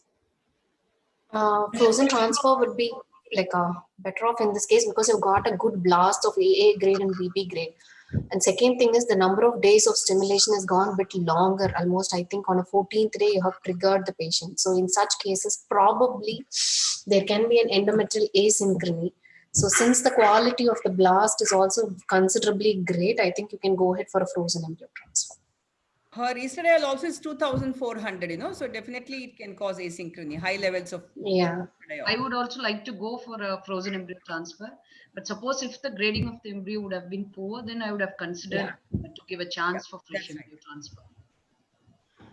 So because the grade is good, and then we don't know whether we can stimulate her again, because we have stimulated twice, and then third time if we say she will not come, to go for frozen transfer. But depending upon the patient choice also, some abroad patients are wants to go immediately, then you have to do fresh transfers, because I don't think there's a difference between fresh and frozen in poor responders. Kavita, you want to start? Yes, ma'am. So coming to the next case, Mrs. Manjula, 26 years old, BMI 29, little on the higher side, and Mr. Ranjit, 30 years old, and BMI is 25. Married for 5 years, infrequent cycles, no coital issues, and at various hospitals, like she's been treated for 2 years with many drugs like CC, letrozole, gonadotropins, and ovulation induction was really difficult. Semen analysis was borderline, like 15 million, 20% was the motility progressive, and 2% normal forms, and the volume is 1.5 ml. What further information is needed? Well, she's case of primary infertility with anovulation probably because of infrequent cycles, and male with mild male factor, maybe like polymostino teratozoospermia. Again, like if the basal scan, antifollicle count, and workup for basal transvaginal ultrasound with an ovarian and uterine cavity evaluation, and to rule out PCOS. And if the tubal evaluation is not done, I would like to go for a tubal evaluation.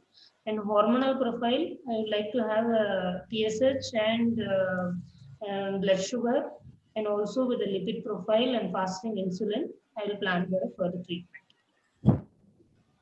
So, Geet, anything would you like to add? Same thing. I think with infrequent cycles, married for 5 years with very difficult stimulations, looks like a PCO case to me. High BMI. So I think more further hormonal workup and ultrasound scans and studying her profile, what dose of CC, letrozole, and her all ultrasound parameters will help us to decide. Ramya, would you like to add something? Tubal status, of course. Yeah, tubal status, of course. One another thing is, like, if the ovulation induction was very difficult with all kinds of agents, then probably we have to revise her profile. How much hyperandrogenic she is, supposedly if she is supposed to be a PCO. So probably putting down her hyperandrogenism as well as reducing her insulin resistance with the core supplements of like diet, your pattern, and adding a metformin could be better of option before proceeding and taking a decision for gonadotrophins, I think. What's her AMH? Coming to it, madam. AMH or 10? Oh, 10, yeah. Typical of PCO. Actually, we brought up this case to see if people distinguish among the types of PCOS. Instead of just starting PCOS, we go for low dose. So is that the general thought process, or high BMI, high androgens? Do you measure androgen level, LH level, everything, and optimize everything before you start? And if it is too high, so these are the basic questions we wanted to put across. So anybody can take. Regular measurement of serum, androgen level, we don't do it regularly. But based on her LH, typically patients like this who's got very high AMH, very high LH, we expect her to be hyperandrogenic. So for this patient, it might, apart from her other metabolic workup, I think I would do androstenedione level for this patient. Now, she's got a high BMI. So I think the first step in her management would be lifestyle modification along with insulin sensitizers. It could be, depending on the choice of the consultant, either metformin alone or along with myoinositol before I start my actual stimulation cycle. Now, this patient will be definitely difficult to stimulate because her AMH is 10, which indirectly shows that however high dose FSH we are going to start her with, she's going to give us some sort of follicular arrest. So we're not spoken about her glucose tolerance at all. What is her? Her glucose tolerance is normal. Her glucose tolerance is normal, and she was advised lifestyle modification and all. No hirsutism. Hirsutism, acne, acanthosis, What's her HbA1c? lipid profile. Yeah. Glycosylated hemoglobin. What's the HbA1c? Her she has hirsutism, hyperandrogenism clinically itself, and her glucose profile is normal. And glycosylated hemoglobin, I always see for all the species. Oh, yes, what is that? Glycosylated hemoglobin, HbA1c. HbA1c was normal, ma'am. Between more than HbA1c, every patient like this with a BMI of 29, it is worth doing a glucose tolerance test, because you do see patients like 80, 200, 120. 80 is fasting, 200 is after 1 hour, and they go back to 120. So if you just do a fasting and postprandial sugar, you miss the bus. You do not miss the, you do not see the point that she had hyperglycemia. So I feel every patient of polycystic ovary, thin or fat, must have a glucose tolerance test, which is very, very important. And somebody like this who is on the obese side, 29, she should have lifestyle modification, weight loss, and if the GT is on the border. She has gone through all that in the past 2 years. They tried everything. She was not losing weight, and it's worthwhile giving her. We'll definitely give her metformin, right? Yeah, she was. But that 2 years she was not with us. But she underwent. And if she's hirsute, you should definitely do a 17-hydroxyprogesterone. Yeah, and if the hydroxyprogesterone is on the border, you should do a stimulation test. And if necessary, sometimes you need to add to them a small dose of steroid. Yeah. If it is positive, not otherwise, not every patient. Okay. So now what I'm saying is she is hirsute only because of her polycystic ovaries. There is no other source of androgenism, and her glucose profile is reasonably okay. And she was on metformin for a long time, and she was on weight losing drugs and all those things. She was not losing weight, and she received CC 100 mg for 5 days for 3 to 4 cycles. No growth. In her letrozole, there is a little bit growth, and then it arrested. And 1 cycle of gonadotrophins recombinant was given for 7 days of 75 units. There was no follicular growth. So she's coming to our panel now. I think this patient, Dhanabhagyam, you and me will still go in for laparoscopy and do a very careful ovarian puncture. Laparoscopy and drill it. No other go, but minimum drilling. Go in for a stimulation immediately after the laparoscopy. Yes. 1 month after laparoscopy. 1 month after or 2 months after. Yeah, definitely they'll respond. You just try this patient Vani, and find out and tell me. After drilling, definitely she'll respond. The drilling is the only one will make. Drilling maybe sounds very crude. There are madams are going to say ovarian puncture. Yeah. Careful handling of the ovaries. Yes, so you yes, do not use the drill. Use a fine needle. Yes. Maybe before the next stimulation, ma'am, 1 or 2 months of pre-cycle OCPs with an anti-androgen supplementations will put down your androgens temporarily, I think, to a lower level. And with an addition of metformin for an appropriate dosage and a slow dose of steroids, you can start stimulating her with the next cycle, along with letrozole or clomiphene with gonadotrophin cycle. And gonadotrophins can be started and slowly primed and pulled up. We can start with a little lower dosage, prime the follicles for a week, and then can go up for a step-up regimen. Are you going for? We are going for IVF, right, ICSI? Or No, ma'am, I'm saying for an gonadotrophin stimulation for an ovulation induction. IVF. Ma'am, when you do an ultrasound for PCO, do you distinguish between the patterns and then decide on what to do? Or, Yeah. First one is honeycombing. Second one is necklace pearl pattern.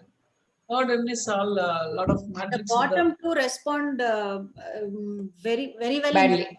Very Yes. bad. Yeah, there will be exponential growth, and then you have to be very low dose, and then top though they won't respond at all. And is that what you also think? All of you? Or yes. No. Yes, thicker the stroma, poorer will be the response. LOD, all the juniors, do you agree? Now theory you can talk a lot. Practically you go, please. This one minimal definitely puncture you need. Whichever ovary is not responding for clomiphene resistant or letrozole resistant, definitely you have to go for a minimal ovarian puncture. Drilling, I always say, Dr. Asha said it's the puncture. Go for it and wait for 2 months, then definitely they'll respond. This is my experience. If there is a very large ovary and a thick stroma, even if we do all pre-cycle adjustments and increase or prolonged clomiphene and all, may not work, I think. Patient will run out of you because there are each it has on IVF center now. Patient will run out if you don't make pregnancy within 6 months, right? Okay, so let us go ahead, Vani. Okay, some of us might like to do a puncture. Sometimes you may not. You may go for IVF straight. If it fails, then maybe next you will go for a puncture. That also is possible. Okay. So lifestyle modifications.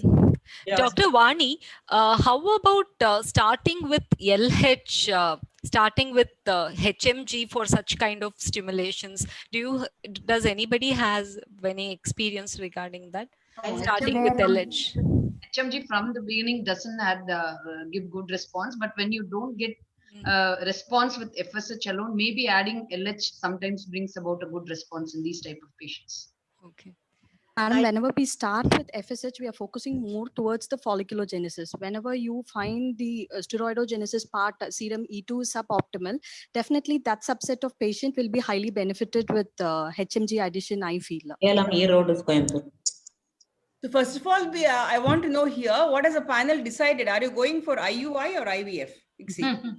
After seeing the because the dosage will differ according to that. Yeah, after seeing the ultrasound picture and like Dhanabhagya madam said, the ovary was as big as uterus and it is only stroma and then very small follicles around in the necklace pattern.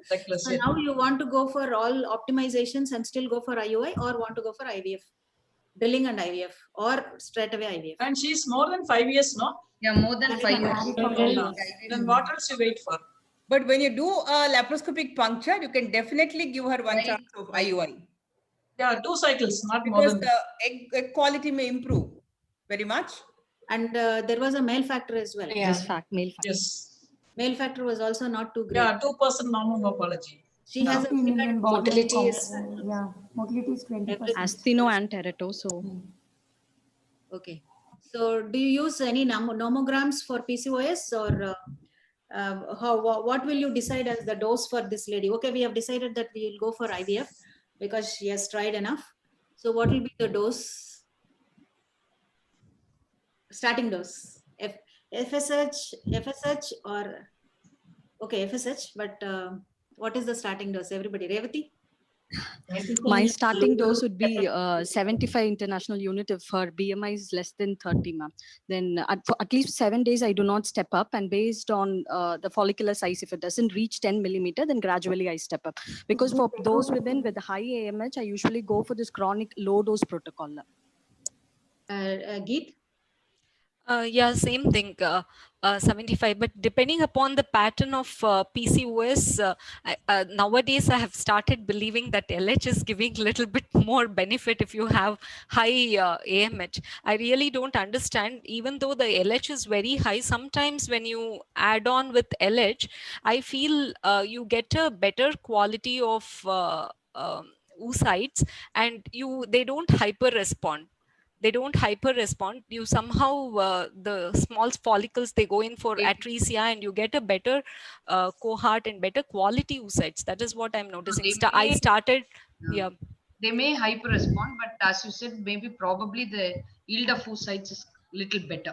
Yeah, yield of oocytes is better. Actually, I just started this kind of protocol, just trying in some donor patients. Actually, it started working. Then I started using it for the regular patients as well.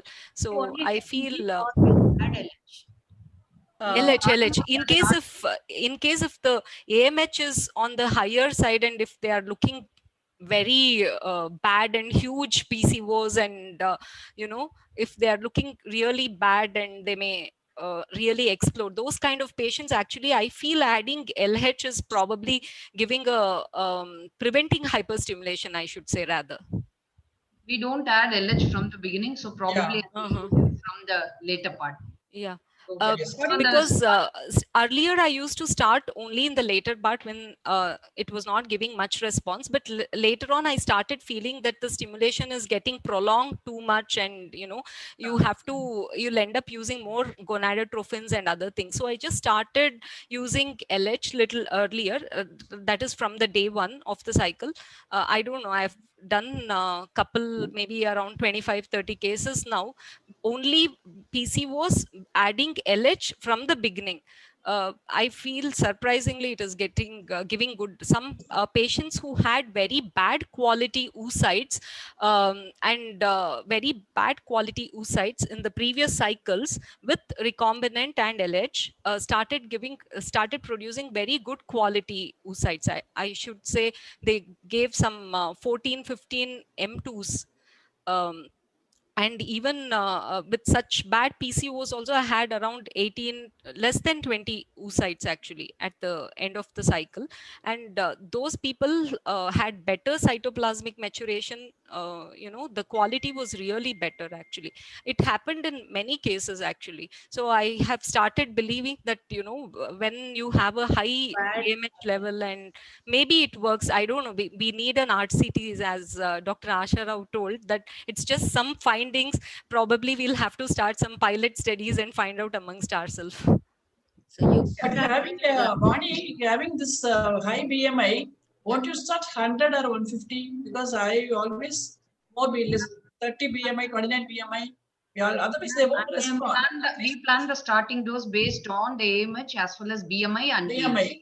That is not universally 75, but sometimes when the BMI is higher, 100. Sometimes you give them FSH 100 for about 2 days, then FSH 150 for 3 days, and definitely do an ultrasound and E2 after 5 days. The other choice is to give them letrozole. Many of my patients have given letrozole 2.5. Alternately, you can give let me just complete the Madam. So letrozole 2.5 milligram twice daily from day 3 to 7, and later add FSH 100 or 150 according to the AMH, and that also gives less estradiol levels and better follicle differentiation. Chance of voids are less if you give a pre-stimulation letrozole.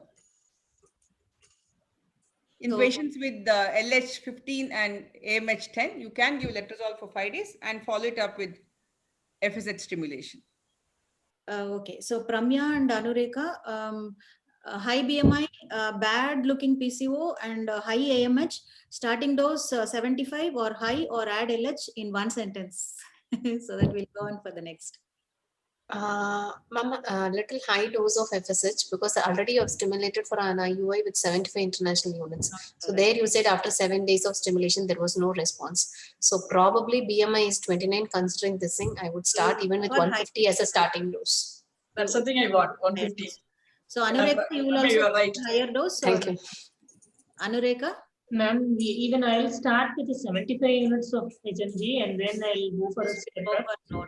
Okay, So, fine. because of high risk of OHSs, I prefer to have a chronic low dose step instead of starting. With chronic low dose, you will land up with IUI. IUI. Yeah, rather than IVF. So you have to decide which path are you taking right from beginning. Are you going towards IVF or IUI? And if you're going towards IUI, you can start with 50 or 75.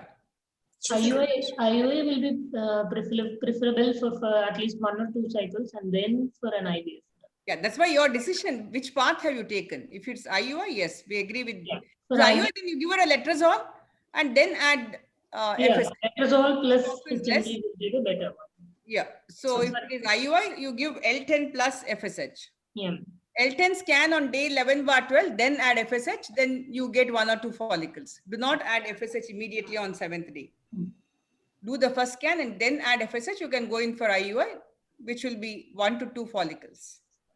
So this bad PCOS, everybody is in agreement that we have to start little bit on the higher dose. Yes. She decided for 2 cycles of IUI, so she is taking different path. Yeah, only in IVF, I mean, in IVF. Yeah, having male factor, why do you want to do IUI? The male factor also is there, no? In IVF, antagonist protocol. Yeah, you have a 2% morphology, Terato, Astino. Why do you want to go for this patient IUI? So if it is IVF, not less than 100. 100 for 2 days, then Yes. 150 for 3 days and scan after 5 days. Yes. You all can see I have started at 300. And I am doing this for few of my bad looking PCOS because maybe last year or before that year, there are quite a few stimulations and then they would have undergone 1 or 2 stimulations outside and then very bad looking oocytes and bad looking embryos, and then they were advised for donor oocyte. And then that time I was talking to one of senior people, and that is none other than Mr. Anil Gudi. He told me that he followed this protocol when we are pushed towards, when we think that we'll be pushed towards a very bad quality oocytes. And then I started using this in a very bad looking PCOS, and this is giving me a reasonably good cohort and good embryos. So that is why I just wanted to present this. So not necessary that everybody should agree with this, but this is what I just. So 12th day you had 6,000 E2 level. What did you do? You did coasting for 3 days? No, ma'am. I'll give only agonist, and then I start with continue my means. It's a long protocol. It's a long protocol. 6,000 IU you had. It is antag. Peptide protocol, and you already reached maturity 17 to 19. Sorry. Yeah. I do the egg collection. Yeah. You there will be some amount of this one. How many follicles did you get, Dr. Vani? I got quite a good one. Oh, where did that slide go? I think I had good M2s, Geet. I think I maybe. How many eggs you aspirated? How many M2s you had this patient? I think I had around 15 M2s. I remember. 15 M2s, and then what's the egg? I went for glass, and then she had a good pregnancy also. That is why I thought this is working, and then I'm using this. No, how many eggs did you aspirate, Dr. Vani? How many oocytes did you receive? Must be 30 eggs you would have, definitely. M2s. But M2 rate was quite good, Geet. That's what I want to say. Yeah. But, no, how many oocytes did you aspirate? I didn't get it actually. No, she must have definitely got 30 oocytes, 15 M2s, right? Right? Vani?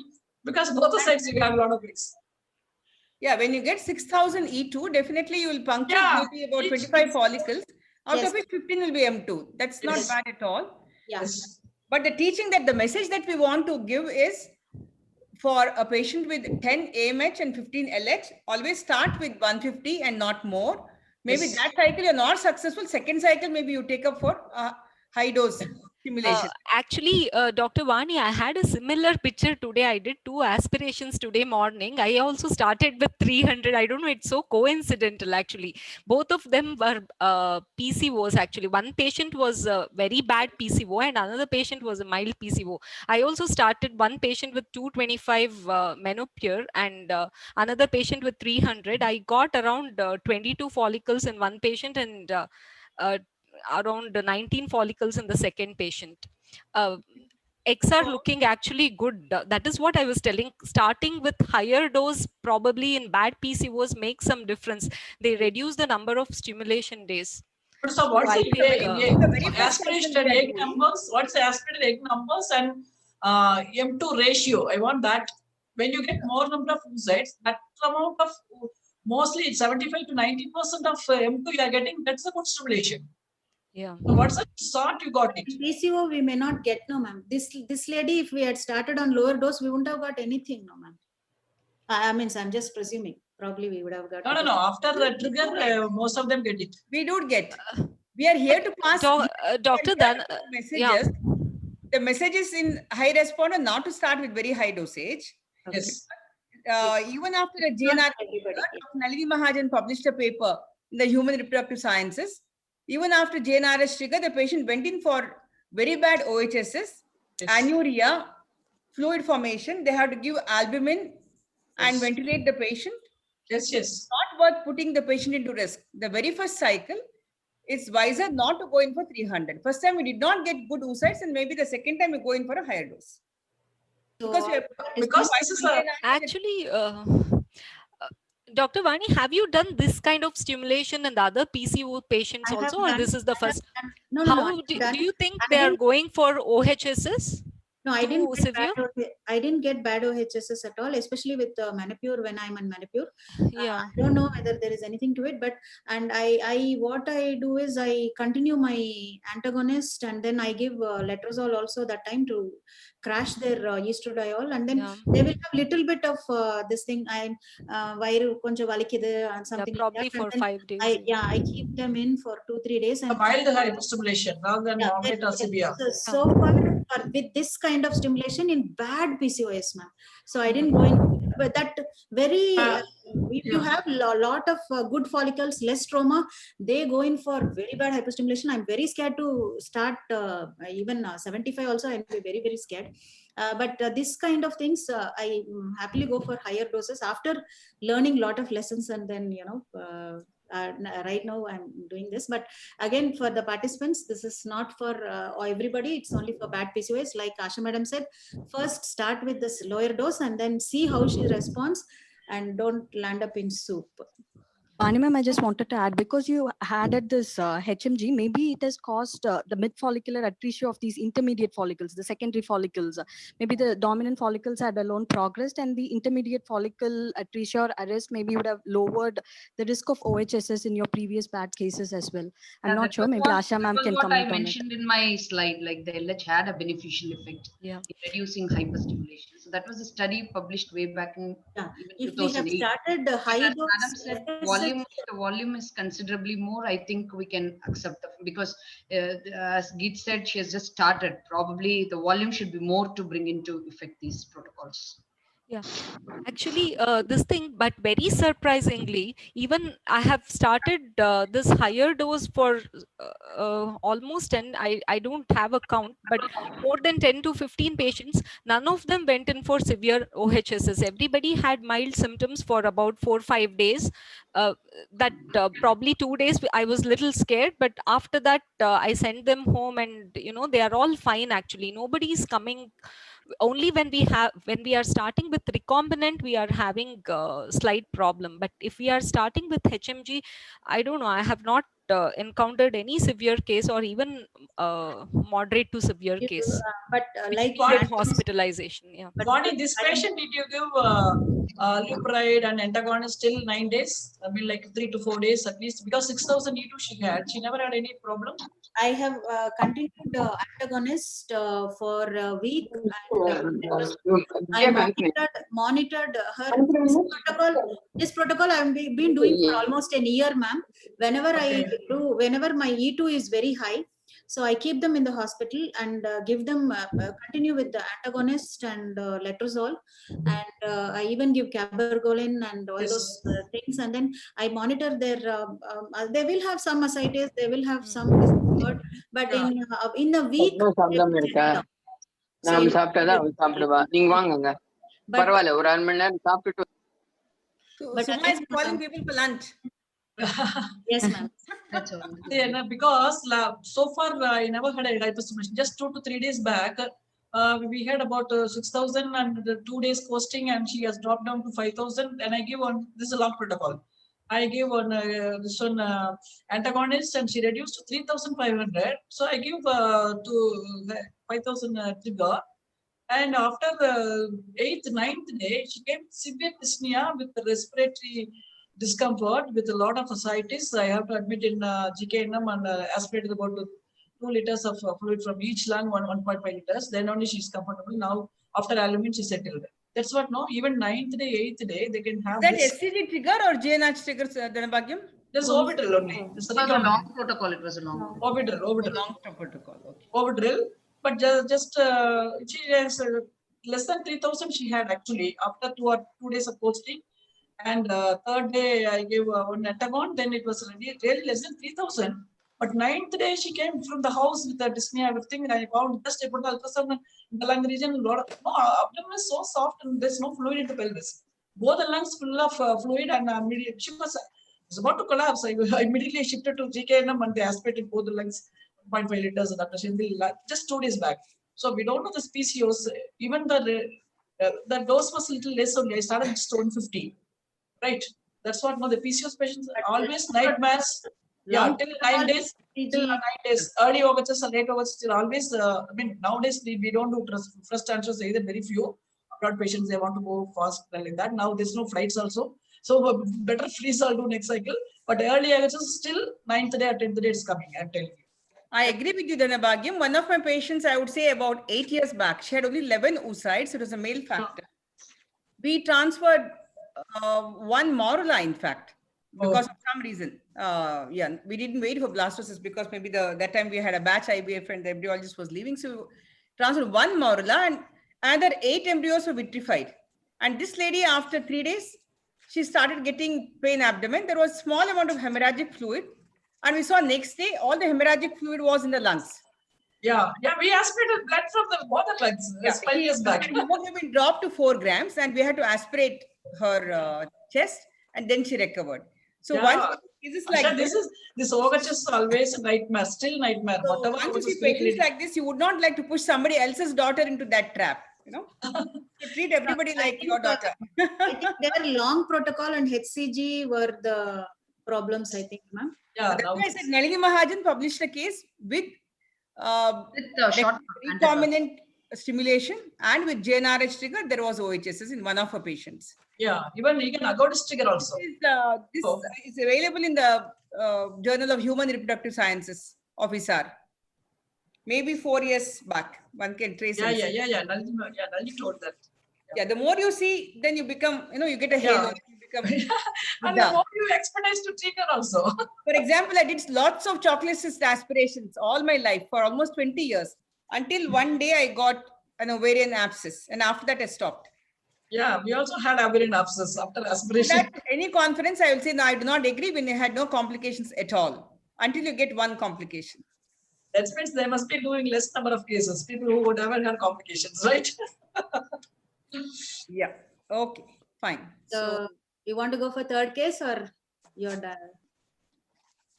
Expert. Already Suma madam wants to go for lunch, right? No, let's finish it quickly because it has been prepared very nicely, this panel. Yeah. This all really, it's all to be discussed properly. Vani can go a little faster. Okay. So 39 years, 42 years, 25 and 30, married for 3 years, infrequent cycles, 15, 20%, 2 and 1.5. What do you want to do? 39. Oh, just go back. Reports. Can you go back to the first slide, Girija, 39? Yeah, again, the male factor is also there, 2%. Want to know her ovarian reserve. She's got both poor ovarian reserve and male factor. I think for her age and previous 3 IUI cycles, IVF would be the ideal choice. Okay, so everybody go for IVF. IVF. So IVF, what protocol, what dose, and what trigger, and all that stuff. So we'd like to use long protocol. You want to, Pradeepa wants long protocol. Revati? Antagonist protocol. Geeta? Geet. Yeah. Antagonist protocol first. Okay. Pramya? With synchronization. Yeah. Pramya wants long protocol. Anurekha? Antagonist or long agonist. I mean, initial first cycle I'll try with an antagonist protocol. Age is young and probably she'll respond. So first cycle I'll go on with an antagonist protocol with a higher dose, but maybe HMG preferably more and recombinant will be on the list. So I'll start with around 150 units of HMG plus 75 units of gonadotropin. So antagonist 150 HMG more and gonalef less. Pratibha, yours I think 3 doses is less. For 39 years with AMH less, 3 doses will not be adequate. How much dose? I think maybe at least 4 doses required, probably 300. You want to start with 300. Pramya wants to start because she's now 39 and AMH is low. Okay. So 300. Pramya also wants 300. Yeah, ma'am. 300. 150 We'll start with 300. I would like to start with 75 recombinant and 300 HMG. 375 minimum. I would 375. I would want to start 450. Only thing is 450 would be good in case if they have polymorphisms, definitely. But when you get 450, most of the time I have noticed that the egg quality is not that good. Yeah, I agree with Geet. With 450, long back once I tried 600. The egg quality was bad. Yeah, it goes very bad. You get follicles, but it goes bad. You don't get. So nobody want Kavita? But age is less and BMI is also less. 370. Age is not less. 39 years. 39. Age is 39, not less. Kavita, you want long protocol, antagonist protocol? I would like to go for antagonist. Antagonist protocol. Okay, depending upon synchronicity of the follicles. First, assess her synchronicity. If the follicles are getting synchronized, start with antagonist. If it is not synchronized, do an agonist protocol, synchronize the follicles and start. The catch here is whether it is synchronized cohort or not. But still you can do the synchrony with estrogen now, Geet. Yeah. In case if sometimes there are some cases where we don't get synchrony with estrogen alone. So that time you have to cancel and then move on with agonist. But sometimes if you get good synchronicity, you start with anti. So you have to focus on synchronicity. Synchronicity, yeah. So whichever protocol is giving you good synchronicity, synchronous follicles, you start with that is what Geet says. Okay. Yeah. So what is this? In between getting stuck.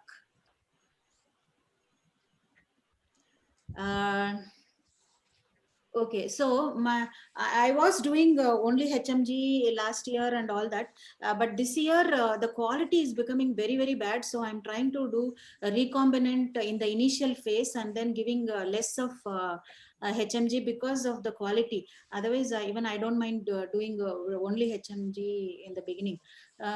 So is this protocol okay? 375. Yeah, somebody said yes, ma'am. So no mistakes here. So no firing.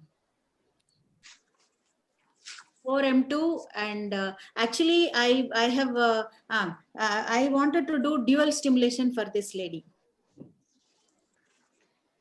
No comments? Yeah, definitely. I want to do dual stimulation. Yeah, did you observe other cohorts are developing in the after stimulation during aspiration? Yes, ma'am. I've been doing. You can go for a dual stim is best. Yeah. I'm doing for dual stim for the past more than 2-3 years. You know, Geet, I've been doing. Yeah. Dual stim is best actually. The luteal phase they get even that better I can quality oocytes. Yeah. And I have done mistakes also in this case. I have chosen only the cases where I've done mistakes. So I got 4M2 and then I go for that has produced one blast, but before that I have started. So DuStim, nobody has said, but okay, but you don't hate me for starting DuStim. This is the second stimulation. Okay, is that all right? Any mistakes? 400. That means you started now nearly, you are coming nearer me. 400. So I'm between you and Geet, ma'am. Yes. Okay, so I think I wanted to extract maximum for this lady because I have a male factor also, and she has she's almost 40, and her good normal as such her euploidy will be less. We need more embryos. That was what my thought, and then I wanted to finish the cycle in 1 month. So that is my thought process before I did this. So I had. This agonist, you are getting good oocytes, huh? M2 oocytes. This dual stim, is it? Are you getting good oocytes in the first? Yes, ma'am. DuStim, we have to give agonist. Agonist, yeah, but I was not getting good oocytes. Then again I shifted to. We have to choose our patients. We have to. Yeah, no. So yeah, few patients we selected, and giving agonist, the number of oocytes what we got going for embryo pooling next cycle, I was not happy. So again I shifted to pooling. We have to do proper synchronization before we start the first stimulation, ma'am. I found without synchronizing, I thought I will get a better, then I burnt my hand. So I started doing good synchronization, and I use both. What did you do? What did you do? I do estradiol and I do antagonist also. I give both so that I get good synchronization, and then I start stimulation, so that if you have a reasonably okay stimulation in the first cycle, the second cycle also will be good, and then will give you a better embryos. How much antagonist to give, Vani? Madam, the same 1 dose, 0.25. I give estradiol. I start in the luteal phase. Antagonist, I have not. Only 1 dose of antagonist 1 day. No. Means 3 days. 3 days. I mean daily. I'm not saying it's not half a dose. 1 full dose, 0.25. The day 1 or day 2 or day 1 or day 2 you start? Day 1, ma'am. Day 1, day 2, day 3 I give antagonist, and the luteal phase I'll give estrogen. 2 milligrams. Those 2 milligrams, and those 3 days also I'll continue estradiol 2 milligrams, and on day 4 I have reasonably okay cohort, and then in that if I do DuStim stimulation I get reasonably good embryos in 1 cycle, and in this because that 4M2 I had 1 blast, so this 5M2 I thought I'll have a day 3, and this is resulting in 1 more blast, right? No, I have frozen them at in day 3. So I had 3 day 3 embryos. So what do you do? Do again go for blast in this cycle, or you want to freeze day 3? What are your thoughts? With this we'll finish.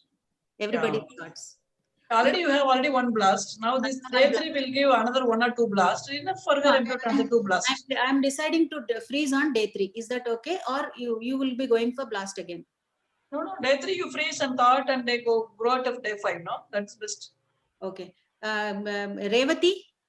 Less than 4 day 3 embryos I usually freeze on day 3. More than 4 or more than 4 I extend it to blast and then I freeze it.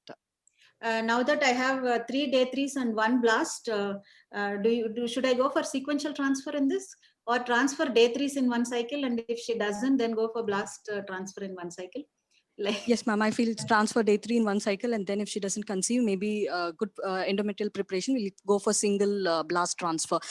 Because she had gone for this dual stim, I think you would be liking to do PGDA as well. So I think single blast transfer would be good enough. No. I have only 3 day 3 embryos and 1 blast. What will I didn't decide to do PGT yet. Would you have done in PGTA for this? Day 3 embryos I would have frozen, and being 39 years I would have done single blast PGDA I would have done, ma'am. Are you doing in your center, Dr. Revati? Ma'am? PGTA? Are you doing in your center? Yes, ma'am. No, that's nice. No, only 1 blast we have, no? So we can rather transfer the Going for PGTA is Minimum not you should advisable. have 3 to 4 blasts to do. When you do 2 blasts, at least you have another 2 blasts. Minimum Yeah, 5. at least 3 to 4 Day blasts 3 is not embryos, good. we shall freeze it for transfer, ma'am. Anyway, Yes. we are not going to disturb these day 3 embryos. Let's freeze day 3 instead of extending to make it a blast. And that single day 5 blast, let's keep it for reserve. If we do PGT and that blast becomes it comes out as abnormal, would you trash it or would you transfer? I think After discussion with the couple, very because indicative for it depends on the Yeah. individual opinion as well. 39-year-old, when she's very insistent with her own thing, we do not have any choice. I mean, doing PGDA also depends on the couple's discussion. I mean, after our counseling with the couple needs to decide. But I Because would prefer doing mosaicism is a PGDA big for problem, right? 39-year-old. If there's a mosaicism, there are reports that they have Yes, made ma'am. Mosaic good embryos we babies. shall transfer. We Because have it to has given transfer. live birth, healthy live birth. For mosaicism, we can transfer. So this may create like confusions regarding the transfer. I think single embryo, no need to go for PGTA. Yeah, definitely. Yeah, you You just have at transfer least it. 3 or 4 cumulative. Suppose these day 3 you're progressing and you're getting good number of embryos in day 5, probably PGTA may be beneficial and counseling may become part of it. I think single blast PGT is not advisable.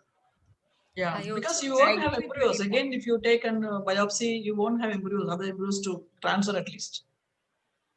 And there is a small thing that the biopsy may cause harm. Yes, There yeah. is something, I don't know. Suppose if you do But transfer again, why not this day 3 go to day 5 and freeze? Any particular reason like you froze on day 3?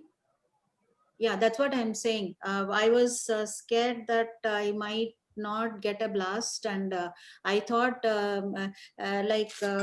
you don't believe, I spoke to Revati last month or before that for about something else, and then she told me that they are doing sequential transfer.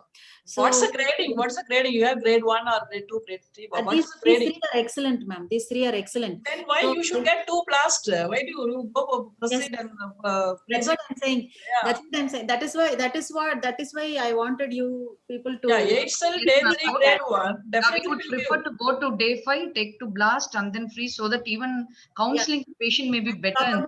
I'm probably wrong in this. So that is why I told you. I put sequential all the transfer cases is where also I not can a bad get. idea. This If is somebody has to all of us. Sequential. No, I spoke to Revati and then she told me that they have started sequential transfer. So this brilliant idea came into my mind that why don't I do sequential transfer for this lady? And that's why I thought, okay, I'll freeze day 3. They are looking excellent. If I want, I can grow them to blasts later on. So I just wanted you people to pick on me on that. So you did. Madam Asha, madam, you do still at frequential transfer? We have never done sequential transfer. But Yeah, there's a school of thought from recently the I beginning. heard Sonia Malik talking about Yeah, they're talking. So many people are talking. I have never had experience. So I think it's time to try. Why do you want to try? See, you put on embryo on day 3. Then again disturbing the endometrium, going and put it. You are spoiling. I never expect this sequential transfer at all for any cost. People may talk. If it's a difficult transfer, then a Bhagyam, don't try. If it's an easy transfer, definitely do it. Yes. Not every transfer is difficult. The idea behind is I think avoid the embryo and endometrial asynchrony. You can definitely do a. Because lot of negatives are because of this asynchrony rather than absolute problem with endometrium or absolute problem with the embryo. So asynchrony plays a lot, and then if we do sequential transfer, the asynchrony can get if it is this will pick up. If it is there, that will pick up. Is that what you are saying, Revati? I should have asked you. I think I agree with that policy that we should try a few cases.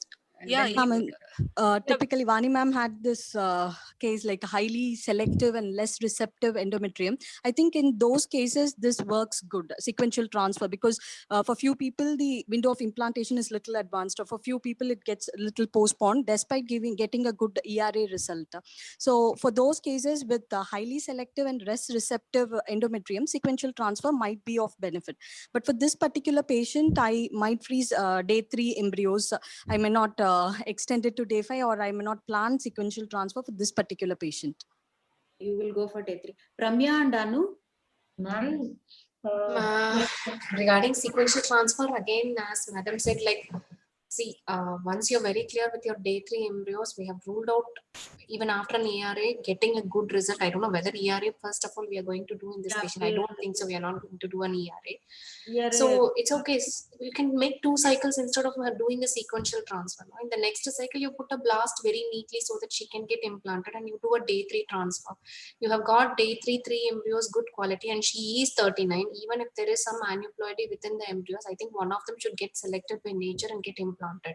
So I would prefer a day 3 transfer in the first attempt with all the 3 embryos. If she doesn't conceive, I think you can go for a single blast transfer in the subsequent cycle. Whenever you're doing the next transfer, what is the mode of HRT preparation? We can discuss 5 minutes and then finish. Okay, ma'am. What is everybody's favorite? Ramya? Ma'am, if the uterus is like a very clear, I mean, in the sense like it doesn't have any adenomyosis, if the lining is perfectly all right, and if there is no fibroids, I think you can do a E+P cycle, that is starting your beds, I mean, estrogen either by vaginal or oral estrogens, and start, and by day 11 or day 12, check your endometrial lining. If the endometrium is more than 8 millimeter triple line, start your progesterone, synchronize with your day of embryos, and then transfer. Even if it is going to fail in the first case, unless until if you have some like an adenomyosis or something like a pelvic inflammatory disease due to either endometriosis or something, we can plan for a down-regulated HRT in the subsequent cycle. Otherwise, I think you can repeat the E+P cycle in the subsequent. Does everybody do on day 11 only the first scan, and somebody does on day 7, day 8? Day 7, I do the first scan to assess the response, whether to step up or step down the basic estrogen dose that we've started. When do you do And you have got a fair idea during your stimulation itself how your endometrium is responding. So when you've stimulated with your gonadotrophins, if the endometrium would have developed very well with your stimulation, I don't think so there should be a problem with an Because with endometrium. stimulation, you have an estrogens of 2000. Yeah, ma'am, when you're again, the response could be different. So I feel instead of 11 days, you can at least see at the end of 7 days. Yes, 5 days. We do 5 days. From 5 days, we start doing T2 level and as well as for endometrial thickness. And step up if it is less. And it's same dose till 11 to 12 days, the same dose if it is okay. Less than 200. We generally down-regulated. Is everybody giving 1-3 times a day estrogens, or does somebody go the old regime of 2 milligram twice daily for 4 days and then? No, thrice a day. Yeah, prayer, always we assess the prayer cycle, no? People are always there, endometrium for IUI and other things and all. They are good responders, you go for 2 milligram thrice a day. But they are poor responders and they're not giving, you go for a little more, like a QAD, 2 milligram QAD, like that. And see the assess your E2 level also, the 5 days, 7th day, 9th day, like that we do, and we always do that according to that. So we raise the estrogen level. We need to level. E2. But I thought blood levels had no bearing on the. Yeah, but they say different things. But things still. How many have gone in for letrozole cycle? I do letrozole cycle. Yeah, people are. There are a lot of things now. You have a regular. You have a natural cycle into the transfer, and you can stimulate and transfer, and just E2 level alone you give transfer and long protocol. Still. We give long protocol. Gives you will not believe our results 80 to 90% we are getting because of long protocol. The advantage of letrozole cycle or a natural cycle is that you do not have to go on pumping in gestone injections, because sometimes there is no place to put gestone anymore. So I did a few cycles of letrozole and I think I like it. So, did you change to this only do first time protocols like monotherapy of without progestogens? Did you change to our protocols? Reason abroad people are doing only 10 milligram. This one, the first one, one TDS. Kissinger's protocol. Yeah. Lotus trial, 3 trial has come. Yeah. Did anybody is following now for the? It is only for fresh transfer, madam. FET not yet proven. But no, everybody is telling, even the foreigner came and we had a Taj in Chennai last year meeting everywhere. They have monotherapy. They are giving only 2 first and 10 milligram. But additional 200 milligram vaginal tablet, little feet support. No injections at all. But still we are afraid for that, no? Results may go down on patients. We are afraid. Anybody is giving only 2 first and like a Lotus trial? Not in FET. Not yet. Not in FET. Not in FETs. FETs we have to, because we give so much of estrogen and we have to pump in. pumping progesterones also. And my take in this, if the endometrium is growing nicely, beautifully, we can start with TID, and then whether we increase or do whatever, it comes out nicely. But sometimes endometrium, if we give too much estrogen, it shuts down and it doesn't grow very well. Then so the next cycle, I start with slightly milder dose of estrogen, or go for letrozole or natural cycle, or even give 1 or 2 gonadotropins. That is my practice. Ma'am, excuse me, ma'am. Like, I would like to have one question. Actually, it is my doubt. You have done a dual stimulation in this cycle for the same patient. Yeah. And I don't know whether there is any evidence of frozen transfer versus fresh transfer in dual stimulation cycle. Dual stimulation, Why don't you go for frozen transfer of the day 3 embryos and this thing blast also in subsequent cycles? And why you want to have a PGD? I mean, prophylactically or PGS or PGD? That I didn't understand. Asha ma'am, Dhanabhagyam ma'am, it is only frozen. I've not done many dual stimulation, so. Okay, it is only dual stimulation. It is only frozen, no fresh at all. Yes. And PGS, PGD, Revati wanted to do. I thought because I have very few embryos, I would rather. Yeah, we transfer. Suppose if she's having anomalous baby, your fetal cord is going. Yeah, why you want to do a PGDA is not because of dual stimulation, Anu ma'am. I had the choice in my mind. It's because of her age. It's not because of the nothing. I mean, PGDA has got to do with dual stimulation. It's only considering her age. Otherwise, there is no no need or mandatory requirement of PGDA for dual stim. Both are not related. It's just considering her age. Yeah, again, Revati is a very nice. And an optional thing. It's not a mandatory thing. Yeah. Revati is very nice doctor. She doesn't want to put her through a miscarriage. I'm not like that. So I tell her, okay. We are still old school. We're not like abroad still. Abroad, they all do only PGT-TA because even one embryo, one blast they want to put after PGT-TA. I'm not finding fault with it. Now it has been PGT8. Yeah, that is in our country still we have to go somewhere long because doing this one is first time they fail, then we go for, because most of the patients, even for my experience of 30 years, I feel 30 years and 40, even 40 years, they had good quality embryos, they had normal pregnancy, they never had miscarriage. Very few people. For them, you need it next cycle. Few people. That reduces the amount of doing PGT nearly another 50,000. A lot of things are there, economical burden, and suppose they do that embryo may not be alive after taking the biopsy. I've tried all this. I'm not happy about this PGT. But if you want to avoid miscarriage, if they want to, like Revati says, if they don't want a miscarriage, probably she's right, ma'am. Yeah, right. She's 100% right. Yeah. But our group of patients still we have to, and clinically we have to do a lot of studies for that. Okay. The economical point only I'm talking.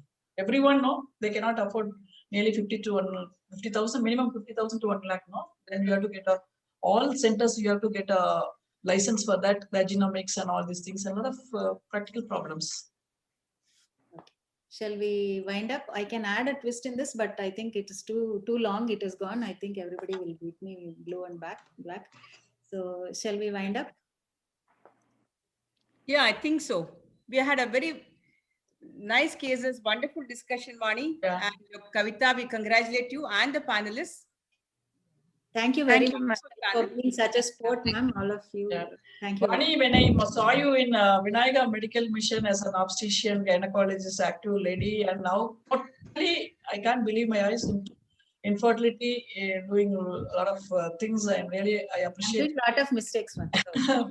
Everybody is learning their mistakes. Okay. Yeah, so all of us grew up like that, from OGCNs into infertility. Yes. Yeah. But today's young generation has I think they have the privilege of going into infertility directly.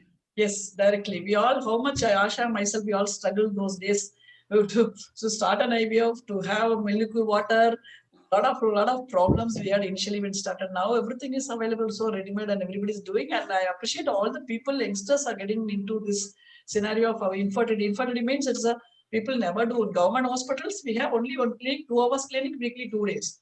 That much importance they give our government hospitals, and even PG qualifications. when doctor came for DNB recognition in my hospital, she wants only 2 hours. Thank you, Dr. Vani, for this opportunity, because I just have to leave for. Yeah. Everybody wants to leave. Thank you so much. Thank you so much. You have done a very good job. Vani, keep it up and do next all our city chapters. We all have to be actively doing things. What Dr. Reddy this morning told. We all have to be meeting each other frequently. Thank you so much, all of you. Thank you. Thank you. I want to apologize to Kavita. She made all the evidence-based slides. And I totally, because the discussion was going on, and so I didn't give. I'm sorry, and I'll make it up. Dr. Vani, I just wanted to ask a question. Can I ask at the fag end? Yeah. Is anybody doing progesterone level or LH level after giving a trigger, just to know how the response is coming? Actually, Kavita will be very happy with that question. She wanted that slide only because it was okay. Because Dr. Dhanabhagyan was asking that. Was talking about some empty follicle syndrome, which he has encountered. But I had to leave because I had to counsel some patients, so I couldn't, join the discussion at that point of time. So I just wanted to know, like, what is everybody's opinion, because we are getting, unless we audit our cycles, we don't know whether we are going in the right direction, starting the right stimulation dose, what to do in case if the patient stays with us next time, what how anybody is like correlating the quality of the oocytes with the trigger and the response hormonal values and other things. Actually, if we've used only the agonist trigger, usually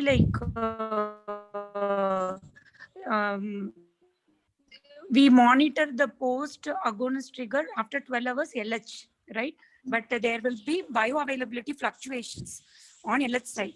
So they are saying at the end of, after 12 hours, when you are checking LH, we have to check progesterone also. So if progesterone is more than 3.5 and LH more than 15, then we can proceed. The trigger has worked, pakka. But even if the LH is less and P4 is more than 3.5, still you can go ahead, because already the luteinization of the follicles have happened, which has been reflected in the progesterone level.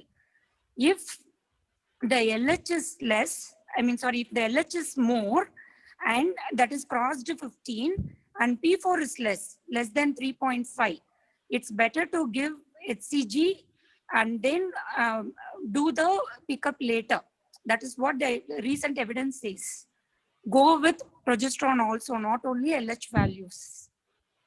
Yeah, maybe it makes a role in loop-ride agonist cycles where they are totally down-regulated. Yeah. Yes. Yeah. Agonist. Madam. Yeah, that's why it didn't work, no? Because I have seen some 15-20 follicles, both say 15-20 follicles. There's no oocyte at all. But she has given trigger because if you check urine cord is 2 lines coming, and some more than 100 blood level also we checked. We are thinking that the nurse didn't give the injection proper time. But this is maybe some receptor polymorphism. Yeah, some receptor polymorphism, I think. Receptor polymorphism. That time they need, when there are lot of, when there are lot of follicles, ma'am, when there are lot of follicles, like more than 20, 30 follicles, sometimes I feel that the recombinant dosage is also sometimes not adequate, because we tried to underdose them by giving. That time probably dual trigger would help, I think. And also this is an agonist cycle, no? So I can't give dual trigger. Yeah. Dual trigger. If it is antagonist, agonist, we are stuck. Only thing is we have to increase the dose of HCG. Yeah, but we have to increase. When you give 20,000 hyperstimulation. Yeah, hyperstimulation. So we are kind of stuck. Yeah, we are like standing on the knife, like this side, that side. Yeah. I don't. Next time, yes, you said this is a good suggestion. We'll go for progesterone. What she that Kavita said.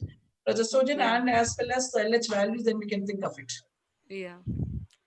Is anybody doing ultrasound before starting the stimulation dose on second day, third day? When you are anybody doing PSVs or? Oh, you mean P value on day 2? No, PSV. Yeah. PSV.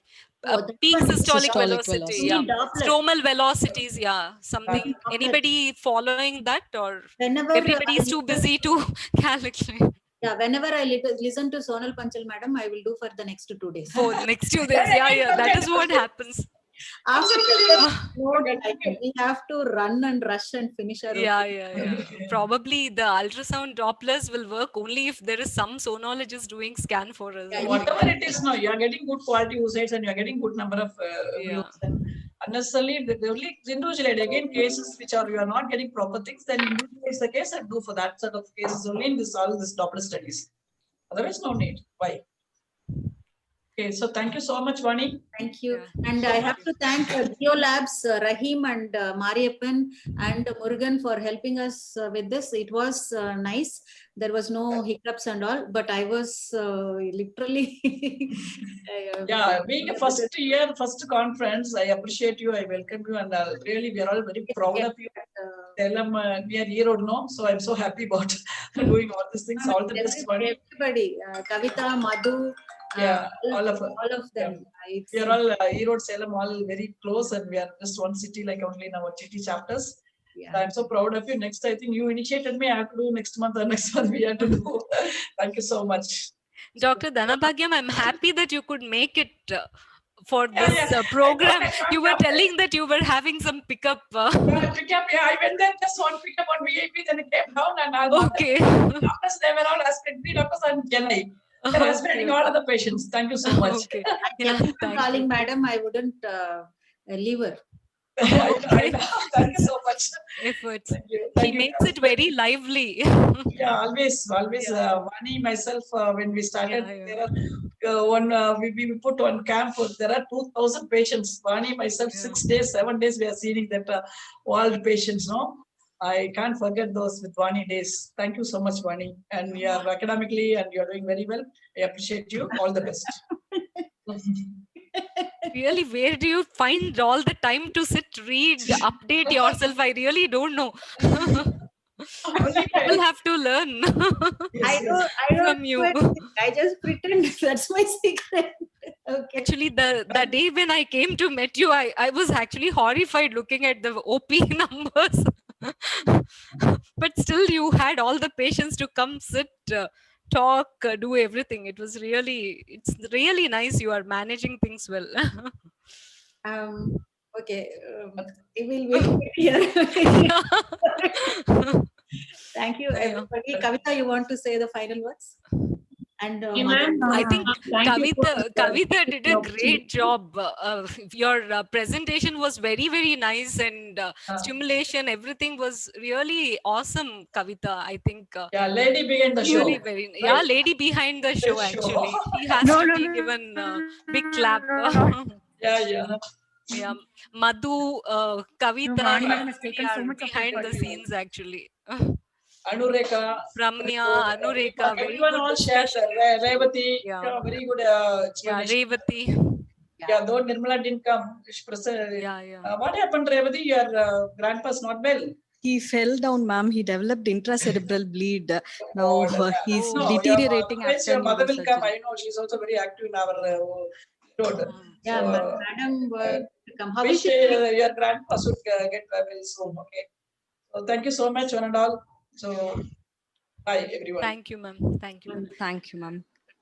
Revati, my best wishes for a speedy recovery, Revati. Thank you. Just give all the wishes to your grandpa. Sure. Yeah. Thank you. Thank you, Vani ma'am. Thank you, Kavita ma'am, for the opportunity given. It was a great pleasure being in the panel. Thank you for accepting the invite to all the panelists. Thank you, ma'am.